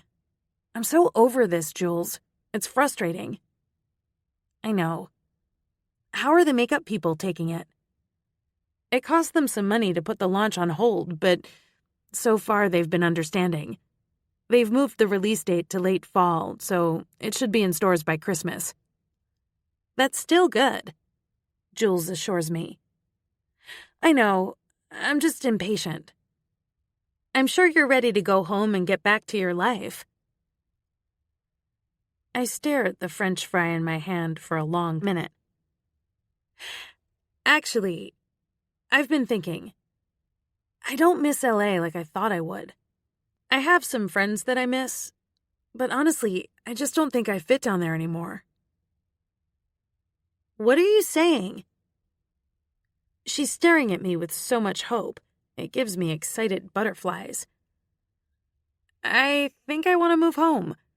The other night when we were at the hospital, I just kept thinking that if this had happened when I was in California, I could have lost my dad without being able to be here with him. I miss my family, all of my family. Even though your brothers are overprotective and drive me mad, I love them. I love all of you. We love you too, Jules says. And trust me, I get it. I thought Caleb was going to kill Nate the first time they met. I only have one protective brother. I don't know how you do it with 5 of them. I don't either, she says with a laugh. But they mean well.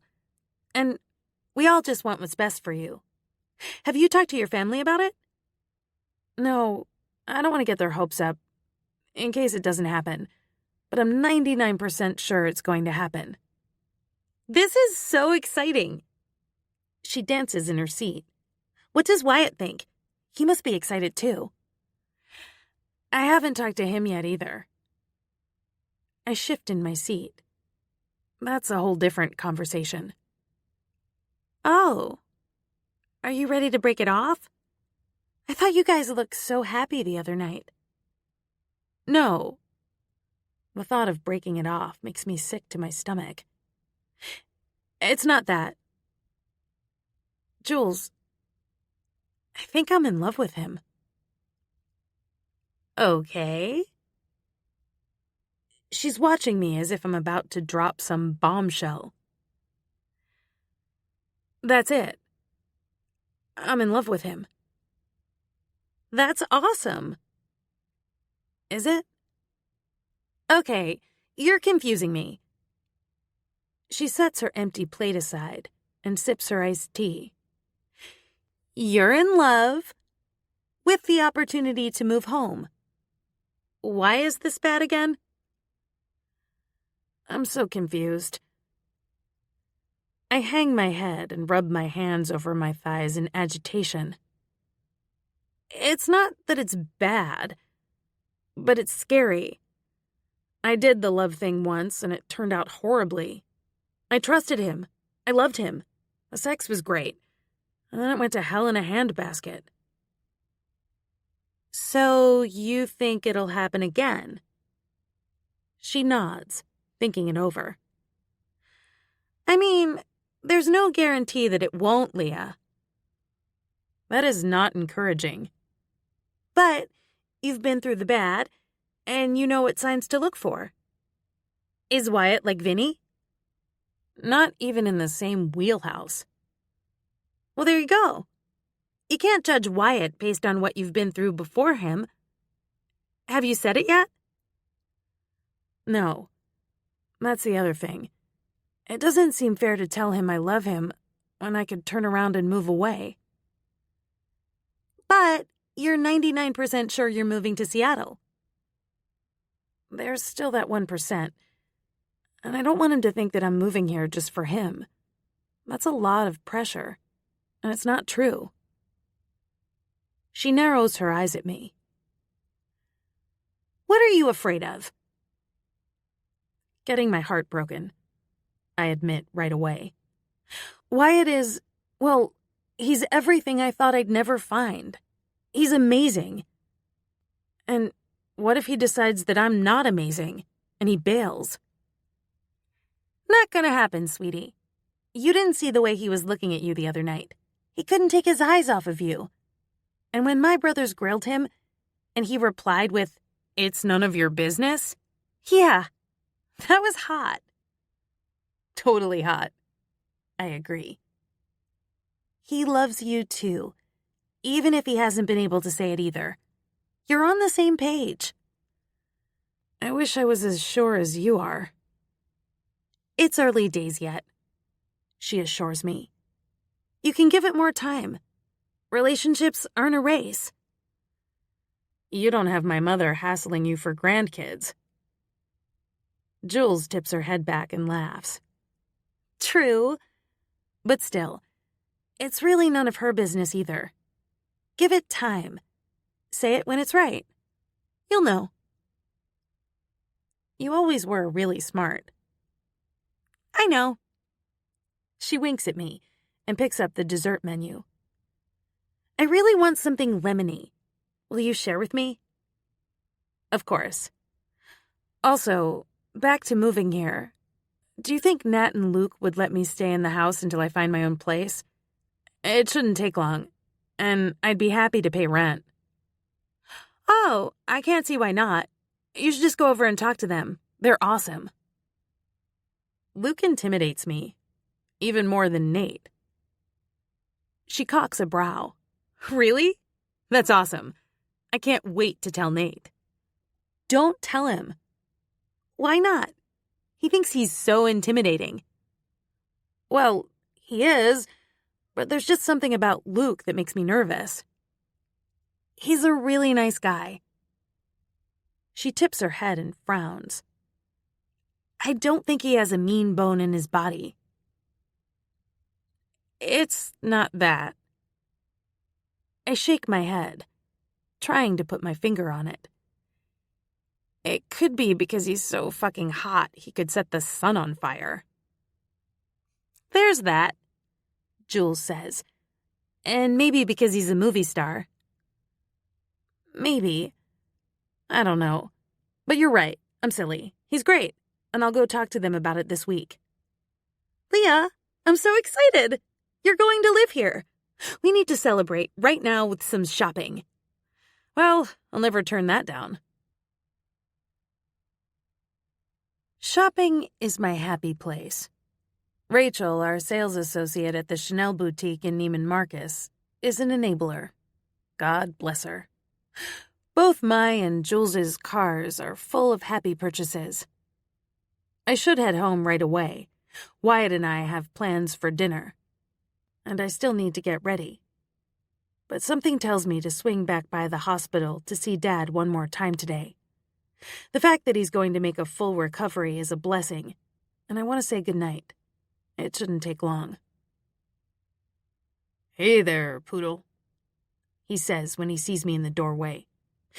He's in the hospital gown and his own sweatpants from home, with his slippers. I always hated that nickname, I reply, and cross to him, sitting in the chair my mom's been in for 3 days. Why do you think I always kept using it? He winks at me and reaches out for my hand. I'm happy you're here. Where's Mom? I talked her into going home for a shower and a change of clothes. I lied and told her she smelled bad. She loves you, Dad. He smiles, the way he always has when he speaks of my mom. And I love her. But the woman hovers, Amelia. I laugh and kiss his rough hand. That she does.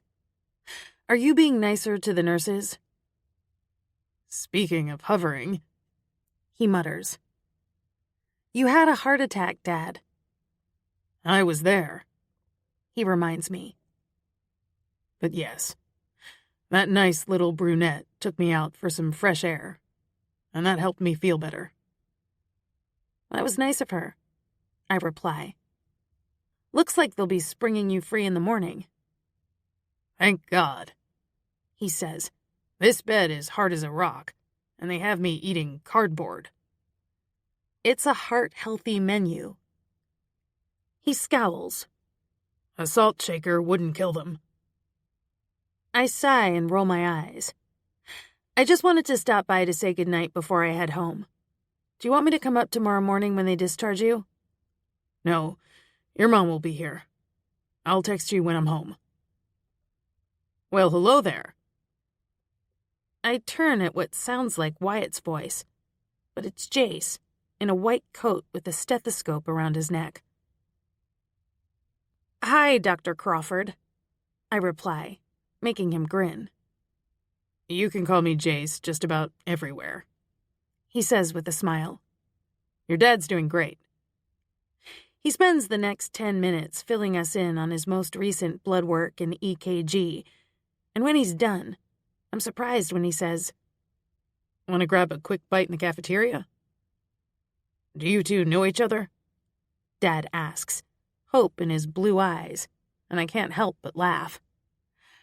I'm actually dating Jace's brother, I reply, catching the grin on Dad's face.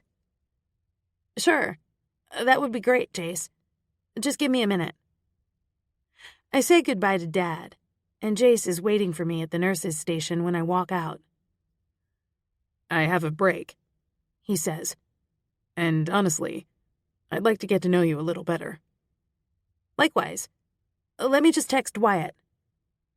Hey, sorry, I got hung up at the hospital. Everything is okay, but I think I'm going to miss dinner. When we're in the elevator, Wyatt replies, No worries, I'm swamped with work. See you tomorrow? I grin. Yes, I'll be around all day. Is he mad? Jace asks. Sleep well, sweetheart.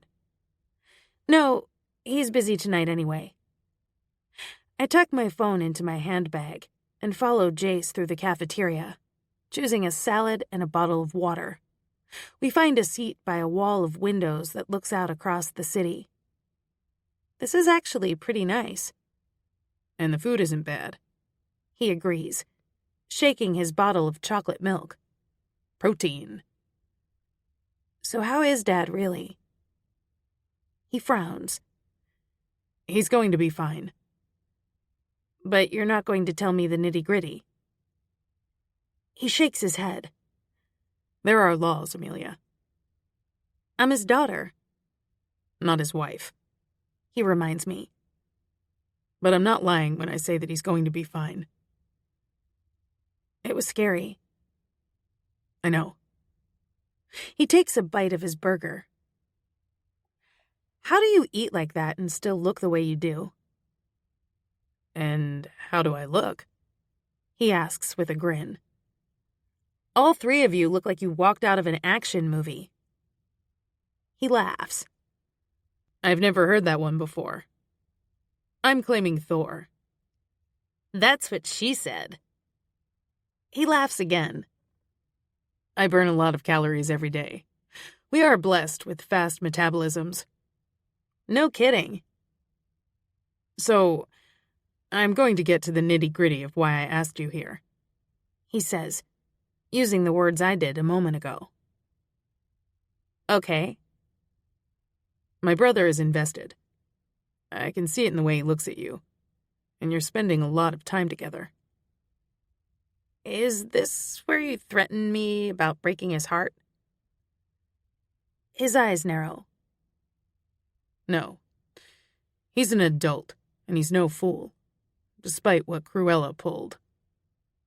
I guess I'm curious if it's reciprocated. The investment? He nods. It is.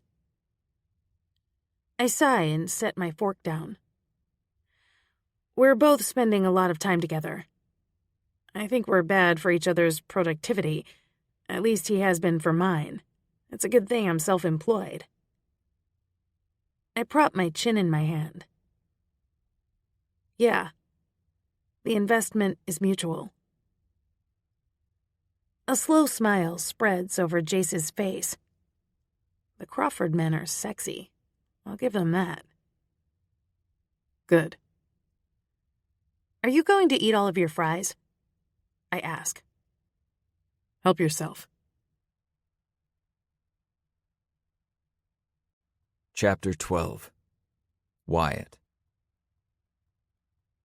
It's early Saturday morning, and I've already been in my office for an hour.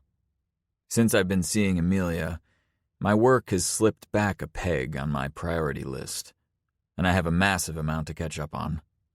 My partners aren't pleased. They aren't pissed. No one has had to pick up my slack, and they won't have to. But I'm not as available as I usually am, and rather than being way ahead of deadline, I'm rushing to meet them. That's not how I work. Amelia is the priority right now, and that's not going to change, but I need to find the balance between work and my love life. I never expected to have this problem. It's not a bad one in the least. I'm finishing some changes to the outdoor space on a project when my phone rings. "Hey," I say to my brother. "What's up?" Jace asks. "I'm working. Isn't it early for you? You're not a morning person." "I haven't been home yet. I was on last night and ended up working on an emergency quadruple bypass." "Jesus," I mutter, and push my fingers into my eyes. Just the words are exhausting. "Tell me about it." He yawns. "I'm driving home now and wanted to give you a quick call. I spent some time with Amelia last night." I frown, looking up from my computer. "You what?" "She was at the hospital, and I spent some time with her. I really like her, Wyatt. I had a good feeling about her after we had dinner together, but after spending some one-on-one time with her, I think she's really great." I'm still scowling at one-on-one time. "How much time did you spend?" "Why do you sound like that? She texted and told you she was hung up at the hospital." "Yeah, she did." I clear my throat and stand to pace my office. "I'm glad you like her. I like her too. Anyway, that's all I was calling about. Not that it matters." "It matters," I reply. "Go get some sleep." I hang up, toss my phone on the desk, and shove my hands into my pockets, turning to stare at Amelia's house across the street. So she wasn't just spending time with her dad last night. She missed dinner because she was with Jace. I trust them both. I know this is not Claudia, and that she wasn't boning a friend of mine, or a stranger for that matter. She was just hanging out with my brother. I trust them. But I'm completely irritated at the situation. It's still early enough in the day that there's no one out and about. The sun has just come up. So I put Amelia, my brother, and all of my feelings into a box so I can sit down and get some damn work done. I'll see her later and calmly talk to her about last night. Rationally. I'm not feeling rational yet. I was able to get most of the work done that I wasn't able to get to during the week. Amelia texted when she woke up to say hi, and then again about 30 minutes ago to tell me she's free for a while. So I'm walking across the street, slower than I normally would, my hands in my shorts pockets. I'm not sure what to say or how to bring it up, because any way that I run through it in my head, I sound like a jerk. "Hey," she says with a bright smile when she opens the door. She grabs my hand, pulls me inside, and reaches up on her tiptoes to kiss me. How are you? I'm good, I reply, some of my irritation evaporating. You look fantastic. I just filmed a video, She says with a grin. This is my everyday look. I like it. She kisses me again, then leads me through the kitchen. I can't get enough of the pool. I hope you don't mind sitting out there for a while. Not at all. She happily leads me to a chaise lounge big enough for two. I sit and she joins me, snuggling close. My dad went home this morning, she says. He was better last night when I saw him. Not nearly as grouchy. That's good. How does he feel? Pretty good, from what he says. Mom will take care of him. I went shopping with Jules yesterday. She tells me all about her shopping trip, what she bought, and I try to follow along, but she's talking quickly. She's happy today. Oh, I saw Jace. I heard. She glances up at me and frowns. Why do you say it like that? I sigh, drag my hand down my face, and shake my head. No reason. Oh no. There's a reason. She shifts, sitting next to me cross-legged. It's written all over your ridiculously handsome face. What's up? We just had dinner. I lick my lips, trying to figure out how to say what I have to say without sounding like a dick or a petulant child. You were supposed to have dinner with me. But I didn't stand you up. I texted to let you know that I wasn't going to make it. So you could have dinner with my brother instead. She tilts her head to the side and narrows her eyes. Seriously? You're jealous of your brother? I'm not jealous, I reply, and stand to pace. And this might be a good time to remind you that you were jealous of your sister the first time I met her. Nothing happened, she says. I know that, I immediately reply. I trust you. Both of you. Then what is this about? She looks as confused as I feel. I shake my head and hold my hands out at my side. It's clearly nothing. No. She stands now and marches to me. You're the one who said we need to talk to each other so we don't let our baggage fuck this up. It works both ways, Wyatt. If I've pissed you off, I need to know why. That's just it. It's baggage. You shouldn't have to deal with it.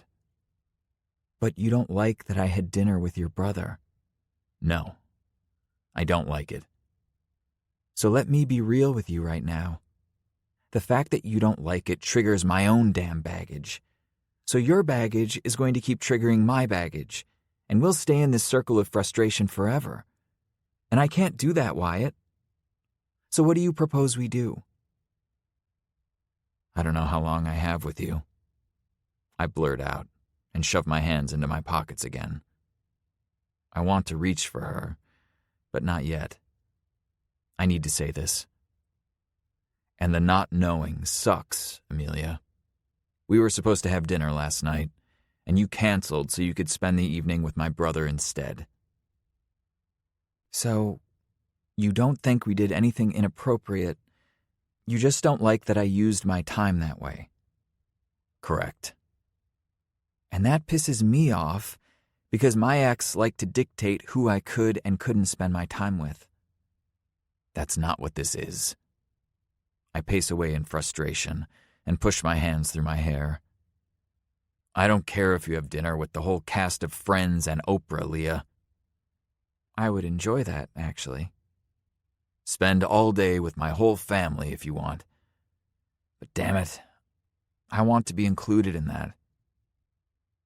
Your feelings are hurt, she says and covers her mouth with her hand, her blue eyes wide.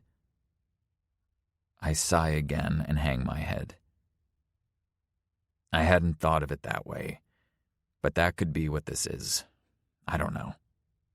Wyatt, I don't ever want to hurt your feelings. Hey, guys! Natalie walks into the pool area, carrying her camera, followed by two guys. They're holding hands, grinning, clearly about to have sexy photos taken. Sorry to interrupt, Nat continues. I'll be working in the studio for a few hours. It's fine, I reply and walk toward the doors. I honestly have to get back to work. Wyatt, I'll come with you and we... No. I shake my head. It's okay. I'm behind on work and just took a break to come see you for a few minutes. I don't want to leave it like this, Amelia says softly after Nat and the men disappear into the studio. I'll come with you and we can talk. I think I need a breather, I reply, and her eyes widen again. Like a forever breather? No. I pull her to me and hug her close. A for-today breather. I have work, Amelia. I promise I'm not lying about that. I have a Monday deadline that I'm behind on, and I know that I've been keeping you away from work too. I have some work to do, she confirms. But I hate letting you leave like this. I didn't mean to hurt your feelings. I know. I kiss her forehead and then her lips. I'll see you tomorrow. She nods and lets me go. Jesus, it's been a long fucking day. Productive, but long. My back aches from sitting for too many hours in this godforsaken chair, and my head hurts from staring at the computer. I've been on the phone more than I like today, and didn't eat anything to speak of. Unless coffee is considered a meal, in which case I had about 6 of them. But I'm fully caught up, and even ahead for the week to come. It feels good. I turn the computer off and rub my eyes. I'm exhausted. Sleeping for a week sounds like a great idea. But first, a shower. I grab my phone and notice that I've missed a text from Amelia. I've been so engrossed in work, I didn't even hear it. Hey, I've been thinking about you a lot today. I feel bad about the way we left things. Please tell me that you know that I didn't mean to hurt your feelings. I smile and type out a reply. I know you didn't mean to. We'll talk about it tomorrow. I promise. I leave the office and head upstairs to my bedroom. My feet feel heavy. My phone pings with an immediate response from Amelia. I was hoping we could discuss it tonight, but it's late, and I'm already in bed. I quickly peel off my clothes, start the water, and reply to her. I'm exhausted, sweetheart. We should both get some rest and talk tomorrow when our heads are clear. I reach for a clean towel, hang it on the rack, and just as I'm about to step under the water, she replies, Good night. She follows it up with a sleepy emoji, and my heart swells. Part of me wants to say screw it and run over to hold her and talk everything out with her tonight. But I'm so fucking tired. I can barely keep my eyes open, and exhaustion wins. The shower is a balm to my sore body. I'm not this tight and sore after working out with Jace for an hour, and that man is an animal. No more getting so behind on work that I have to do this again. After I shut off the taps and dry myself, I pull on a t-shirt and pair of gym shorts, then head downstairs for a bottle of water. I notice my office light is still on, so I swing through to shut it off. Before I turn to leave, I notice a flash above Amelia's house. Expecting it to be lightning, I walk to the windows, looking closer. There's nothing for a long moment, and I begin to think that it was just a figment of my tired brain. But then it happens again. Except that's not lightning. It's fire. Amelia's house is on fucking fire. My heart slams into my throat as I run out of the house, desperate to get to her. I pound on the door, but she doesn't open it. She's not outside. The smell of fire and falling ash hangs around me. She must be asleep. "Wake up, baby!" I bang on the door again, pounding with the flat of my fist, but she still doesn't come outside. I look in the front windows, but the house is dark. I have to get in there. I told her we would talk tomorrow, and what if tomorrow is too late? What if I don't get the chance to tell her that I love her? What in the hell have I done? I race back to my own garage, calling 911 on my way. I need shoes. 911, what's your emergency? "A house fire," I reply, panting heavily. I rattle off the address. I can't see where it's coming from, but the flames are coming over the house, and my girlfriend is still inside.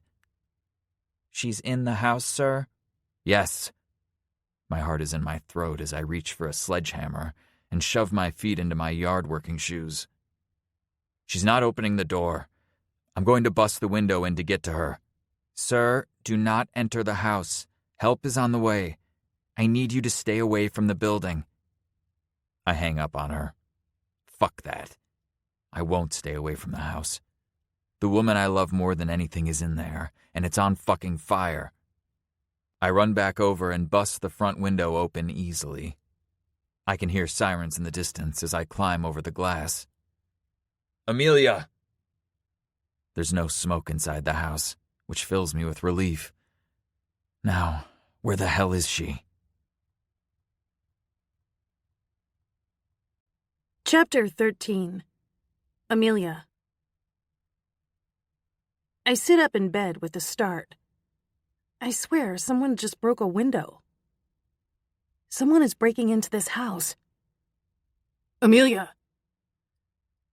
It's Wyatt. I throw on a t-shirt and shorts and meet him at the top of the dark stairs. Wyatt? What's wrong? Did you break the window? Are you okay? He cups my face. His eyes are wild in the moonlight. And suddenly, I realize there's light dancing on the walls. Of course. What's going on? The house is on fire. Come on. We need to go. I need to grab my purse. Leah. He stares at me like, really? But I just run back to the bedroom, grab my purse, and before I can slide my feet into flip-flops, he slings me over his shoulder and carries me down the stairs and out the front door. He sets me down, and I immediately run around the house, Wyatt on my heels. Stop, Amelia. I called 911. I hear them, and I can smell the fire. I need to know where it is. Have I just burned Natalie's house down? I round the corner of the house to find Natalie's studio ablaze and reach out blindly for Wyatt. Holy fuck.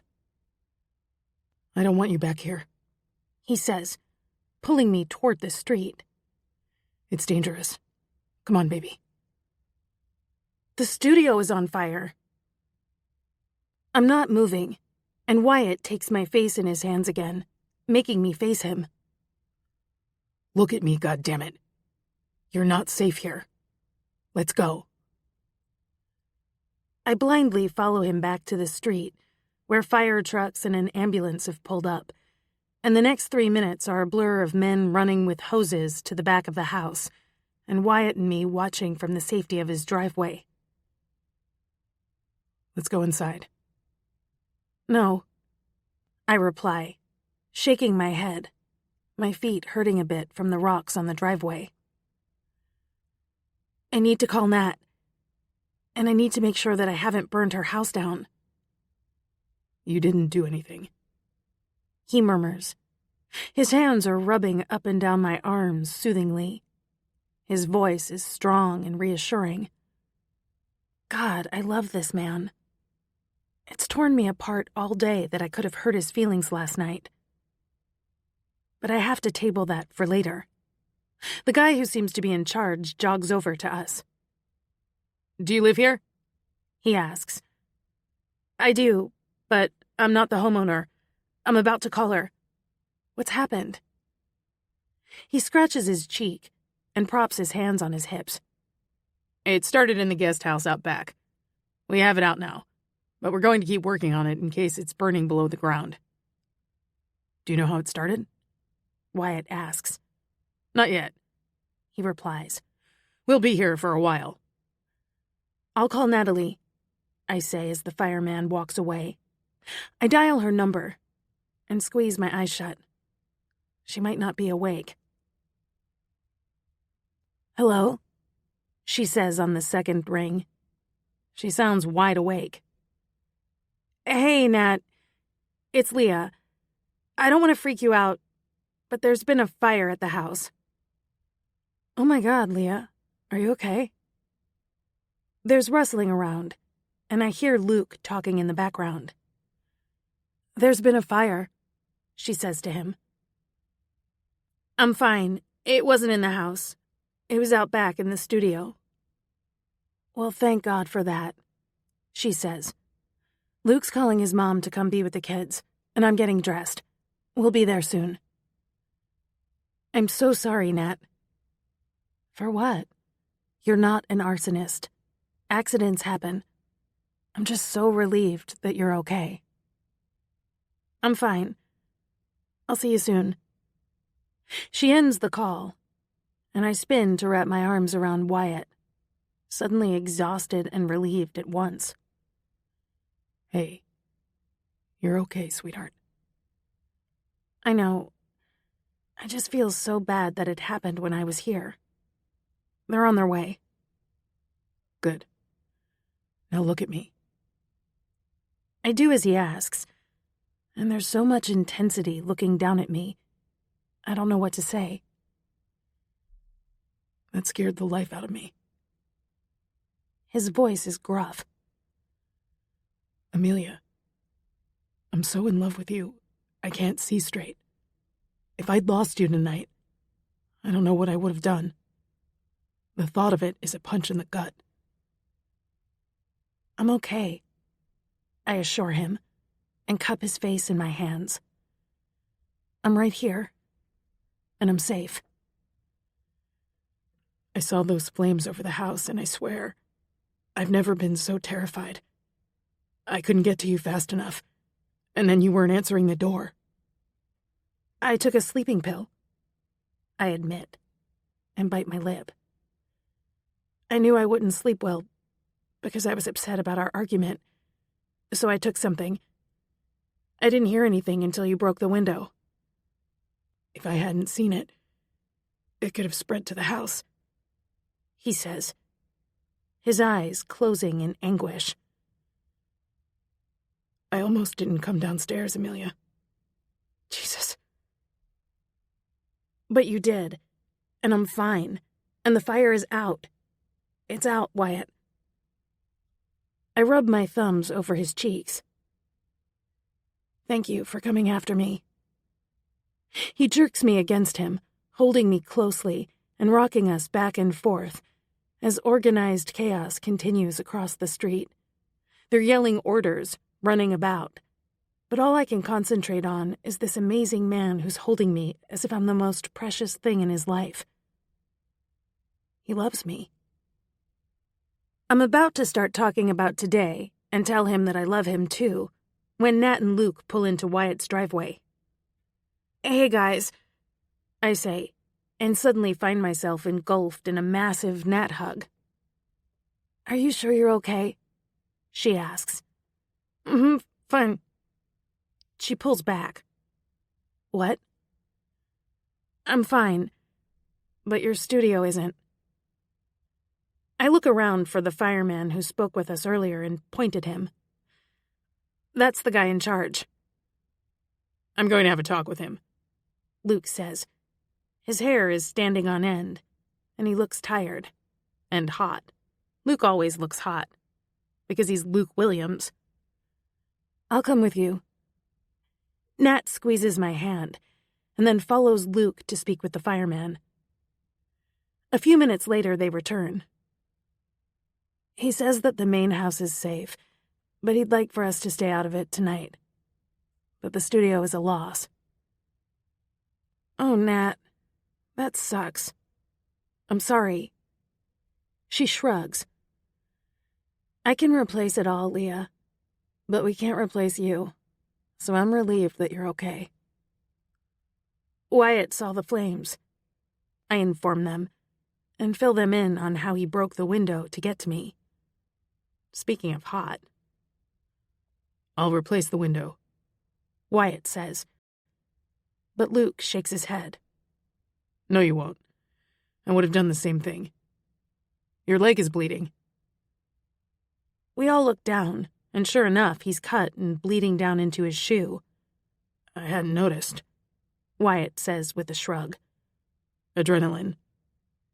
We have to get you stitched up, I reply, only to have him chuckle. I don't need stitches. Well, now that we know what's going on, we're going to head home and come back in the morning, Natalie says, and hugs me again. Luke does the same, and I pat his back awkwardly, the way I always do when Luke hugs me, because he intimidates the hell out of me. He gives me a smile, shakes Wyatt's hand, and they're off. Let's go in now, Wyatt says, taking my hand in his and pressing his lips to my knuckles. His eyes have calmed down, and he's gazing at me with love-filled hazel orbs. The man might have hung the moon as far as I'm concerned. First stop is wherever you keep your first aid kit, Captain America, I say as we walk inside. Captain America? You're clearly an action movie star, I reply, and smile when he smirks. You legit broke a huge window and jumped through it with your big muscles. It was pure adrenaline and needing to get to you, he says. Action movie star, I repeat with a nod. Now let this damsel in distress clean you up. You're not a damsel, but I'll let you clean me up. He leads me into the guest bedroom on the first floor, pulls a little box out of the lower cabinet, and passes it to me. Here you go. This is all you have? I stare at the little box in disbelief. I'll be lucky to get a Band-Aid out of this. We're not doing major surgery here, he reminds me. It's already done bleeding. We just have to clean it up. Okay. I start the water to heat it up, then rummage around for a washcloth. Sit on the tub. Yes, ma'am. He does as I ask, and pulls his shoes off, then props his foot on the vanity and watches as I get my tools lined up. Jace would be proud of your professionalism. I swallow and wet the washcloth, then start at his ankle, cleaning the blood off. Speaking of Jace, I murmur, not looking him in the eyes. Not yet. Let's multitask, shall we? If you like. So, now that we've both had time to take a step back and let the frustration cool off, I have a couple of things to say. Shoot, he says, then hisses through his teeth when I wipe off the cut on his calf. Sorry. I wrinkle my nose. Are you sure you don't want to go to the ER? I'm not going to the ER for a cut on my leg, he replies, his voice as dry as sand. You're doing great. Okay. Anyway, I want to apologize again because the thought of hurting your feelings ever makes my stomach sick. I would never do that on purpose. He takes my hand in his, and I look into his eyes. I know, Amelia. You don't need to apologize, because you didn't do it on purpose. I still feel bad, I reply, blinking away tears. But you need to know that we didn't do anything wrong. I'm not attracted to Jace romantically. He's your brother, and I think he's a nice guy, and maybe we'll be friends. That's it. I know, he says softly. as I gently rub some ointment on the cut, then reach for a bandage. I realized that I overreacted. Like I said earlier, I trust you both. I would just rather you spent time with me, rather than an ugly dude who doesn't deserve your company. I laugh and put the first aid kit away, then wash my hands and look up in the mirror to find Wyatt standing behind me and looking at me. He's so fucking handsome. His hair is also wild, a little longer and darker than Luke's. His eyes are always so intense when he looks at me. And that tattoo, well, it does things to me. He wraps his arms around me from behind and holds my gaze in his. Are we okay? He asks. We're okay, I confirm, but then frown. But Wyatt, you were right before. We have to learn to talk to each other because otherwise our ghosts will ruin us, and I don't want that. I turn in his arms and smile when his hands roam from my back to my ass. I'm being serious. I can be serious and still grab your ass, he replies, then tips his forehead against mine in that sweet way he does.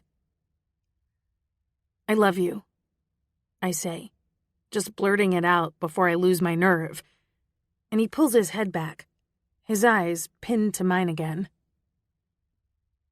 I love you, Wyatt. I've wanted to say it for a while, but the timing was wrong. If I've learned anything tonight, it's that life's too precious to wait, he says, his lips just inches away from mine. And I love you too.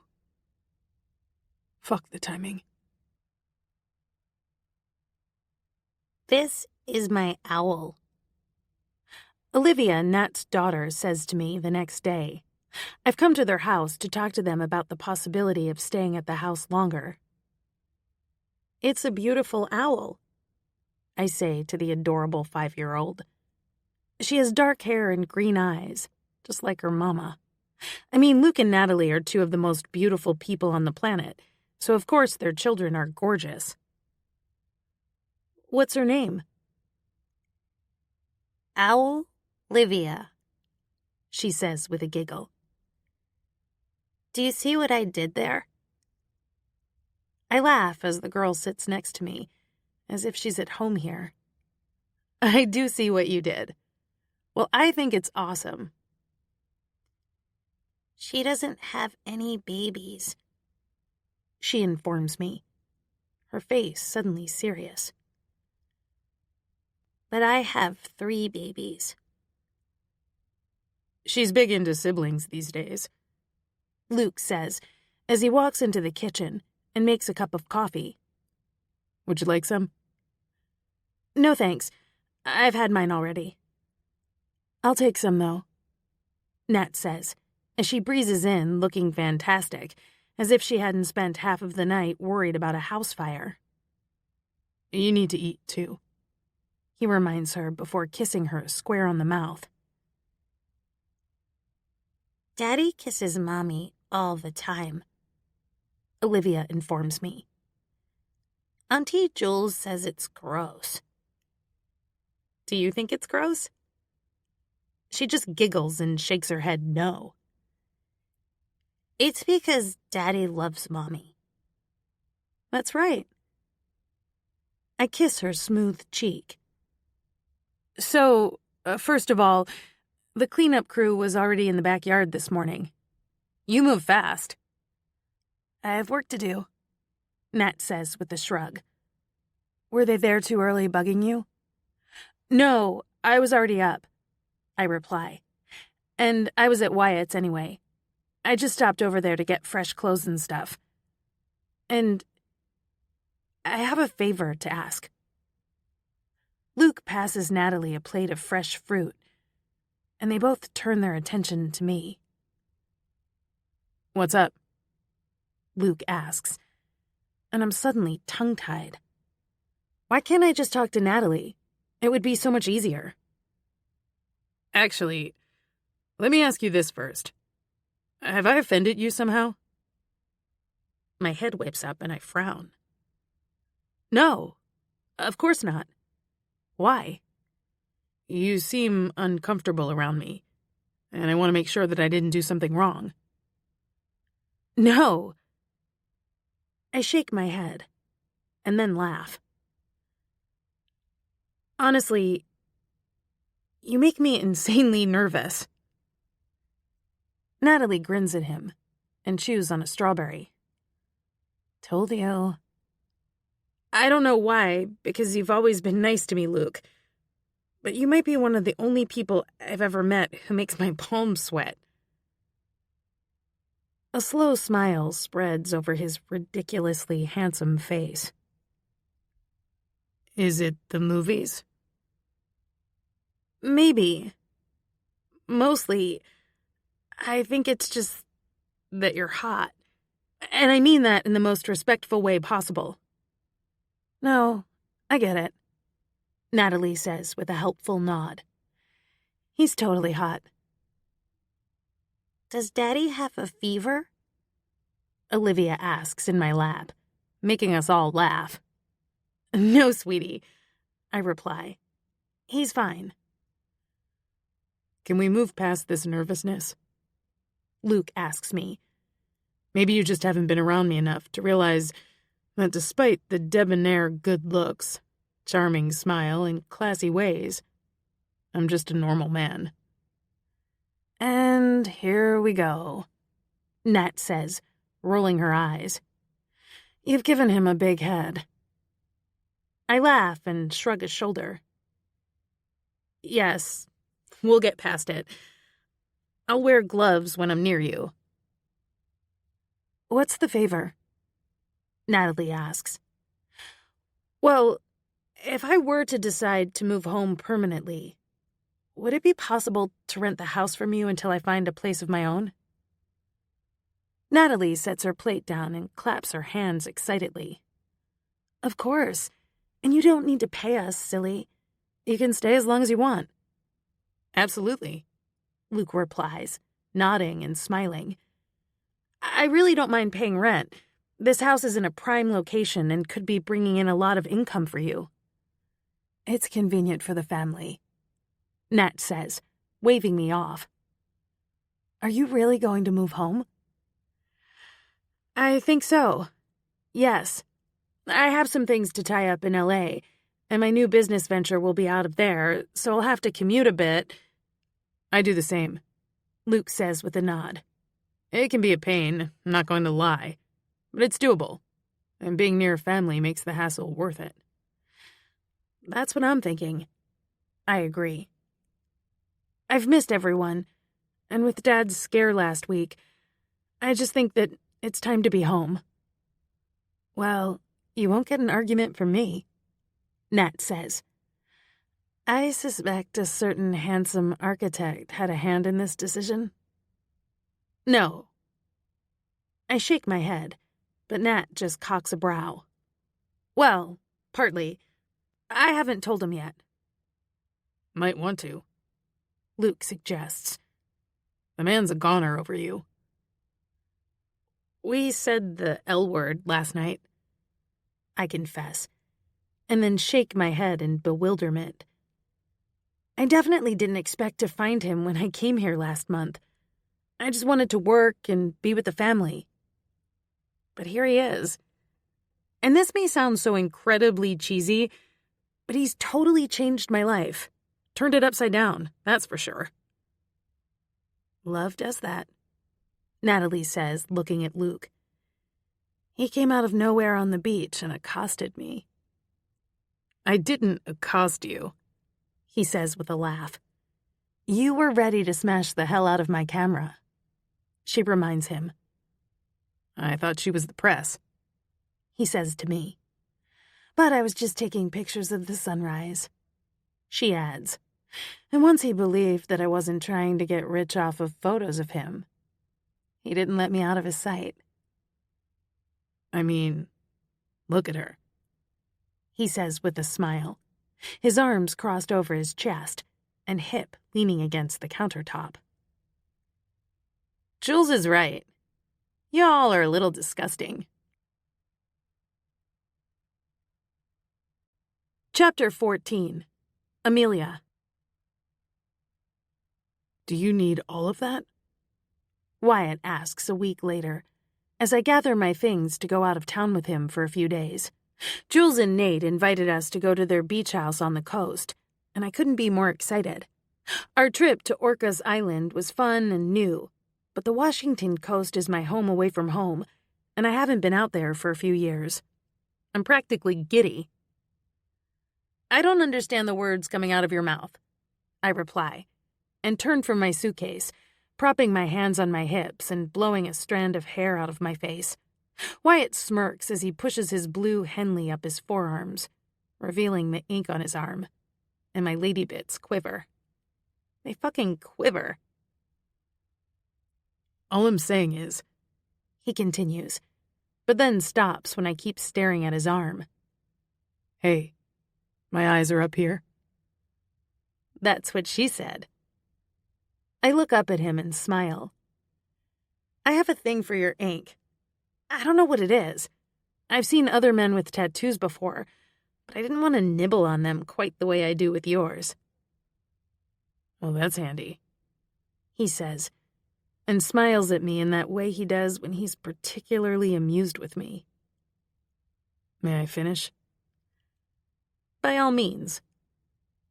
We're only going to be gone for 3 days. You're not even taking your camera. I know. I filmed 2 videos ahead of time this week, and Nat came over, and we did a bunch of photos for social media, so I have plenty to post. I'm ahead of the game. I just need my phone and my laptop. Nate assures me that the Wi-Fi is good, so I'm ready. So why do you need 10 outfits?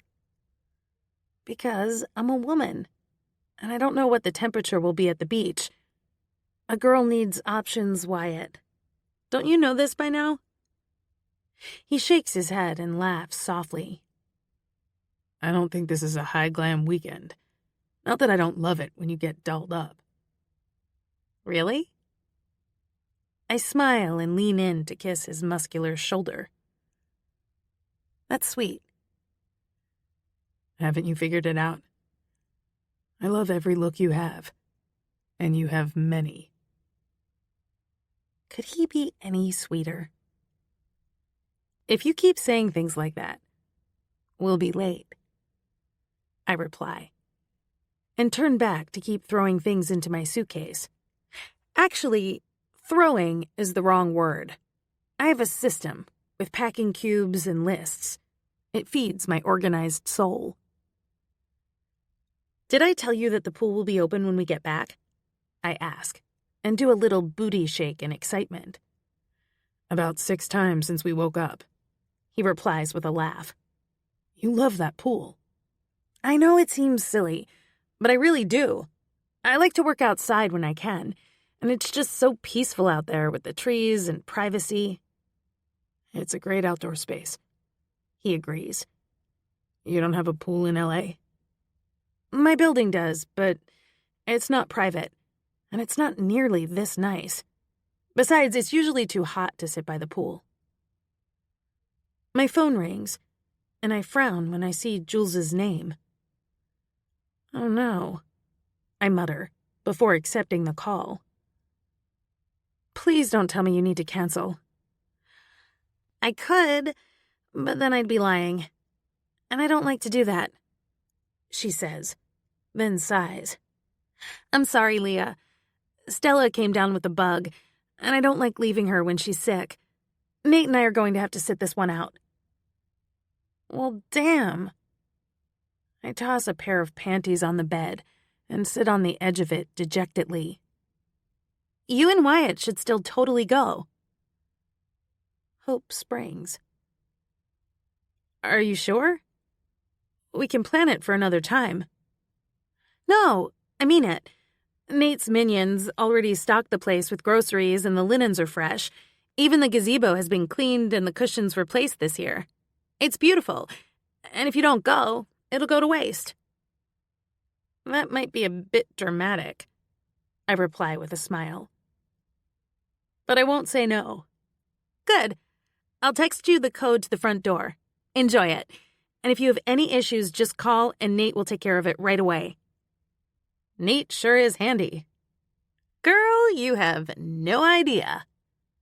She laughs and then groans. Shit. Stella just threw up in her bed.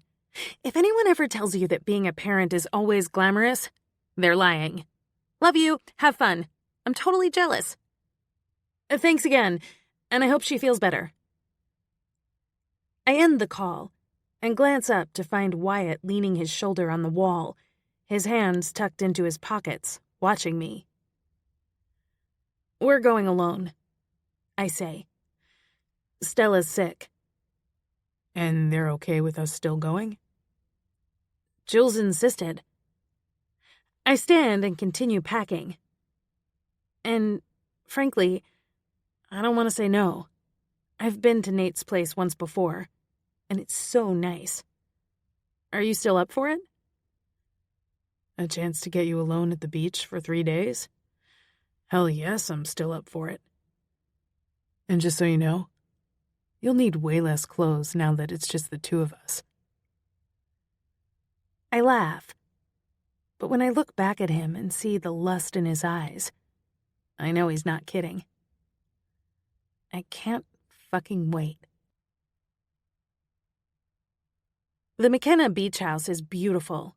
A blue 2-story home with a wraparound porch and tall evergreen trees surrounding it.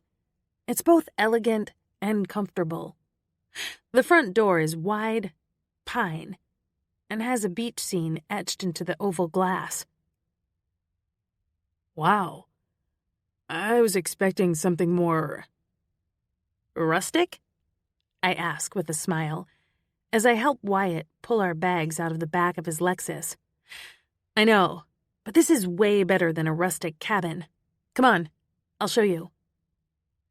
Someone decorated the space in subtle beachy tones, blues and grays in the furniture and rugs. There's an enormous rock fireplace in the middle of the living area. Jules hung photos from their wedding and baby photos of Stella on the walls. They're in black and white, and immediately draw my eye. Let's take our bags upstairs, and then I want to go down to the beach, I say, and Wyatt nods, still looking around. We choose a bedroom that faces the ocean, but isn't the master. Once our toiletries are unpacked, we make our way downstairs. This kitchen is amazing.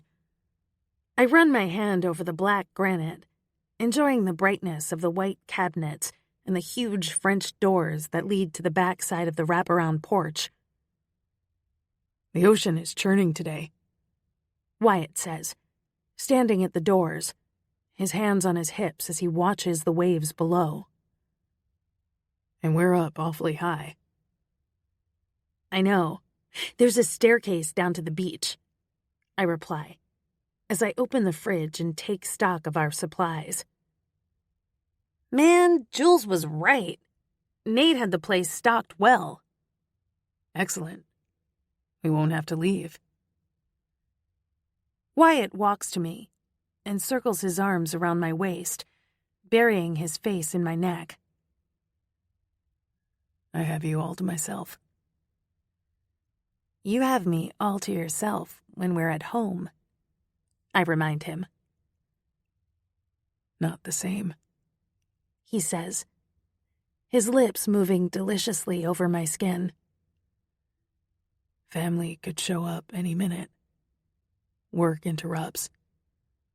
It's always something. I'm excited too, I reply, and turn in his arms, hugging him tightly.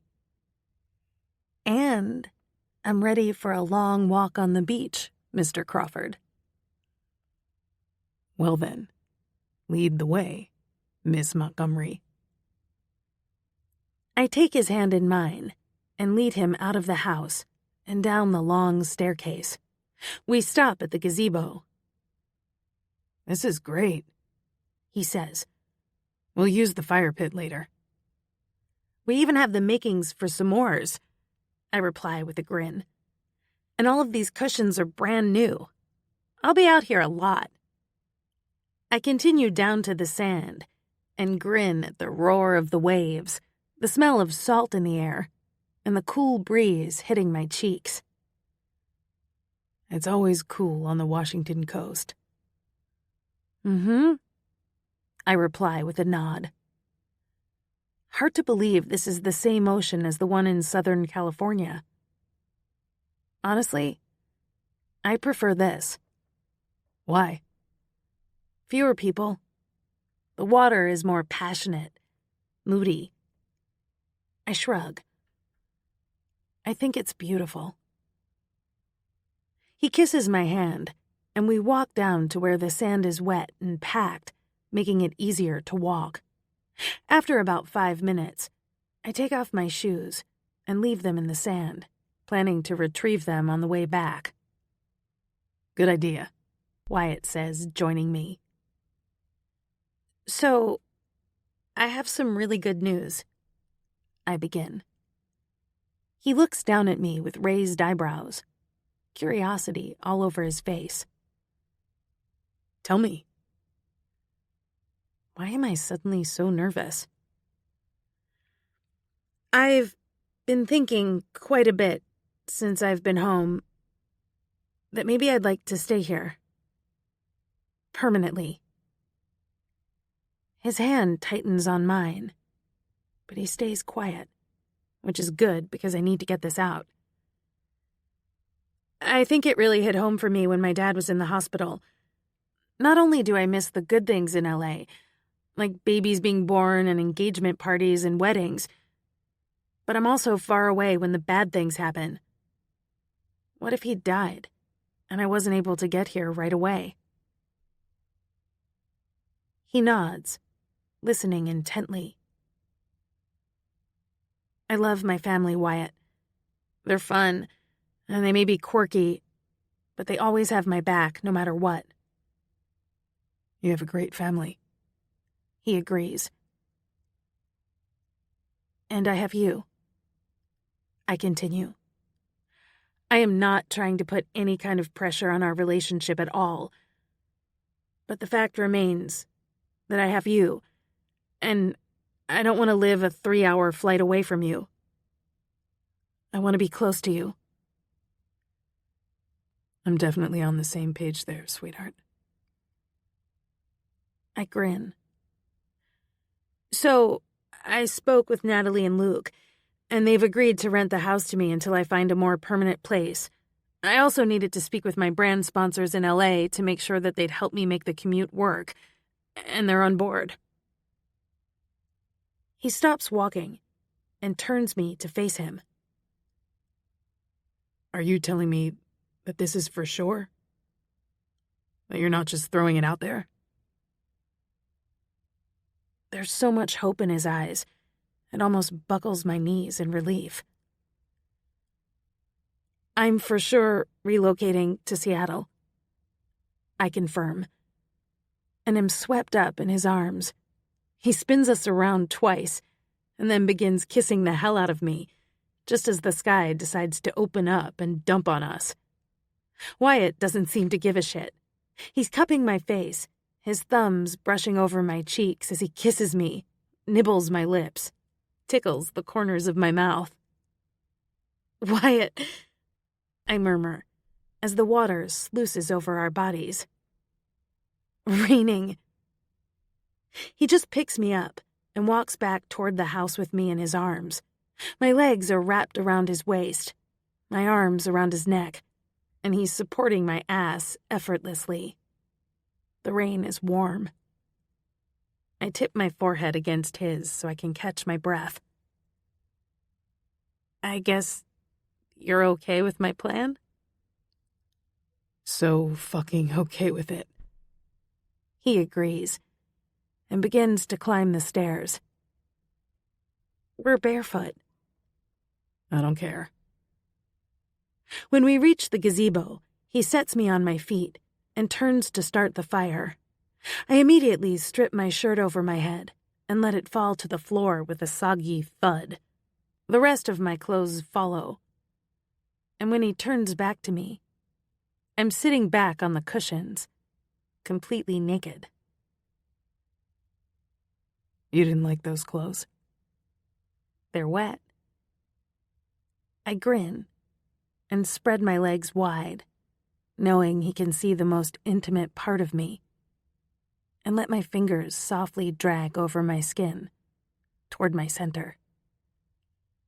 I bite my lip, watching Wyatt's eyes as they follow my hand, and when I begin to make circles over my clit, he swears a blue streak as he strips out of his clothes. You're so fucking sexy, he says, and joins me, laying me back over the cushions and cupping my breasts in his hands, flicking my nipples with his thumbs. Everything you do sets my body on fire. Everything? Every fucking thing. He confirms, before sucking one nipple firmly into his mouth, then letting it go with a pop. I'm permanently hard for you, Amelia. That's fine with me, I reply, and reach down to try to cup his cock in my hand, but he's too far away. I can't reach you. I'm going to take you, right out here in the open, he says, ignoring me. It's going to be hard and fast. Hell yes, I reply, already soaked for him.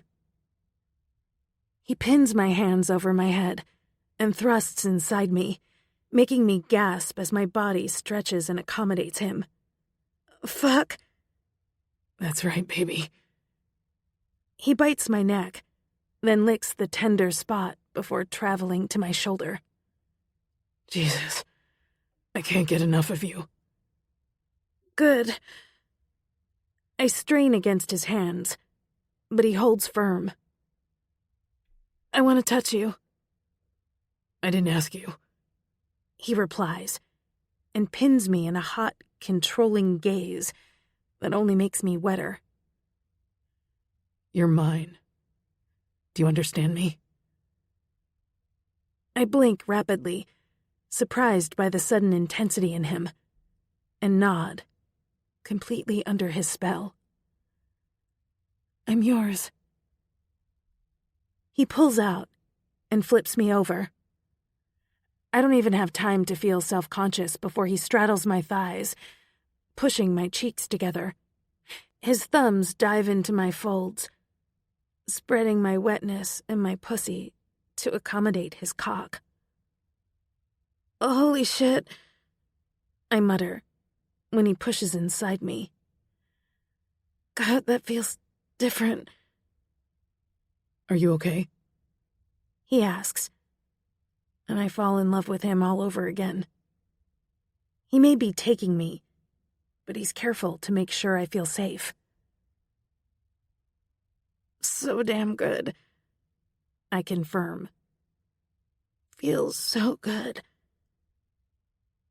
The tip of his cock pushes slightly against the deepest part of me, and with my legs and ass pressed close, I feel more full than I ever have in my life. I think I just found my new favorite position. He brushes his thumb over my asshole, and I come apart, pulsing against him and crying out as the intense orgasm rolls through me. Jesus, Amelia, he groans as he comes inside me. Before I can catch my breath, he pulls me off the cushions and into his arms. He flips a switch, turning the fire off, and carries me up the stairs. Where are we going now? To the shower. I need to wash you and bury myself inside you again. You took my news well. He smiles down at me. I'm a very happy man. It turns out that Wyatt was right. I brought way too many clothes. Since our walk on the beach 2 days ago, I've hardly had clothes on my body. We've been in bed, making love, eating, watching the water. Yes, he's quite happy with my decision to move, and that only cements for me that it's the right decision. I woke early this morning and couldn't resist pulling on some clothes, grabbing a cup of coffee, and coming down to the gazebo to watch the world wake up. Whales were breaching when I first arrived, but I haven't seen any in a while. I can't believe how different my life is, even from just a year ago. Vinny was still harassing me, trying to tie the divorce up in court. I guess that latter part is still happening, but I have a feeling we're almost finished with that. Even if I have to pay him more money, he'll be gone for good soon. I thought I was happy in LA, running a social media empire, attending fashion shows and influencer parties. Not that those things aren't fun, they're a blast, but it's also nothing at all compared to what I have in Seattle. And I haven't lost that. I'll be in LA monthly to work on my makeup brand and attend many of those things.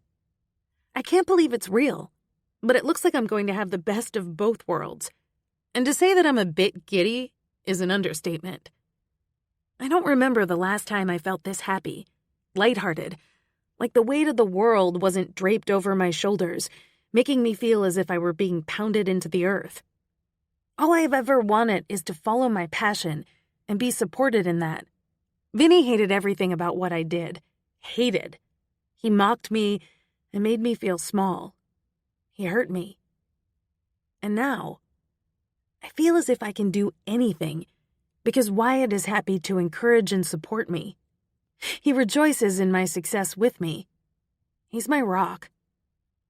My phone pings with a text, and I smile at Wyatt's name. I lost you.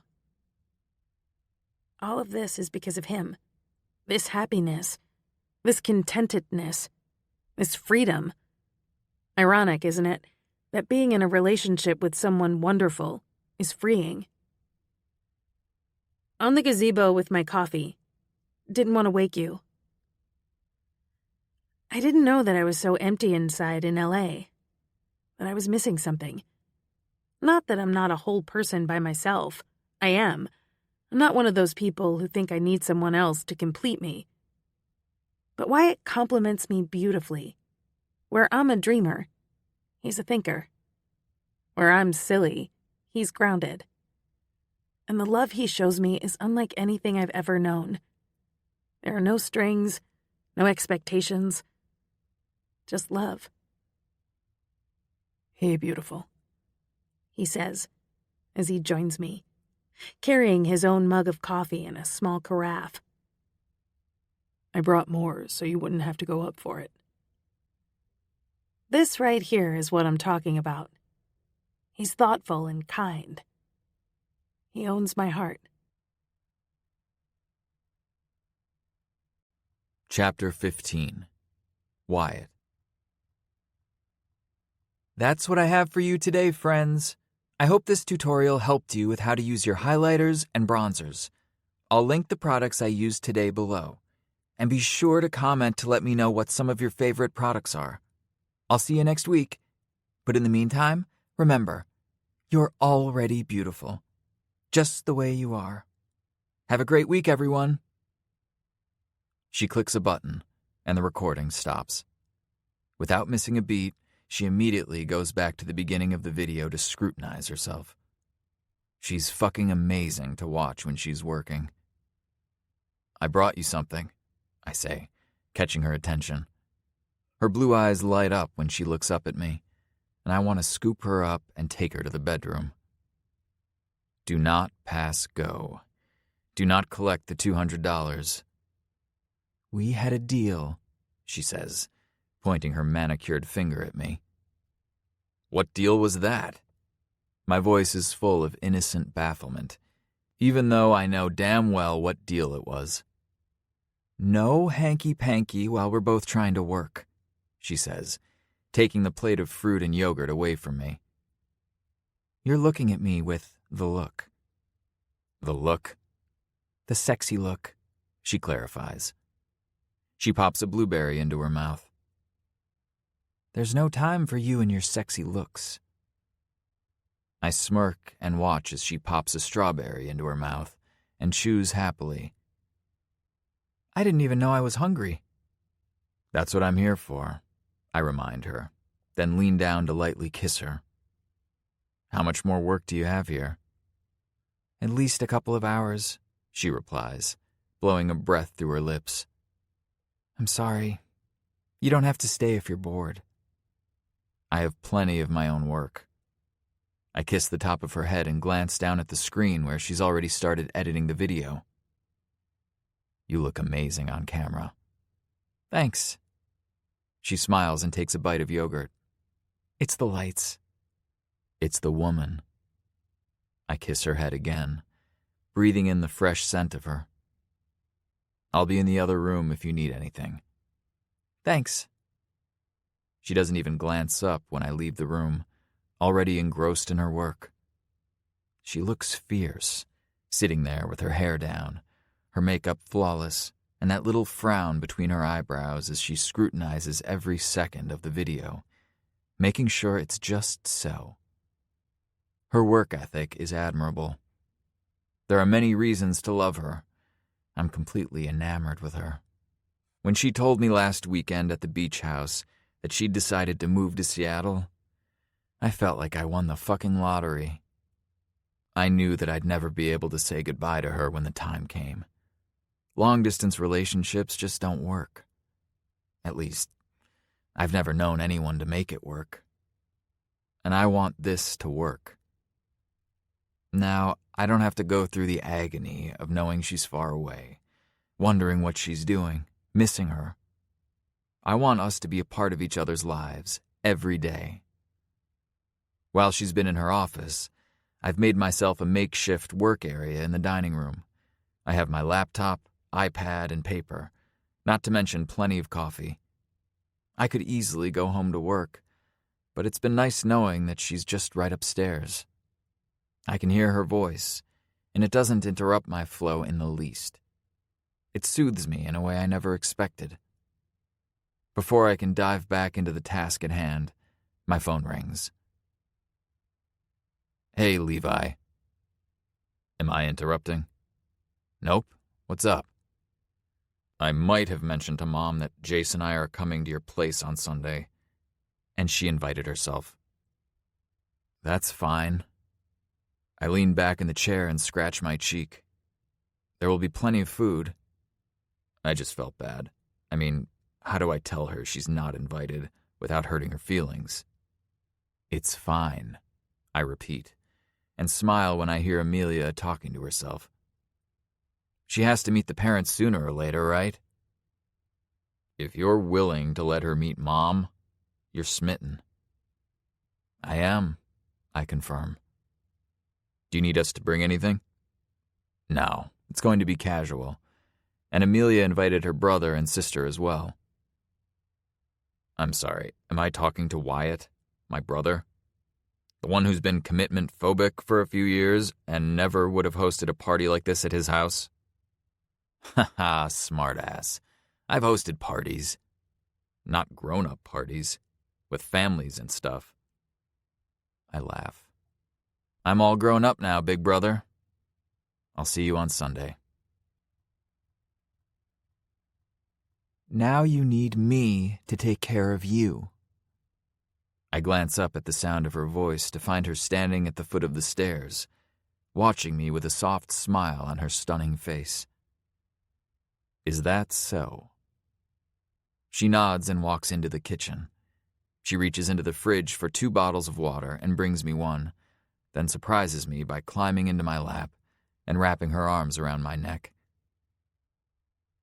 I don't want to get into trouble, I murmur before she plants her full lips on mine. I sink into the kiss, losing myself in her the way I always do where Amelia's concerned. She plunges her fingers into my hair and makes a fist, holding on tightly. I can't stop my hands from roaming over her tight body any more than I can control the tides. I cup her cheek, then let my hand fall to her breast, worrying the nipple into a tight bud under her thin tank. she murmurs, grinning against my mouth, and I let my hand travel farther south, under the hem of her denim shorts and panties, until I find her already wet center with my fingertips. Fuck. You like that? I ask against her lips. She nods and holds on to me tighter as I rub light circles around her hard clit, reveling in how her entire body tenses under my touch. What's not to like? Her voice is husky, she's panting, and she's squirming in my lap. Fill me, babe. No. I raise a brow when she frowns at me and continue to wreak havoc on the most sensitive part of her delectable body. I'm in control here, sweetheart. That's right. I want you to feel this. Can't do anything else, she says, and squeezes her eyes shut. I push a finger inside her, and she cries out and convulses around me, coming against my hand. I pull my hand out of her pants and lick my finger clean, loving the taste and smell of her. She's the most powerful aphrodisiac there is. Are you going to fuck me now? She asks. No. Her eyes spring open in surprise. I don't want to get sent home. You'd better get off my lap. She looks taken aback and then starts to laugh in the husky way she does that sets every nerve ending on end. You're such a smartass. I like to keep you wanting more, I reply and kiss her neck before setting her on her feet. She reaches down and cups my cock through my jeans. Likewise, she says, then winks and walks away, her hips swaying as she moves across the room and back up the stairs. I push my hands through my hair and call myself an idiot. I'm the one who has to sit there with the heart on like a 16-year-old on a first date. Hey, babe, I'm going to be a few minutes late. I'm sorry.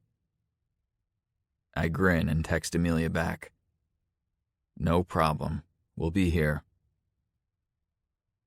You have a beautiful home, Amelia's father says, and my mother immediately jumps in with tales of my last house and why this one is so much better. With Mom around, I'll never have to speak again.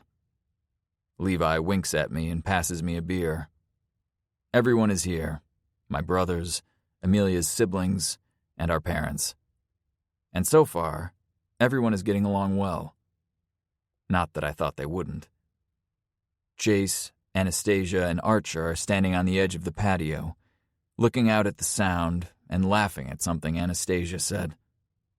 Amelia rushes outside, panting, and looking as beautiful as I've ever seen her with her hair pulled up, minimal makeup on, and a casual black t-shirt with shorts.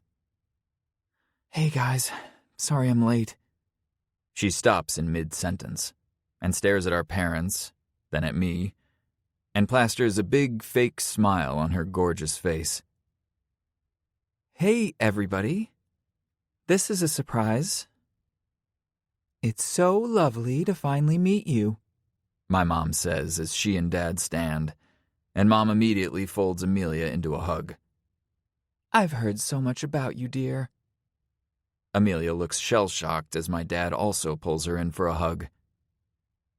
Leah, these affectionate people are clearly my parents, Linus and Melody. So nice to meet you, she says with a nod, and then looks over at her own parents. Hi, Mom and Daddy. Have you all met each other already? Oh, yes, my mom says happily. We've become fast friends. Sherry and I both love to knit, and we were just talking about our favorite yarn shops. How nice, Amelia says, that fake smile still on her lips as she looks up at me. Wyatt, can I talk to you for just a second? Of course. I follow her inside, through the house to my office, where we're as far away from the party as we can get. What the hell? To be fair, I didn't know that your parents were coming either, I say, putting my hands up in surrender. They came with Anastasia. "But you did know about your parents?" she asks, her voice a tiny bit shrill. Or a lot shrill. "I forgot to tell you." "How could you forget?" "You sat your sexy ass in my lap, and I had my fingers buried inside you," I remind her, bringing color to her cheeks. "So yeah, I forgot." She blows out a breath and hangs her head, and I immediately pull her into my arms, hugging her close. "This is okay," I say firmly. "Our parents were going to meet each other eventually." "I just wasn't mentally prepared for it to be today," she mumbles against my chest. "I'm not dressed for it. My hair is a mess. I thought we were just having a casual cookout with our siblings." "We are," I reply, and laugh when she stares up at me as if I've just told her the world is flat. "Really, we are. You look fantastic. It's just our families." "Pshaw, right. It's just the first time that I'm meeting your parents, and I want it to be perfect. You only get one chance to make a first impression, Wyatt." "I honestly don't think you have anything to be worried about," I reply, and kiss her forehead, then her lips. "Let's go out there and just have fun. They love us. This isn't a big deal." "You're lucky I love you," she says, and slaps my arm, making me scowl. "You need to tell me these things, Crawford." "You're such a stickler," I reply, rubbing my arm. A violent stickler at that. She smirks and leads me back outside, and we spend the next hour cooking steaks on the grill, talking and laughing. Well, most of us do. Amelia is still tense and has suddenly turned into a formal hostess, constantly asking if she can freshen up everyone's drinks, like it's her job. "I'd love some more tea, darling," Sherry says when Amelia asks, and this time when Leah takes the glass and walks inside, I follow her into the kitchen. "Enough," I say firmly, and pin her against the countertop, my hands planted on either side of her hips, and my face inches from hers. "Enough what?" "Enough of this. I don't know what's gotten into you, but this isn't a reception full of strangers. It's our family, and they're having a good time. If they want drinks, they know damn well where to find the fucking kitchen." "It's kind of a big deal," she says, shaking her head. "Our whole families are meeting for the first time." "They haven't come to fisticuffs yet," I remind her, and then smile when she narrows her eyes on me. "Seriously, you're worrying for nothing."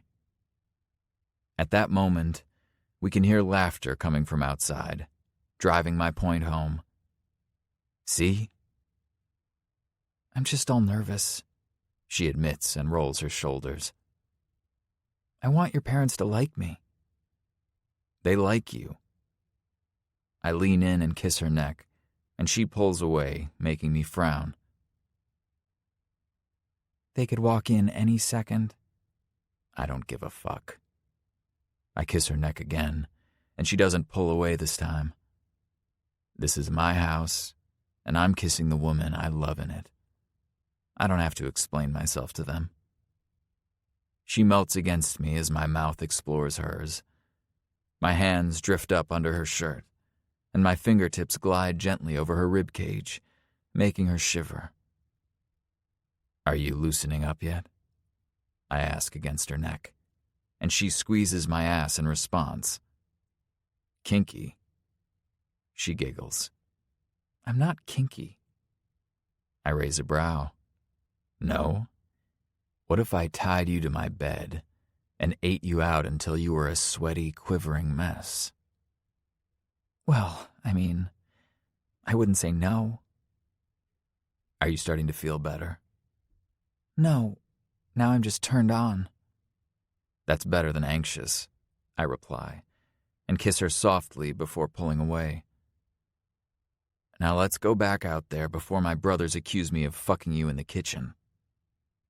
She looks horrified for a moment, and then breaks out into laughter, which doesn't help the state of my cock in the least. Out back, Archer and Jace have just set up the cornhole game that Archer brought with him. "You brought it," Amelia says, excited. "Are you ready to have your ass handed to you?" She covers her mouth in surprise and looks over at my parents, who just laugh. "Honey, cursing isn't the end of the world," my dad says.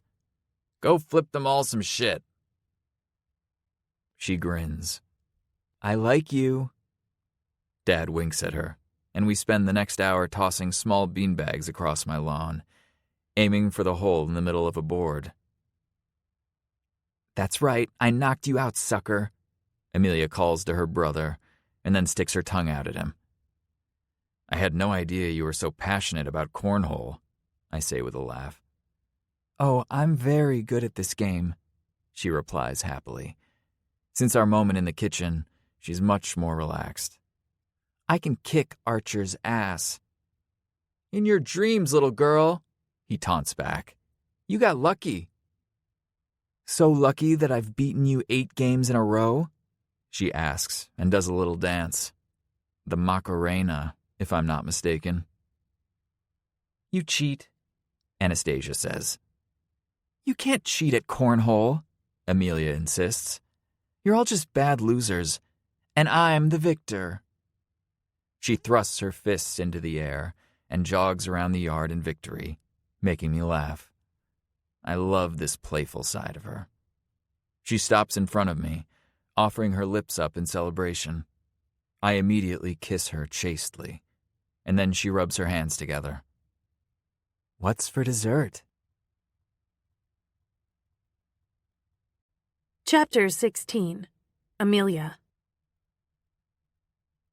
I'm either having an excellent, sexy dream, or Wyatt is waking me up with his tongue. God bless him. He's so fucking good at this wake-up sex thing. His hands are gentle, but sensual. His mouth is smooth and confident, and his sexy, warm body is naked and hovering over me. I'm on my tummy. My first instinct is to flip over because there's light filtering through the gauzy curtains. But then I remember this is Wyatt, and he loves my ass, cellulite and all. "Don't you even think about trying to flip over," he murmurs, not lifting his lips from my spine. Are you a mind reader? He smiles against me, then licks all the way up to my neck, sending shivers rolling over my body. "I know you," he whispers against my ear. His nakedness is pressed against me now, and his cock is hard. It seems you do. He nibbles on the ball of my shoulder. "You're delicious in the morning, sweetheart." You're good at the morning sex. "I can't resist you when you're in my bed, gorgeous. Naked. God, you're every dream I've ever had." I glance back at him over my shoulder. You say some sweet things, but you don't have to butter me up. I'm all for some morning sex. He grins. "I'm not buttering you up for anything." He flips me over and settles his pelvis against mine, rocking back and forth. My eyes are going to cross and roll back in my head. "You like that?" Good Lord, yes, I reply, and reach up to brush his hair off his brow. I haven't found anything that you do that I don't like. "Excellent." He lowers himself so he can press his lips to mine, and I wrap my arms and legs around him, holding on tightly as he pushes inside of me, still rocking gently. "You're always so wet, so ready for me." Well, you've got the foreplay thing down. I grin as his eyes narrow and he starts to move faster, just a bit harder. And you're visually stunning. Is that so? Oh, yeah. I sigh and close my eyes, enjoying the way his body rocks mine and how fully he fills me. All of this is damn good. He chuckles and links his fingers through mine, pinning our hands to the bed beside my head. The lovemaking is slow and hot, with deep breaths and gasps, sweaty bodies and sighs. I never want it to end. But before I know it, I can feel the orgasm building, and as if he can sense it, he presses his thumb against my clit, and that's all I need to fall apart. Spectacularly. So beautiful. He whispers, as he's coming down from his own orgasm. He kisses my cheek, my nose, my forehead. You make me fucking crazy, Amelia. Back at you, sexy man. He plants a firm kiss on my lips, then climbs off the bed. I have to take a shower. Okay. He grins and suddenly reaches down to pull me off the bed and into his arms, marching to the bathroom. I guess I need a shower too? I dirtied you up. I need to clean up my mess. I giggle as he sets me down and starts the water. He reaches for a bag sitting on the countertop and pulls out a shower puff, the shower gel I use, and my favorite kind of razor. Wow. Now you don't have to run home all the time to shower, he says, and winks at me. And I can have my way with you in the water. He pulls me into his spacious, tiled, stand-up shower. The glass door is heavy and already steaming up. There's a bench on one wall, where he has a bottle of shampoo and conditioner waiting for me. You thought of everything, I say, as he lathers up my shower puff and begins cleaning my skin. I like a man who's prepared. I'm very prepared, he says, his face serious, but I know he's being silly, and this is a side of him that I love. I make lists all of the time. Really? Lists? That is impressive. I know. Also, I've never been late paying a bill, because I set reminders on my phone. Now you're just trying to get back in my pants. I giggle when he slaps my wet ass, then turns me away from him so he can wash my back. You're not wearing any pants, he reminds me. So I'm already kind of in them. True. He lets the puff fall to the tile and grips my hips, pulling me to him. Bend over and grab that bench, baby. I look over my shoulder with a raised brow. The humor has left his hazel eyes, replaced by pure, unadulterated lust. It wasn't a question, he says, and I bite my lip, complying. He's quickly inside me again, but it's not light and fun this time. It's hard and fast, and over quickly, with both of us quivering and panting. He spins me back into his arms and hugs me close. The bossiness is sexy, I inform him, catching my breath. But if you think you'll get away with it outside of the bedroom, you can think again. He smirks. I love you, Amelia. You make me laugh more than I have in years. He reaches for the puff and lathers it up again, then gets back to work. What are your plans today? Work, I sigh, as he grazes my shoulders. It feels fantastic. You? I'll be working downtown all day, He says. so I won't see you until later tonight. Okay. He rinses me off, and I take the puff from him, returning the favor. I'd better get you all clean now. Yes. You did make a mess, didn't you? Oh, yeah. And I'll do it again later. Good girl.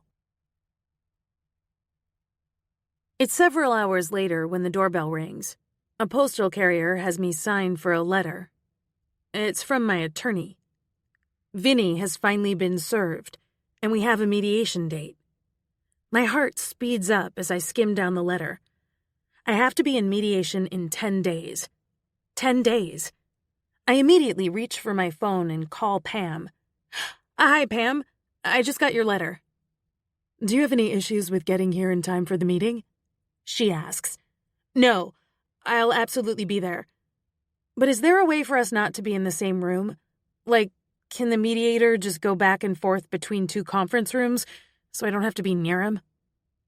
Sure, we can do that. There will be an extra charge for the second conference room. Of course there will be. I roll my eyes, not even wanting to think about the tens of thousands I've already paid Pam in legal fees. That's fine. I'd rather not have to see him. I understand. We'll meet here in my office. Vinny and his lawyer will be here as well, in a different room, and a mediator will be here to hopefully get this all settled. If we can come to an agreement on that day, how long will it be until the divorce is final? 14 days, she says, and I immediately break out into a happy dance. Let me know if you need anything, but otherwise, I'll see you in 10 days. Thanks, Pam. I hang up and do a little shimmy. This will be perfect. Maybe Wyatt can fly down with me, and we can work on packing up my condo and get my car, then drive back to Seattle. Road trips are fun, and we'd have a great time. He may not be able to take time off of work, but I hope he can. God, I'm just so excited. By this time next month, I'll finally be rid of Vinny forever, and I can move on with my life. It's about damn time. I'm still holding my phone, and it starts to ring in my hand, startling me. Hi, Stasia. What's up? I need your help, she says. It's not an emergency, but I had 2 orders come in for this weekend. I committed to both, and then realized that I only have 2 hands. Can you come help me bake the cakes while I decorate? I know it's last minute, but I could use your hands. I have excellent hands, I agree, and laugh when she snorts on the other end. I can totally help. I'll bring food, too. You're seriously bailing me out, she says. See you soon? Yep, I'll be there within the hour. I hang up and immediately text Wyatt. Hey, I gotta go help my sister. I've been roped into cake duty. Probably won't be home until late. I run upstairs to change clothes, and as I'm climbing into Jules's car to head to Bellevue, Wyatt replies, Have fun. Love you. I grin and reply with a love you too, and head toward Anastasia's shop. Life's damn good. I'm ridiculously in love, and all of the legal shit is about to be over. It just doesn't get better than this. Holy fuck, we baked a lot of cake today. We're sitting in Anastasia's apartment, drinking a bottle of wine, stuffed full of takeout pizza. So much cake, I agree, and take another sip of wine. I don't drink often, so it's already going to my head. You should bring on some help, especially if you're getting this much work. You can't do it all yourself. I know, and I'm looking around. I wasn't expecting to have to expand so soon. She grins and leans over to clink her glass to mine. Here's to successful businesses for both of us. We fucking kick ass, I reply with a nod. Of course, I learned it all from you. You've had too much to drink already, she says, rolling her eyes. No, I haven't. You have such a strong work ethic, Stasia. You always have. And I admit that I've just always wanted to make you proud of me. So I work hard, like you, because I do. My nose itches. Maybe I have had a little too much to drink. See? Too much to drink. Doesn't make it any less true. I shrug a shoulder. Are you doing okay? With a new business and moving back here and all of it? I'm happy, she says with a nod. It's good to be home. I know. I clear my throat. I'm moving home too. What? When? In a few weeks. I smile and tell her about going back down for mediation and packing up my things while I'm there. I'm so excited. I want to be close to you guys. What does Wyatt think? He's excited. Relieved, I think. I get it, she says with a nod. Things are serious there. Yeah. I scratch my nose again. He's so hot, sis. Like, steaming hot. He's definitely hot. She laughs. I think I'm a little tipsy, too. We haven't done this in years. I giggle and pour more wine into our glasses. It's okay that you think Wyatt's hot, because he is. Vinny wasn't hot, she says with a scowl. I guess someone might think he is, but he's such a douche-tard that he's not. Agreed. We clink glasses again. I miss Wyatt. I'm going to text him. Good idea. Make him send you pictures. I nod and open my phone. Hey, baby. Love you.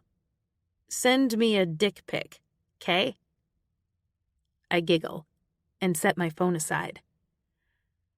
I totally just asked him for a dick pic. I didn't say that, she says, and dissolves into giggles. That's kind of pervy. He has a stellar dick, I reply as my phone pings. Not happening, even for you. Are you drunk?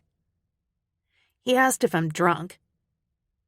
We stare at each other and then dissolve into more laughter. My fingers don't work well, so I'm just going to call him. Good idea.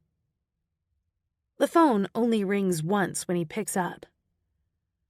Are you okay? He asks. Oh, yeah. I'm fantastic. Hi. Hi, baby. I can hear the smile in his voice, and it makes me gooey. You're sexy. Thank you. So, on a scale of 1 to 10, how drunk are you? Oh, I'm like a 7. I hiccup and then scratch my nose again. The fucker is so itchy. I don't think I should come home tonight. She'll stay with me, Anastasia yells out. Good plan, Wyatt says. I miss your penis, I inform him. Anastasia snorts loudly. Like, you should send me a picture. No way, he says and laughs. You can see it tomorrow. So far away, I reply with a sigh. I didn't realize you were mean. Damn, you're wasted. Get some sleep, baby. He calls me baby, I inform Anastasia, who's just watching me with a sleepy smile. Okay, see you tomorrow. Love you. And your penis. I hang up and toss my phone on the ottoman.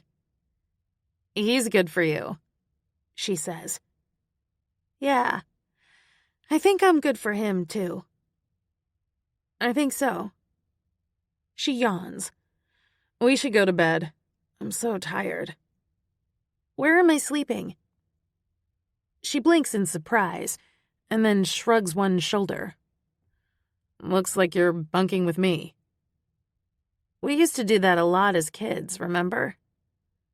You're a bed hog, she says, as she leads me into her bedroom. She tosses me a clean t-shirt, and we change, then climb into her king-sized bed and snuggle down. I scooch over and hug her from behind. Jesus, I forgot how much you like to snuggle. Get off of me. I need to snuggle. Yeah, I sound whiny. I don't care. I have to be able to sleep. You can sleep without having your cold feet and hands all over me. She laughs and shoves me away. Go away. No. I hold on to her tightly. I'm gonna make you snuggle me. I'm your baby sister, and I need you. You're a pain in my ass. Love you, sissy. Love you too.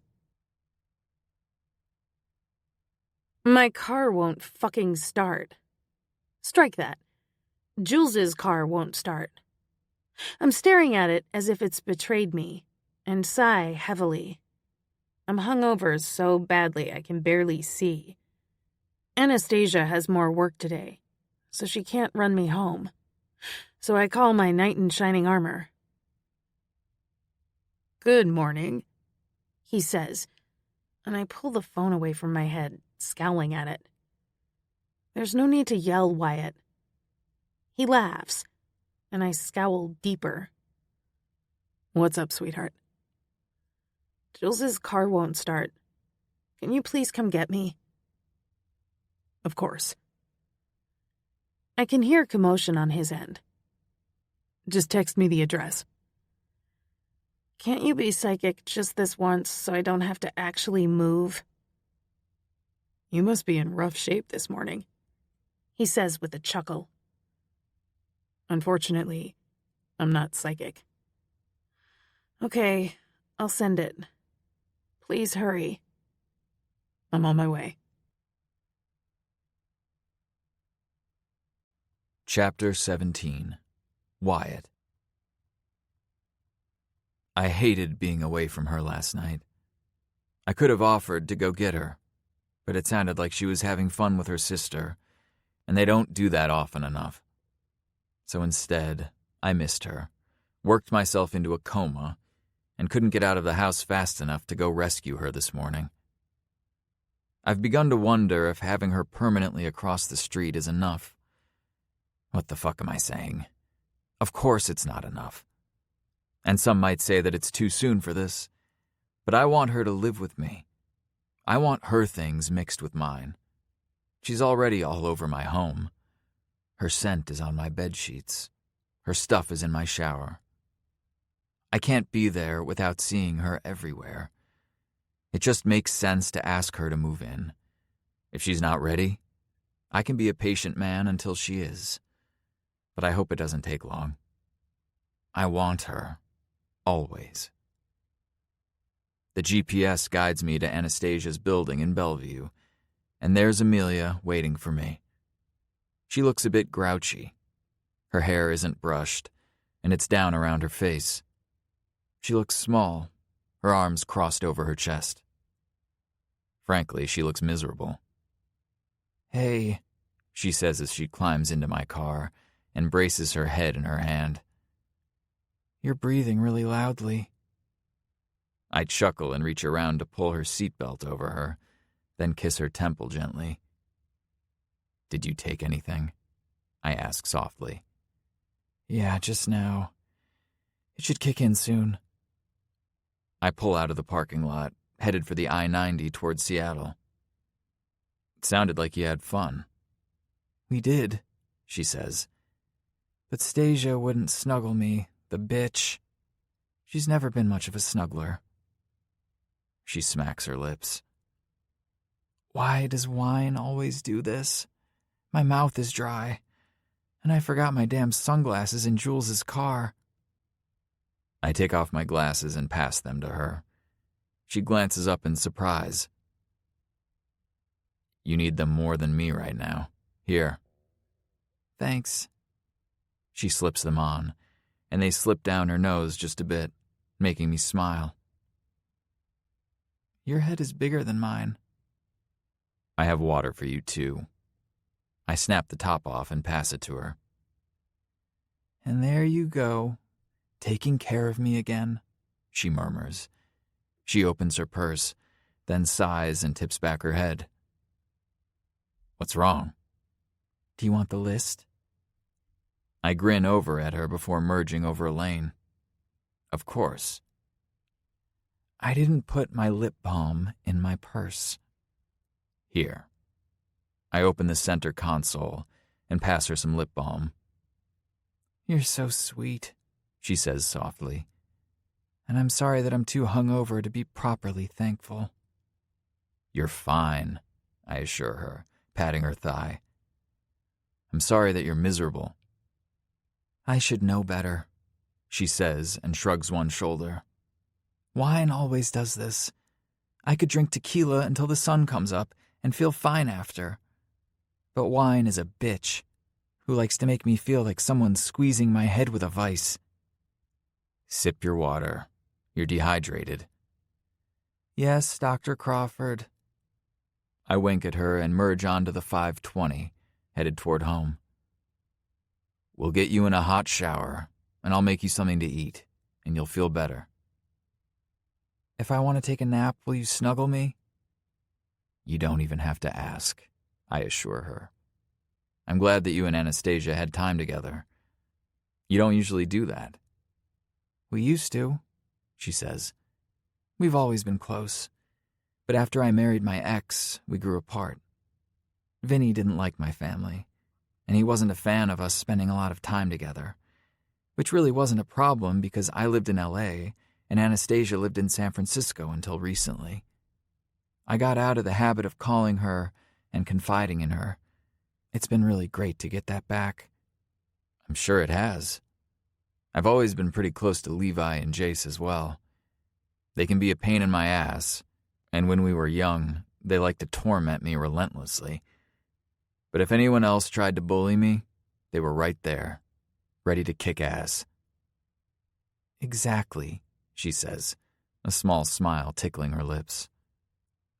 Also, it sucks when your family doesn't love your spouse. It just makes everything uncomfortable. So I got used to staying away. I could blame him for it. But the truth is, I wasn't strong enough to put my foot down and say no. This is my family, and I love them. I get it, I reply and sigh, feeling my jaw clench. My family didn't like Claudia either.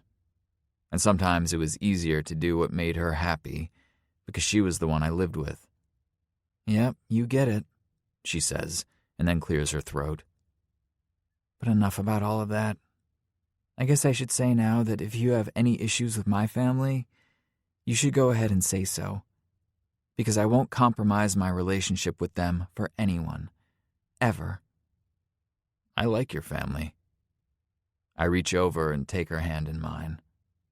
And even if I didn't, I'd never ask you to choose between us. I like yours too. It's handy. I pull into her driveway. Did you call anyone about the car? I texted Jules. She said Nate was going to have it taken care of.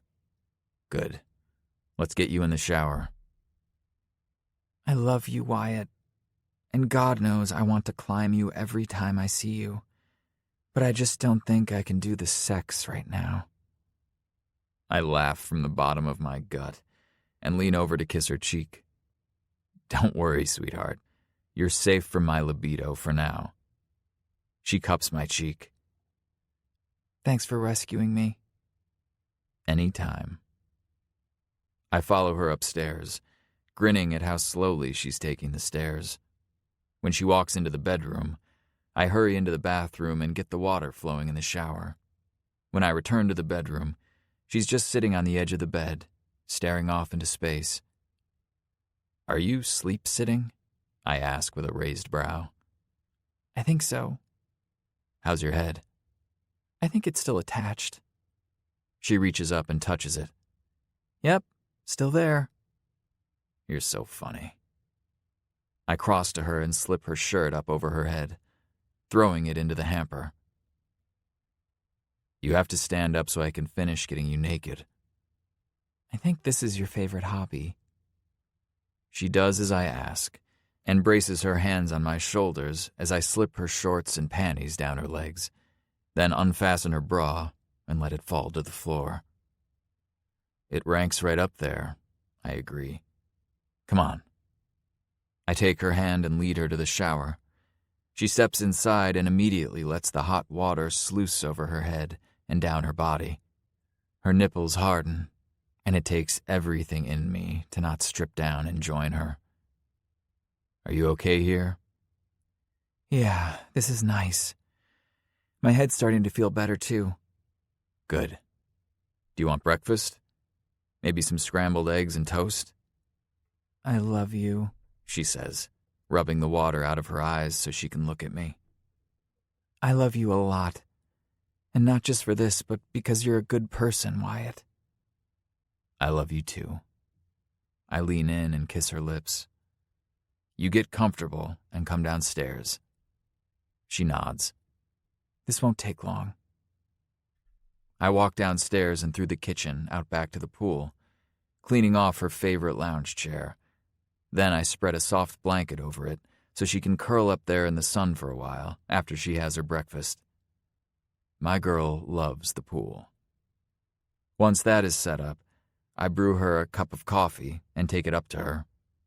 She's just walking out of the shower, wrapping her hair in a towel. Did you just make me coffee? I did. I hold it out of her grasp and purse my lips, waiting for a kiss. She grins and obliges, then sighs in happiness after the first sip. Totally keeping you, she whispers. I'll be down in 5 minutes. I'm not going to dry my hair. I'll just twist it up. Okay, baby. No hurry. No, there is a hurry because I'm starving. She winks, then reaches out and pulls me to her. But I'm not opposed to the whole sex thing now. I mean, I'm naked and everything. And ridiculously tempting, I reply, pressing my lips to hers. I let myself sink into her for just a moment, loving the way her naked skin feels, soft and damp from the shower, and smile against her mouth. Do you know how badly I want to be inside you right now? I'm right here, she replies, holding onto my shirt at the sides. After you eat, I promise, and kiss her once more until we're both breathless. You'll eat eggs, and I'll eat you. She grins happily. Promises, promises. Don't get sassy or I'll slap your ass while I'm at it. Seriously, stop talking like this unless you're willing to do something about it. I laugh and walk back down to the kitchen and pull out the pan for the eggs. Bread, eggs, and butter come out of the fridge, and when I turn back around, I notice a letter on the counter with a certified envelope next to it. In L.A. in 10 days of receiving this letter. I frown and move back to the task at hand, not wanting to invade her privacy, but now curious about it. I've just opened the bread when Amelia walks into the kitchen, looking much better than she did when I picked her up. You look better. I feel much better, she says. I didn't mean to snoop, but I see that you have to be in L.A. soon. She frowns and looks down at the letter, and then her whole face lights up with a bright smile. Yes, I have to go back for the legal crap I told you about, but I have to talk to you about this. Shoot. Well, I was hoping that you might be able to take a week off of work so we could fly down together, pack up my place, and get my car. Then we can road trip it back to Seattle. I nod, thinking about my schedule. I'm pretty sure I can move some things around. That would be fun. I think so too. I'll hire a mover for most of it, but I'd like to pack up my personal things and my valuables and bring them back in the car. Makes sense. I smile and then pull her into my arms. This is really happening. So happening, she replies and hugs me tightly. I'm so ready to be out of LA. I like it there, but I want to be here. Not to mention, I'm beyond excited to have this divorce final and finished. She pulls out of my arms and paces the kitchen, still talking. But I can't hear anything except divorce final and finished. Stop. My voice is hard. She pauses and whips her head around. What? What did you just say? That it was a technicality and it sucks? Before that. I didn't even hear that part. That I'm ready for the divorce to be final? Yes, that. Oh my God, Wyatt. I'm so ready for it to be final. He was such a jerk. I've been fucking a married woman. And I thought it was over. I mean, I left him years ago. She's not divorced. She said she was divorced. Party and everything. I mean, how humiliating is that, right? But then, she's been cheating on her husband. With me. He just wants the money. Money that he's not entitled to. But I'm sure I'll write a hefty check. Are you still listening? She asks with a smile. And then the smile fades when she gets a good look at my face. Wyatt? Let me get this straight. You're not legally divorced. Well, I was, but... Answer me. It's a simple yes or no, Amelia. No. Her eyes narrow. That's what's happening when I go to LA next week. I lean on the countertop, hang my head, and do my best to not punch a wall.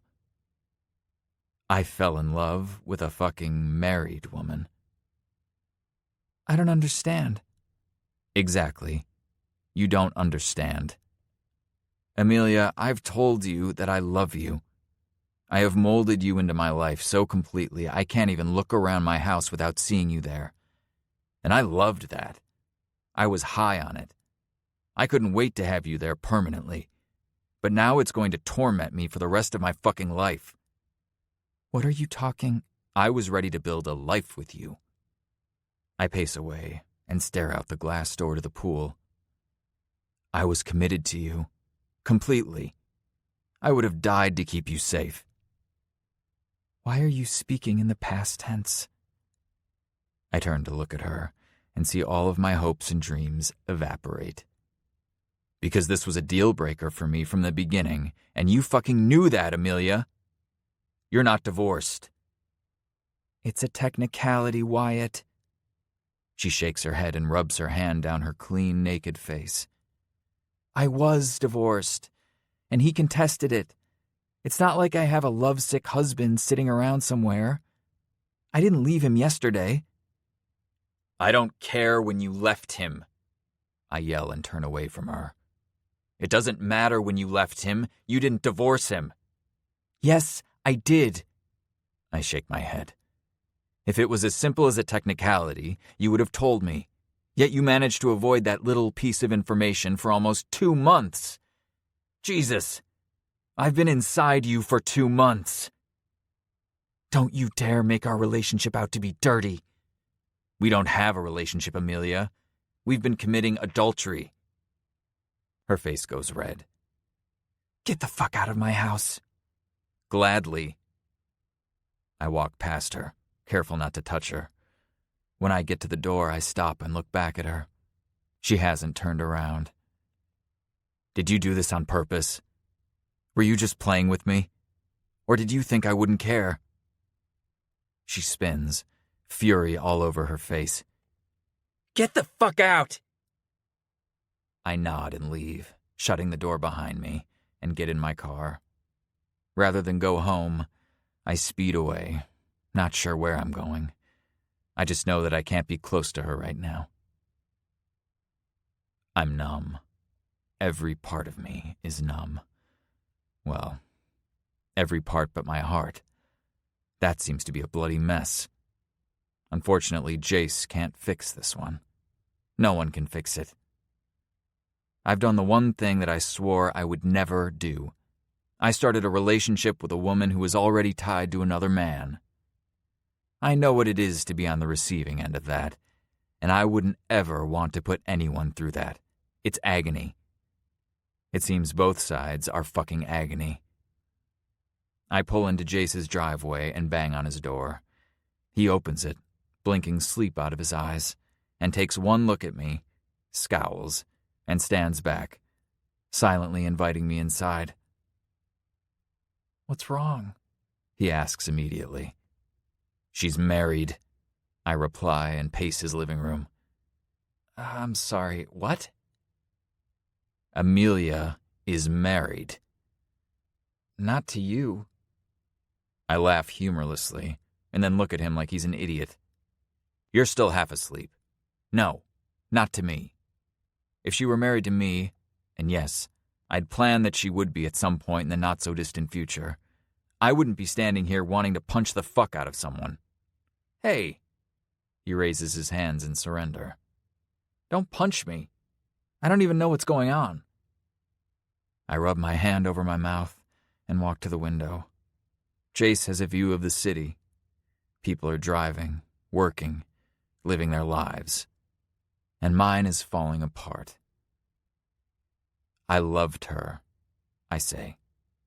Fuck me, I still love her, and she destroyed me with one sentence.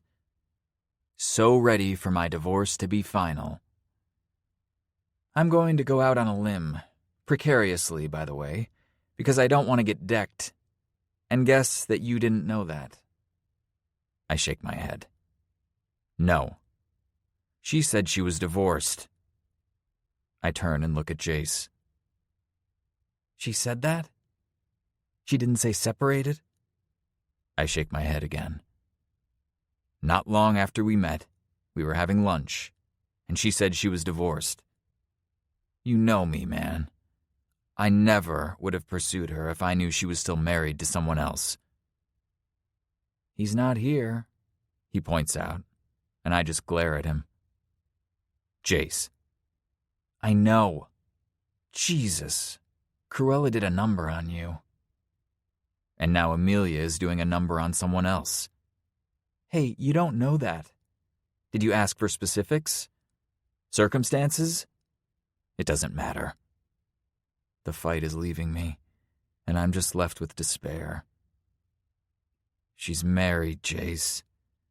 And that's a deal breaker for me. It's a deal breaker for most of us, he says softly. I'm sorry, Wyatt. What is it with me and women? I ask him. That's not rhetorical. I'd really like an answer. You love hard, he says, and then scratches the back of his head. But I don't think you're blind. You want to believe the best in people, and you can't blame yourself for trusting. That's just it. I don't trust. Not easily. I know. But I trusted her. Yeah. You did. Chapter 18. Amelia. 2 days. It's been 2 damn days since the fiasco in the kitchen. I've cried. Okay, let's be real. I'm still crying. I don't quite remember what my face looked like before. Now it's red and my eyes are swollen with bruises around them. My lips are even puffy from blowing my nose so much. I didn't know that could happen. I also didn't know that my heart could hurt like this. Like someone has stabbed it 1,000 times, and my chest is a bloody, gaping hole. I love him, and I know that if he'd just listened to me, we could work this out. But he won't answer me. I've texted 12 times. I've called. Shit, I even stood on his doorstep and knocked on the door for a good 30 minutes yesterday. His car was in the driveway. I sound like a crazy woman. Yeah, not my finest hour. He won't talk to me. That might be what hurts most of all. He won't let me explain. My doorbell rings, but there's no need to have false hope that it could be Wyatt. It's not. I open the door, and Jace is standing there, looking so much like his brother that I start to cry again. Hey, he says, as he steps inside and pulls me into a hug. That's not the kind of reception a guy wants when a beautiful woman sees him. I'm not beautiful, I mumble into his chest. I'm a fucking mess. Well, I didn't want to say anything, but yes, you're a mess. He grips my shoulders and pushes me back so he can look at me. His handsome face folds into a frown. Seriously, Leah, you don't look good. This is what agony looks like, I inform him, and walk away to sit on the couch. He follows and sits in a chair opposite me. Have you talked to him? A little, he confirms, and I can see in his eyes that he's not willing to say more. I know you're loyal to him, Jace, and I don't want to put you in the middle. I'm not asking you to deliver a message or anything like that. I am loyal to him, he confirms, and leans forward, planting his elbows on his knees. But you look like you could use a friend. I nod, unable to speak as tears clog my throat again. I reach for a tissue and rub my already raw eyes. My heart hurts. I cover my chest with my hand. I can't fix this, he says softly. But do you want to talk? I nod again, but my throat is still closed. It seems all I can do is nod. Give me a second. I'm not in a hurry. I take a deep breath, blow my nose, and settle back on the couch, pulling my feet up under me. I wasn't looking for him, or anyone for that matter. I purge it all out, my separation from Vinny, the divorce, my job, meeting Wyatt, and even most of our relationship. It all comes rushing out in a word vomit that I can't seem to control. But Jace just sits back and listens intently, his eyes narrowing now and then. But there's no judgment on his face as I tell him about falling in love with his brother and then receiving the letter a few days ago. We said horrible things, I continue, and I made him get out. But I honestly don't think he would have listened to me in that moment anyway. I agree, he says, but doesn't elaborate. Wow. You fucked up, Amelia. And cue the waterworks again. I know it, I say. But I didn't mean to. That's the point of all this. I don't have a malicious bone in my damn body, and I certainly didn't mean to mislead him. I was too busy falling in love with him, feeling good about myself when I was with him to worry about Vinny and the divorce. It's truly a technicality in my head, but Wyatt wouldn't listen. You know his past. I nod and wipe my nose. I just thought we were past the baggage, but we're not. And now he's gone. He won't talk to me, Jace. I've texted and called. I made a fool out of myself on his doorstep yesterday. And look at me. I hold my arms out. I'm a disaster. You're still a beautiful disaster, he says with a small smile. You're just being nice, because you're all so nice. I crumple again.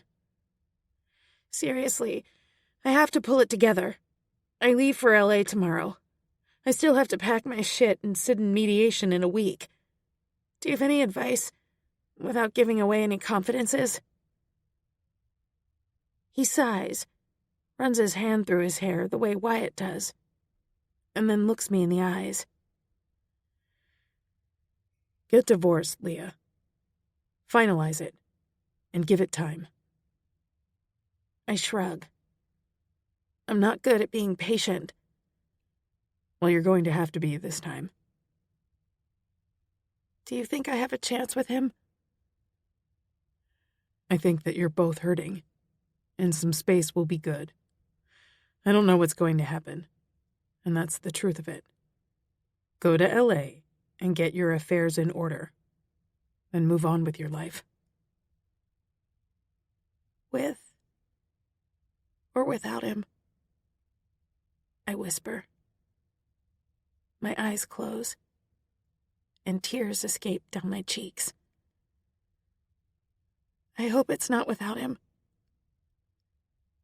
Either way, you're going to be fine, Leah. I know that.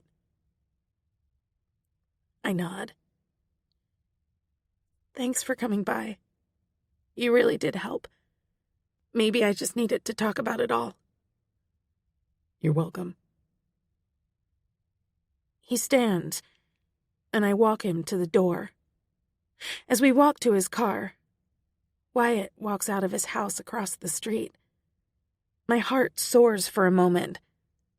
God, even from far away, he looks fantastic. But when he sees us, he pauses, and then laughs. There's no humor in his face. He shakes his head and doesn't say a word as he climbs into his car and drives away, not giving me another look. Fuck. My eyes well with tears again, and Jace wraps his arm around me in comfort. Give him time, he repeats, and kisses the top of my head. This sucks, I mutter a week later, as Pam and I wait for the mediator to come back into the room. Having separate conference rooms for this was absolutely the way to go. I don't want to see Vinny.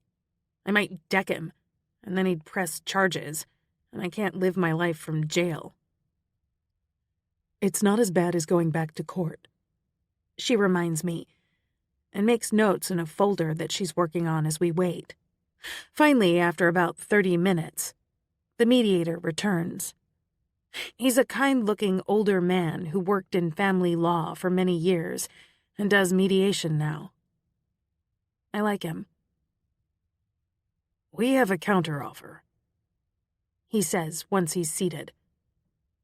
But first, I have to ask, was he always so odd? Yeah. I swallow and push my hair off of my cheek. He's not good at this stuff. No kidding. Okay, well, they've come back with this amount, paid in full. He slides a piece of paper across the table, and I jerk my gaze back up to him in surprise. Tell me this is a joke. No, it's not. You don't have to say yes. We can go back with another number. I stare at Pam. I already paid him a fair amount when we got divorced the first time. This is ridiculous. To be fair, the mediator says, in the state of California, he's entitled to half of what you made when you were still together. The amount you paid him wasn't half. No, it wasn't. I agree. Because he mocked me every day for my career. He hated it. He said my followers were stupid, and he didn't even want to be on the bank account because he didn't want to know anything about it. Yeah. He's claiming now that you hid money from him. That cocksucker, I mutter, and stand to pace the room. He was verbally abusive for years, told me to take my money and leave, and now he wants it? He doesn't care about me. He never did. You need to take your emotions out of this, Pam says sternly, her eyes shrewd. I get that he's fucked you. I've seen it too. But this is now a business transaction, Leah. I take a deep breath and sit at the table, listening. You can decline everything today, she continues. And then we'll go back to court. That can take months, maybe even a year. A judge will most likely award him half anyway because that's the law in California. So you can continue to pay legal fees and delay this further. Or you can think like the businesswoman you are. We can end this. Today. She folds her hands on her folder. And I'd like to remind you that you're about to launch a makeup brand. The money you're about to start bringing in is so much bigger than this. Don't ruin that for yourself. And don't give him an opportunity to get his hands on a piece of that as well. I agree, the mediator says. And I'm Switzerland. I nod and look at the figure again. I won't agree to his legal fees. He's the one who decided to take it this far. Agreed, Pam says, and writes on the paper. No legal fees. What about the money? Let's go back with this. I write a smaller figure down. And tell him I'll pay it in one lump sum rather than monthly payments. I want him gone. If he agrees, I'll write a check today. He nods, picks up the paper, and leaves. Pam and I stare at each other for a long moment. How do you do this day in and day out? Isn't it sad? It can be, she says with a nod. It can also be satisfying. There are people that leave situations far worse than yours. I suppose so, I reply. I hadn't thought of that. It's not long before the mediator returns with a smile. They agree. Pam, you can draw up the papers, and he'll sign them. He also needs to sign something that says he can't ever come back at me, wanting more money. Of course, Pam says with a nod. You write that check, and I'll draw up the paperwork. We'll file these with the court this afternoon, and you'll officially be divorced in 14 days. I reach for my checkbook and feel physically ill as I write out the check, then slide it to the middle of the table. It's an obscene amount of money. But if it's the cost of getting Vinny out of my life for good, it's worth every penny. In less than an hour, the papers are all signed. Vinny has my check, and we're done. Thank you, I say to Pam and give her a hug. Seriously, thank you for everything. You're welcome. She pulls back. Next time, get a prenup. There won't be a next time, I say with a laugh. No way, no how. Never say never, she says with a wink.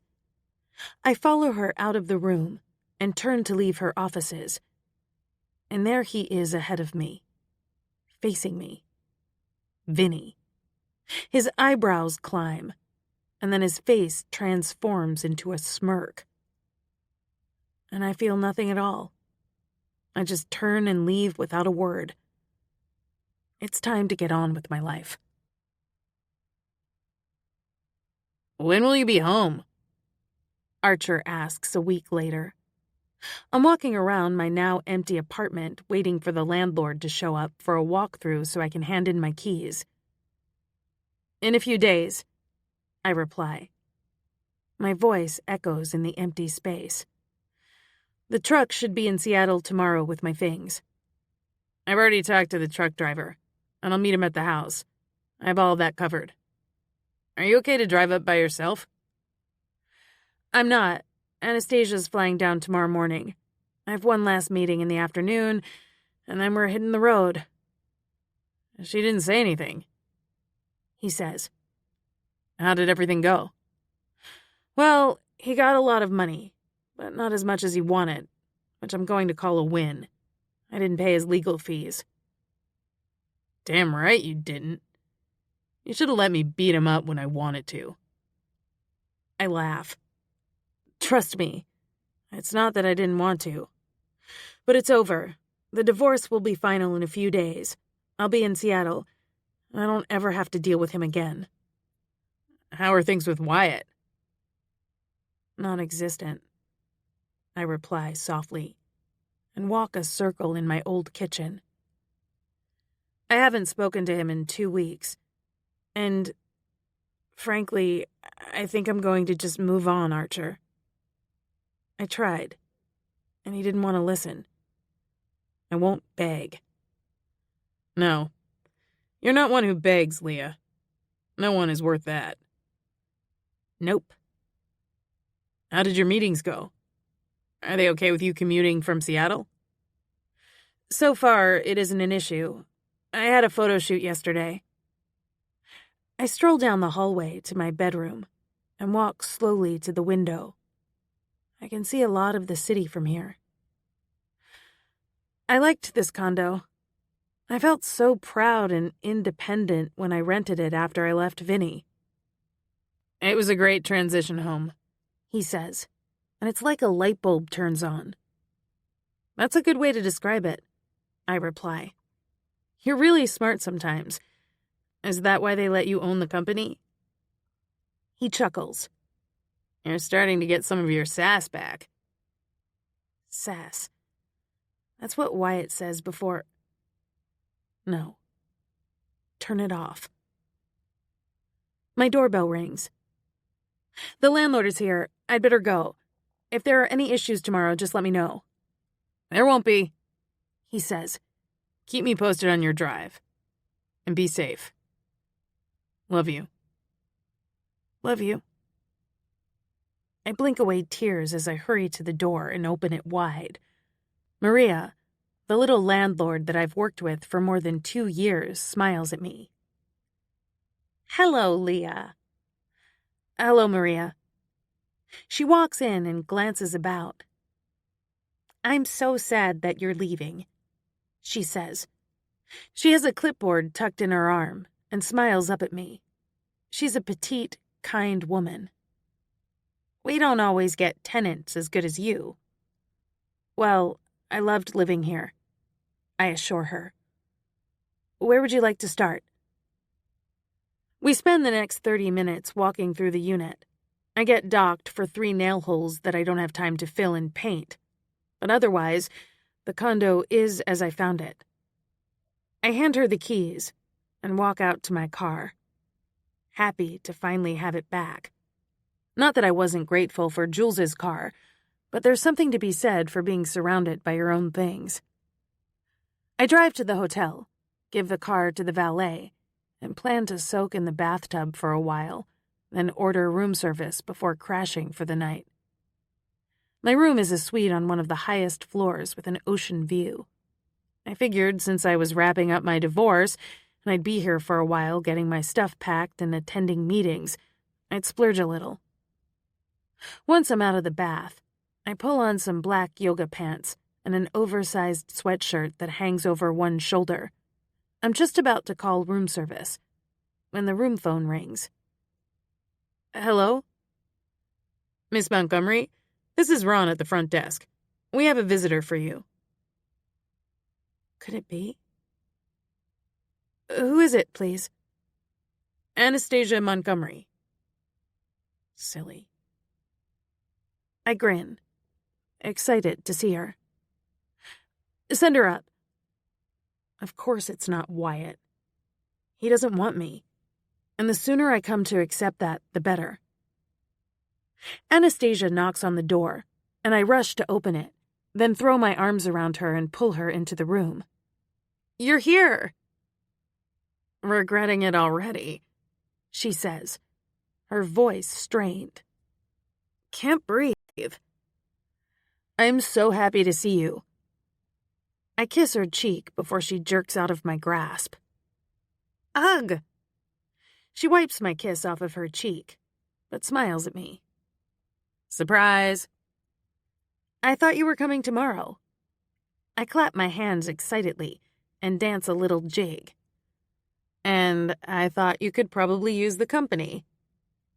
She pulls her handbag off her shoulder and wiggles out of her sweatshirt. It's hot in LA. I'm so happy. She immediately holds up her hands. Do not death squeeze me again. Can I kiss you? No. Spoil sport. I laugh and pull her bag inside, stowing it next to the closet. I was just about to order room service. Are you hungry? Hungry and grimy from the flight. Is this the only bed? Yeah, I say. Choose something to eat, and then you can shower while I order food. Does this mean we're sleeping together again? Of course. Seriously, though, look at the menu. I'm starving. She narrows her eyes at me menacingly. I'm not snuggling with you. Of course you are. What do you want? I should have stayed home. You love me. She laughs and takes a quick look at the menu. I'll have the $500 kids cheeseburger.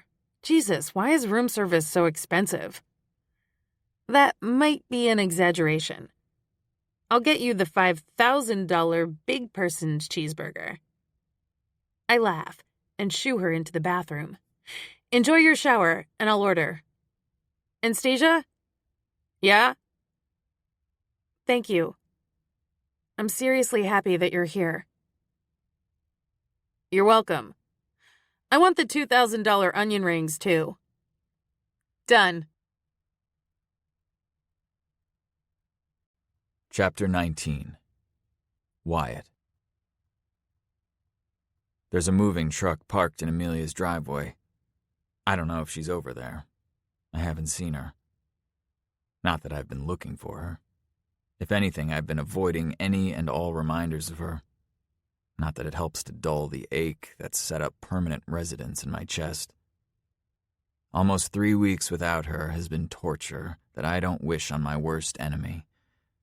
But I have to learn to get over it because, otherwise, it's going to be a very long, painful life.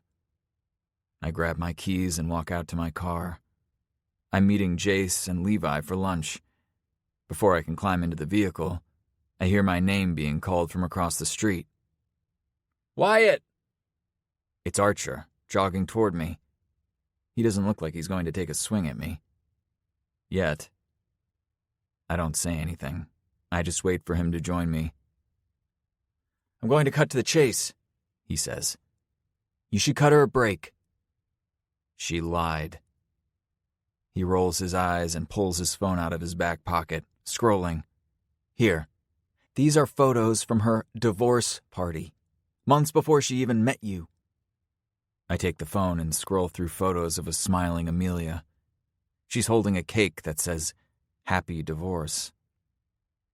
She was divorced, man. She even has signed papers from the court. Then the asshole contested it, and some jerk judge decided to entertain it. I'm not going to tell you everything, because that's her story to tell, but I have a feeling that she tried to explain and you weren't ready to hear it.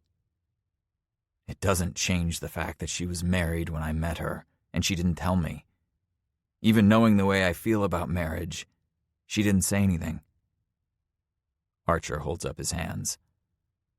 All I'm saying is give her a chance to talk before you decide to cut her off for good. And now, I'm out of it. Good luck, man. He jogs back over to the truck, and I climb into my car. She did text and call, and I didn't respond. There wasn't anything to say that hadn't already been said. I quickly scroll through her texts. It's mostly, "Please talk to me." There's one voicemail that I haven't listened to. I hit play. "Hey, it's me. Again. I can't get you to talk to me, so I'm going to try to quickly explain some things in this voicemail. I don't know how long I can talk before it cuts me off, but here I go.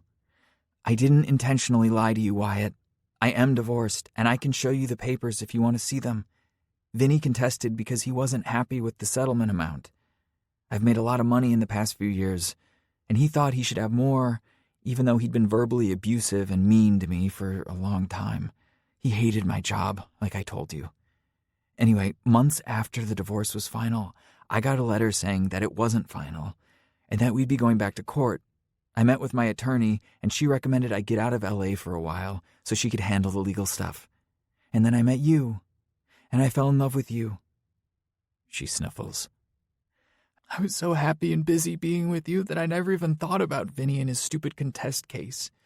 It had been such a long and difficult divorce that I was just happy to be with my family and with this amazing man who loved me back the way I deserve to be loved.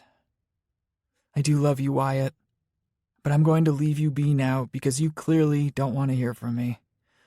All I ask is, if you cared for me even a little bit, please let me talk to you in person so I can apologize and explain. Please don't let this be something that he takes from me too. Okay. Bye." The message ends, and I blow out a breath and toss my phone onto the seat next to me. Am I being stubborn? Ridiculous? Is there a gray area here? I start the car and drive to the restaurant where I'm meeting my brothers. They're both already there, and there's a beer waiting for me. I need this. I take a long sip. "You still look like shit," Jace says. "Thanks. I feel like shit." "Have you seen her?" Levi asks. "Do we have to talk about this? Don't either of you have something else to discuss? A woman? Work? Something?" "I don't," Jace says and looks at Levi. "You?" "Nope, I'm good." "You both suck," I sigh. "No, I haven't seen her. I have no idea what's going on with her. Because she fucking lied to me." But for the first time, doubt has planted itself in my head. "What are you thinking?" Levi asks. I tell them about my encounter with Archer and the voicemail from Amelia. "Huh," Jace says. "So she doesn't necessarily have a lovesick husband pining away for her," Levi points out. "And she's most likely divorced now. Again," Jace adds. "Yes." I drink more of my beer. "You know," Jace begins, "you keep punishing her for Cruella's fuck-ups. Maybe you shouldn't be together." I narrow my eyes at him, but he keeps talking. "I'm not saying that to be a dick. You know, I saw Leah a few days after it all went down, and she told me quite a bit. I think she needed to explain it all to someone, and you wouldn't hear her." I swallow, guilt sitting heavily in my stomach. "And I think Cruella really fucked you up, man," Jace continues. "I get it. She's a selfish bitch, and what she pulled isn't cool. But Leah isn't her. And she may have screwed up, but she wants to make it right." "I fucked up," I say, and drain the last of my beer. "I think you both fucked up," Levi says. "I wouldn't listen to her. I didn't let her talk." "Okay, you fucked up more," he replies with a shrug. If you're going to keep punishing her for what your ex did, you don't deserve her, Jace says, because that shit isn't fair. She knew from the beginning how I felt about marriage and infidelity, I reply. I was always honest about that. And in her head, she was divorced, Levi replies, because she was, and the ex was being a jerk and making it harder for her. I get it, Jace adds with a shrug. I would flip my shit if I was in love with someone and I found out she was still legally married. Oh yeah, Levi agrees. I might kill someone. I can make it look like an accident. But now that you're cooled off, maybe it's time to listen to her, Jace says. You know, we always think of you as the class clown, I say to Jace. But I guess that Ivy League education did its job. I'm smarter than I look, he says proudly. I have certificates and everything. You're such a dork, Levi says with a laugh. I need to talk to her, I say, and then sigh. I hope it's not too late. All you can do is try, Levi says. I'm leaving. Sorry, guys. I don't want to wait. Go. I rush out of the restaurant and to my car. The drive home is longer than I'd like and seems to take forever. The moving truck is gone now, and the house is quiet. I park in my own driveway and hurry over to her front door. I ring the bell and wait. Nothing. I ring it again and knock. Still nothing. Frustrated, I walk around the house, but there's no movement inside. Just boxes stacked all over the place. I return to the front door and pound on it one more time in case she's upstairs or something. Just as I'm about to leave, Natalie and Jules pull into the driveway. What do you want? Jules asks as they approach me. Where's Amelia? She's not here, Jules replies, and Natalie rolls her eyes. She's still in L.A., Nat says. What the hell, Nat? Jules demands. This is none of our business. And you went through something very similar and, well, it worked out for you, didn't it? Still. Jules glares at me. Okay. I hate it when she's right. When will she be back? I ask Natalie. In a few days, she replies and props her hands on her hips, studying me. How much do you know? Enough to know that you're kind of a dick, Jules says, and I can only hang my head and laugh ruefully. Yeah, I've been a bit of a dick. No, I'd say a big dick. A giant old dick. She crosses her arms over her chest. And contrary to popular belief, women don't like a giant dick. And I don't like that you made Leah cry, you insensitive ass. I mean, there were two of us there, so I don't think this is all my fault. No, she was dumb too. But you're not my cousin, so I'm really pissed off at you. She steps to me and pushes her finger into my chest. You fucked with someone I love, Wyatt Crawford. What would you like for me to do? I don't flick her finger off of me or even move. She's on fire. Fix it, she says simply and backs up. You need to fucking fix it. I'd like to. Natalie's smiling in that serene way she does. I swear she's the calmest person I've ever met in my life. It's going to work out, she says with a nod. Now, we have to meet with the insurance adjuster really quick regarding my studio. Leah will be here in a few days. Thanks.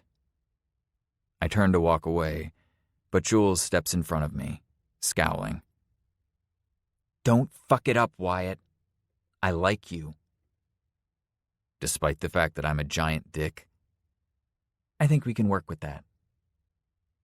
She walks away, and I laugh as I saunter back to my house. I haven't felt this hopeful in more than 2 weeks. I pull out my phone and decide to send Amelia a quick text. Hey, drive safely home. I'd like to see you when you get here. My thumb hovers for a moment, and then I decide, fuck it. I love you. I hit send. Chapter 20. Amelia. This passenger seat is comfy. We've been on the road for a few hours, and Anastasia offered to drive for the first leg since my head was still full of information from my business meetings. Do you want snacks yet? No. Did you happen to notice that your snacks look like a 7-year-old was set free in the candy and chip aisle with $100? As it should be on a road trip, I reply with a laugh. Road trips are for junk food. For someone getting over a man, you sure are eating a lot.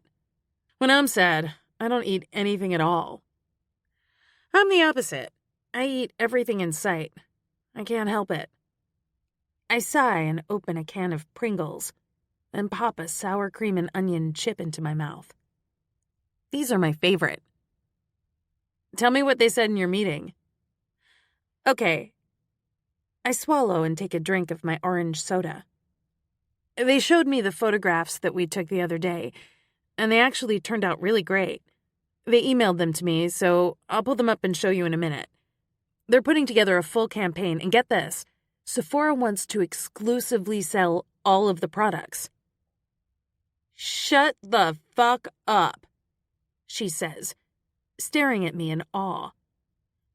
As in, the Sephora in pretty much every mall in America?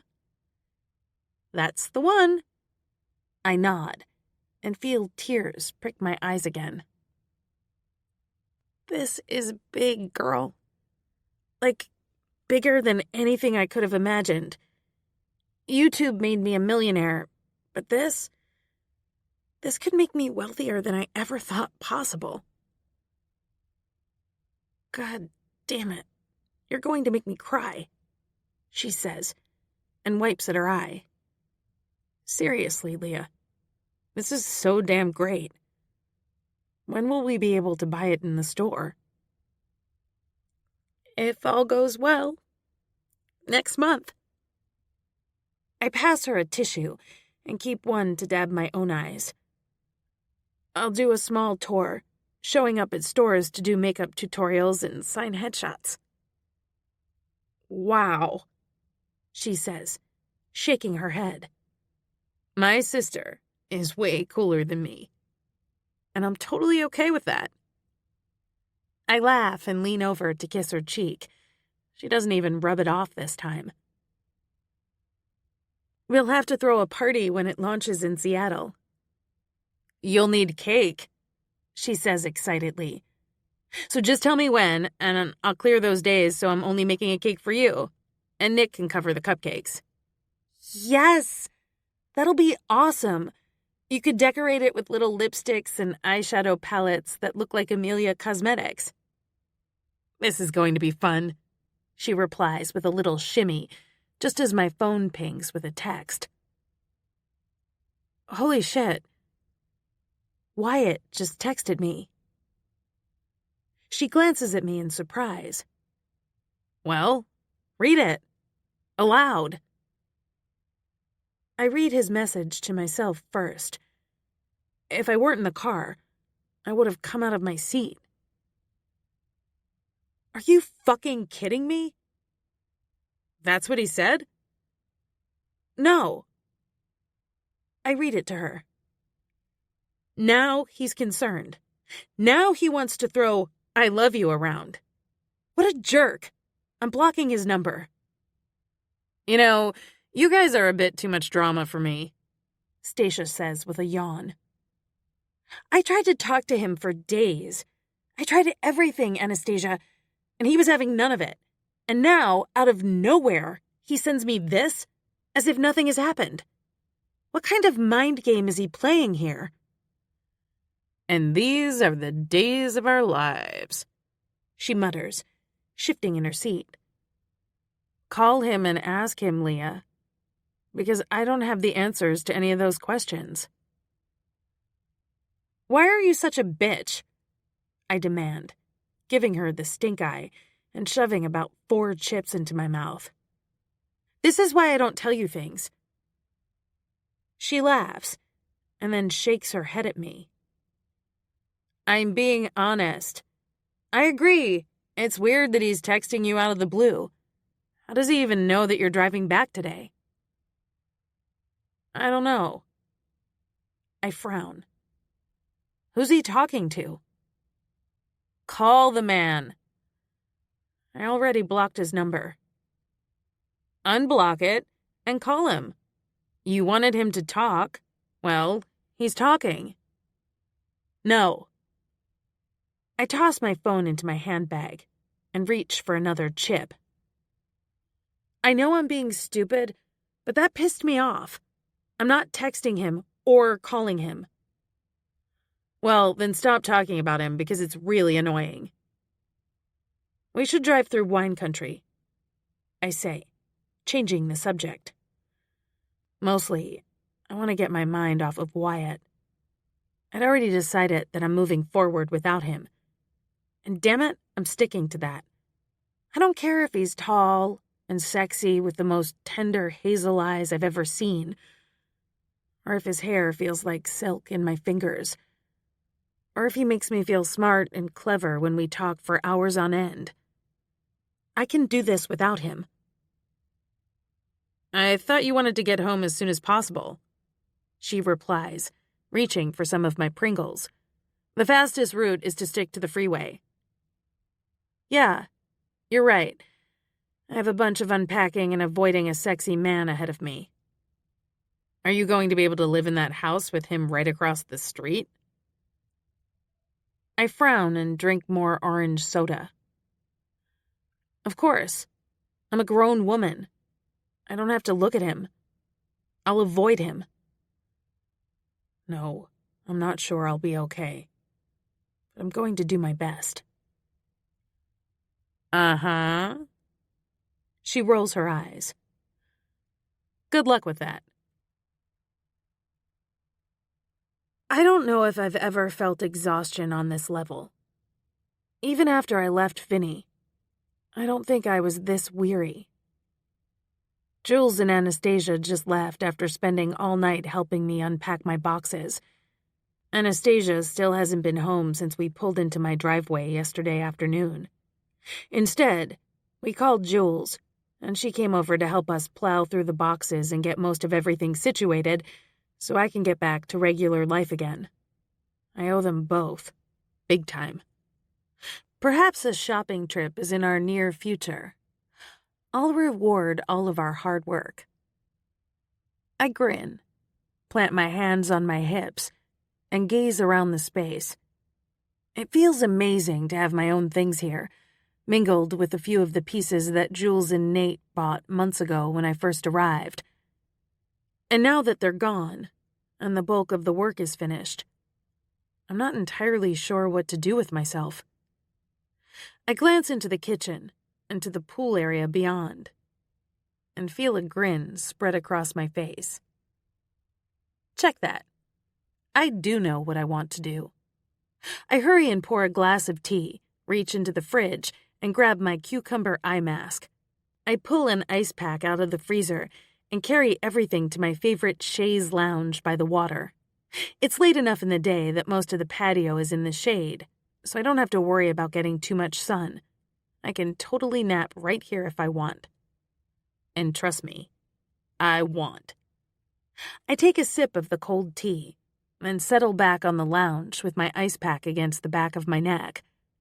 I lay the cucumber mask over my eyes and let my body relax into the chair, soaking up the quiet, the calm. It's absolute heaven. I'm just drifting to sleep when I hear the doorbell. I know it's not my family. I've already spoken to most of them this morning. Anastasia just went home to crash. No. I know who it is. And he and his sexy doorbell can just fuck right off. Wait, it's my doorbell. I clearly need a nap. I'm just about to fall asleep again when I hear his footsteps coming onto the patio. I don't know why he thinks he can just walk onto my property like I want to see him. I mutter aloud, not moving. God, you're fucking beautiful, he says, his voice gruff. I blocked your number. I can't hear you, I reply. If I let him stay, if I look at him, I'll want him. I'll soften and want him to stay, not just for today, but for always. And he hurt me. My God, he hurt me. Are you going to give me a chance to speak with you? He asks, and I frown. Doesn't feel good when the shoe is on the other foot, does it? Amelia, look at me. I sit up and let the mask fall to my lap, the ice to the seat of the chair, and scowl at him. Fucking hell, he looks amazing. His hair is a mess, his face scruffy, and it looks like he hasn't slept in a week. Who do you think you are? I demand, and stand so I can look him square in the eye. It seems that despite my exhaustion, I'm not too tired for this. Because I need to stand up for myself. I tried to talk to you for days to explain everything, and you wouldn't listen. You wouldn't reply. It was like beating my head against a brick wall. I know, he says, and shoves his hands into his pockets, his eyes hungrily eating me up. I fucked up, Amelia. Yeah, you did. I turn away and stand at the edge of the pool, watching a leaf float on the water. I don't even know where to start with you.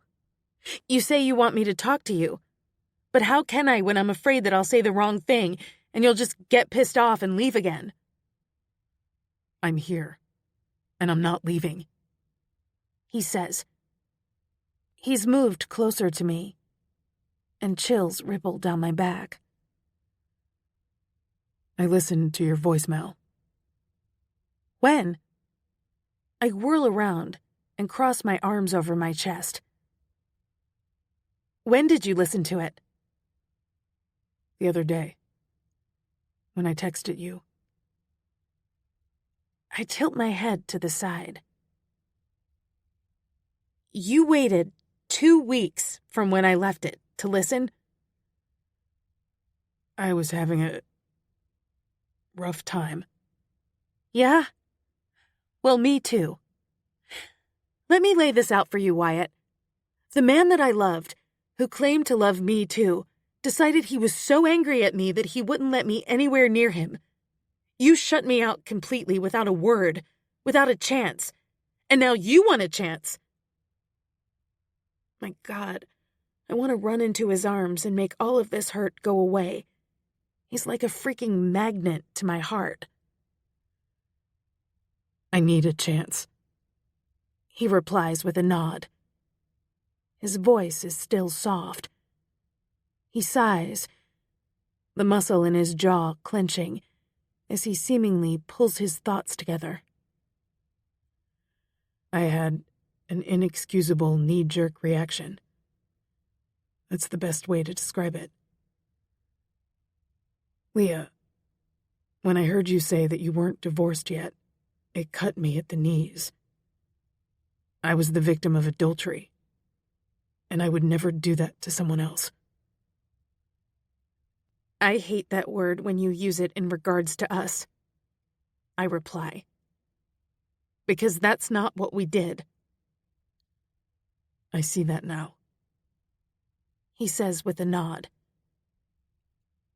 And I apologize for ever implying that that's what it is. Was. I correct him. Because we don't have anything now.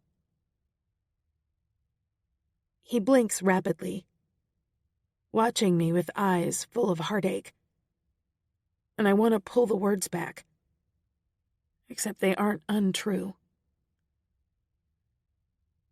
This isn't love, Wyatt. Accusations and the silent treatment, not listening and talking through issues. That's not love. And I'll be damned if I do that again, because I deserve to be loved.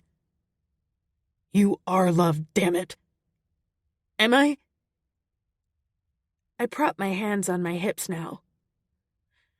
Let's say we work this out, and we are together. I'll always be afraid of saying the wrong thing or making a mistake and having you walk out the door again. Tears fill my eyes, and I brush at them impatiently, feeling the hurt surround my heart at the memory of it all. I couldn't survive it twice. I'm so sorry. He pushes his hands through his hair and paces in a circle.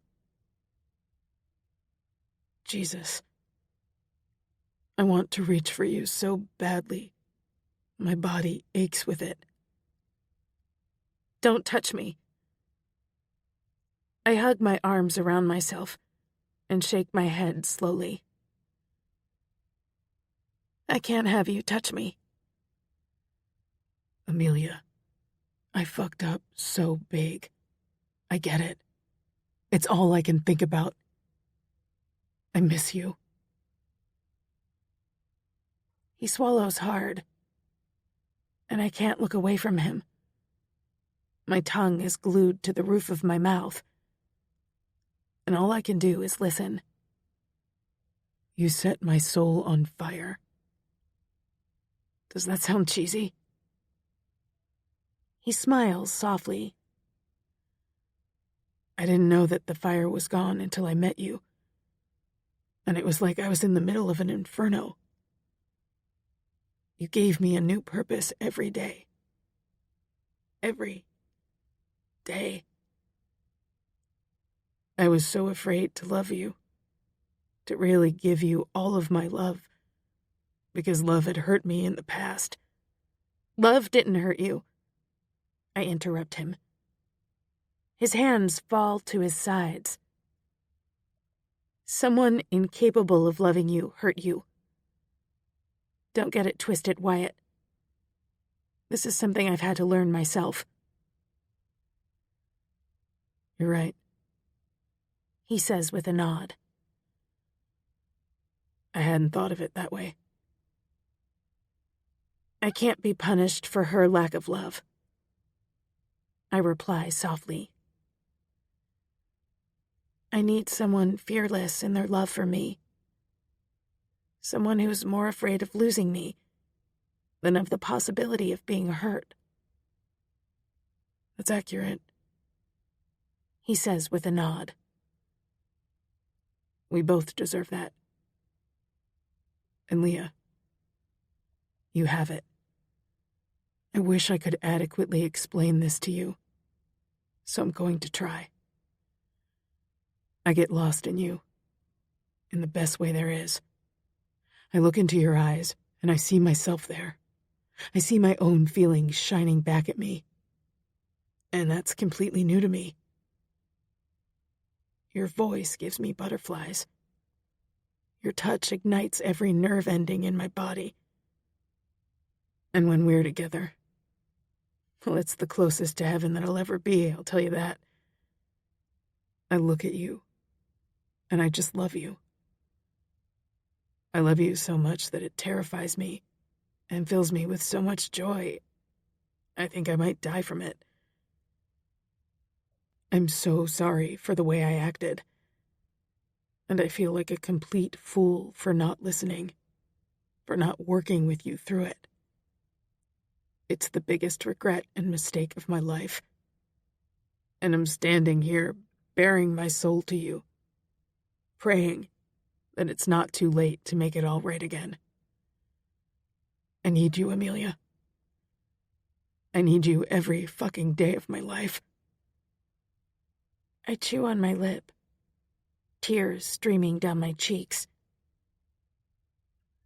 If this right here isn't love, I don't know what is. We have to work on it. This is going to be the most important job of our lives, Wyatt. He swallows hard. Does this mean you'll give me another chance?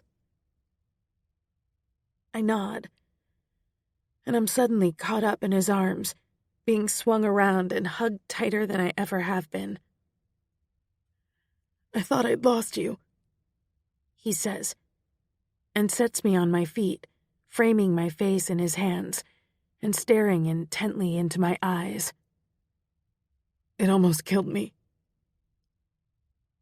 You broke me, I admit softly, as he brushes a tear with his thumb. I don't know that I've felt pain like that before, Wyatt.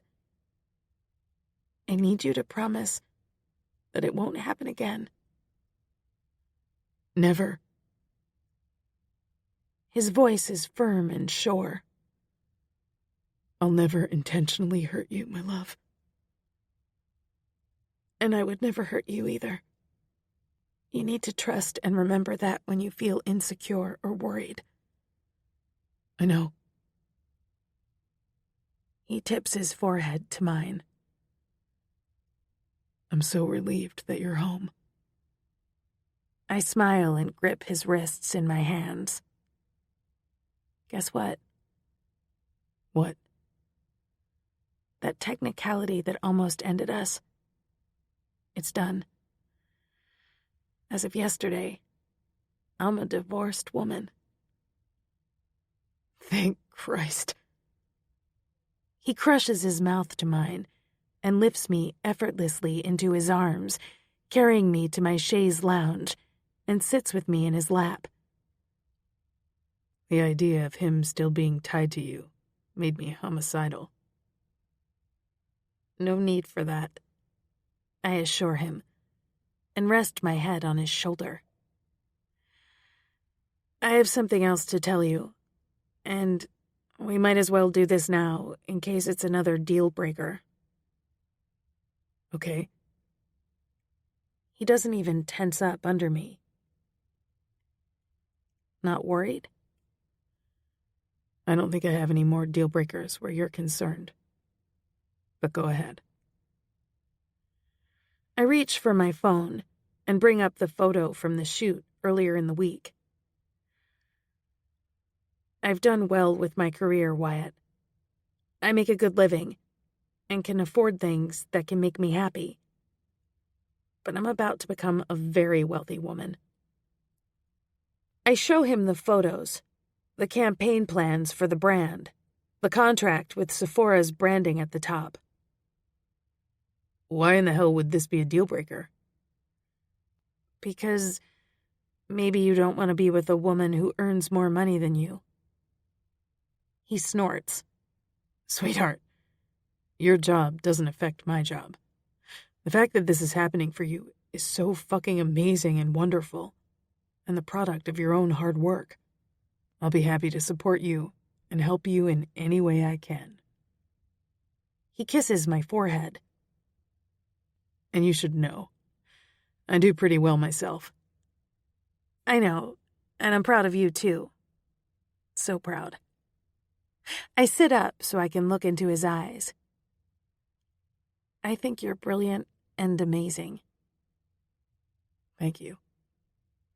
His lips twitch. I'm not an asshole. Make millions. Buy all the things that you want.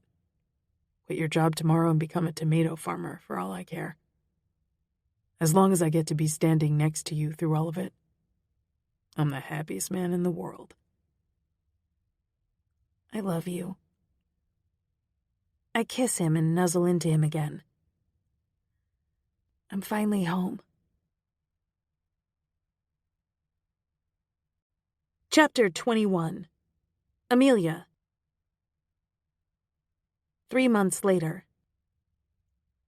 Come with me. I sigh as I finish breaking down a box and throw it on the pile by the front door.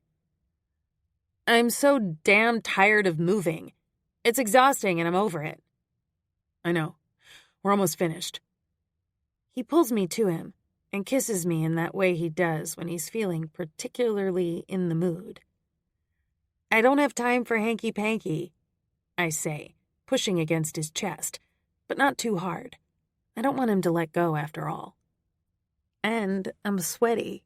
That's not sexy. You're always sexy, he says, and kisses the tip of my nose. And I have something for you. You already renovated one of the bedrooms for my studio space and made room for all of my stuff. You've done a lot. And I'll keep doing it, he says, as if it's really that simple. The past 3 months have been great. The misunderstandings have been few and easily worked through. It seems that those few weeks apart taught us both a few important lessons. Now come on. He takes my hand and leads me out the back door to the grass, where he has a big blanket spread out and a picnic set up. Lunch, he says simply. And I need to talk to you about something. God, I'm hungry. You know, you have good timing with food. I'm glad you approve. He passes me a sandwich, and I dive in. So, where we're currently sitting? Mm-hmm. I nod and look around, still loving the view of the water. What about it? It's about to become a pool. I stop chewing and stare at him. Come again? I'm having a pool dug tomorrow, and this whole area will be patio space, with a great area for you to relax and enjoy. I set my food aside and climb into his lap. I love you. You know that, right? I hope so. His hands glide up and down my bare back. I'm wearing a sundress that dips low in the back, and his hands feel amazing. I take it this means that you're happy with the pool idea? So happy. I kiss his cheeks. The pool was the only thing that made me sad about leaving Nat's house. I know, he replies, and smiles when I raise an eyebrow. You love that space, but I'm relieved that you love me more. Well, yeah, there are perks to being with you. And now, you'll have your pool. My face sobers as he pulls my dress up around my waist and cups my naked ass in his hands. Thank you. You're welcome. I move against him and feel his hardness straining through his jeans. This seems like it might be uncomfortable. His lips twitch. Maybe I should help you with it. I continue and bite his lower lip. That would be helpful, he says, and leans back so I can unzip his pants and free him, jacking him. He sucks in a breath, hissing through his teeth. Fucking hell, Amelia. I'm fond of your cock. I say it as though I'm making conversation about the weather. I rub my thumb over the tip, spreading the bead of pre-cum around. And then, without further ado, I rise up and lower myself over him, making us both moan. I rock, feeling him easily slide in and out, and it's not long before we're both a panting, heaving, sweaty mess, right in the backyard. Sorry that was such a quickie, I say, trying to catch my breath. Clearly you do things to me. Can't talk, he replies. Dead. You can't die. I laugh and bite his chin, then roll off him and pat his cheeks. Wake up, I need you. For my pool? That's one of the things, I confirm, and reach for my sandwich again. Thank you. For all of it. I'm not done yet. I frown. Seriously, if you say you've bought me an island, I'm going to say you've gone too far. This is a lot, Wyatt. He readjusts himself and reaches in the picnic basket, pulling out a tiny red box. The kind of red box from Cartier that usually holds a girl's best friend. You are the best part of my life, He begins, as he rises up on one knee, holding the box in front of him. And here I am holding a fucking sandwich. I set it aside again and swallow quickly as he keeps talking. You challenge me, make me laugh, and frankly, you're everything to me, Amelia. Will you please do me the absolute honor of becoming my wife? Build a life with me. Marry me. He opens the box, revealing a stunning round diamond ring. But it's his eyes that I can't look away from.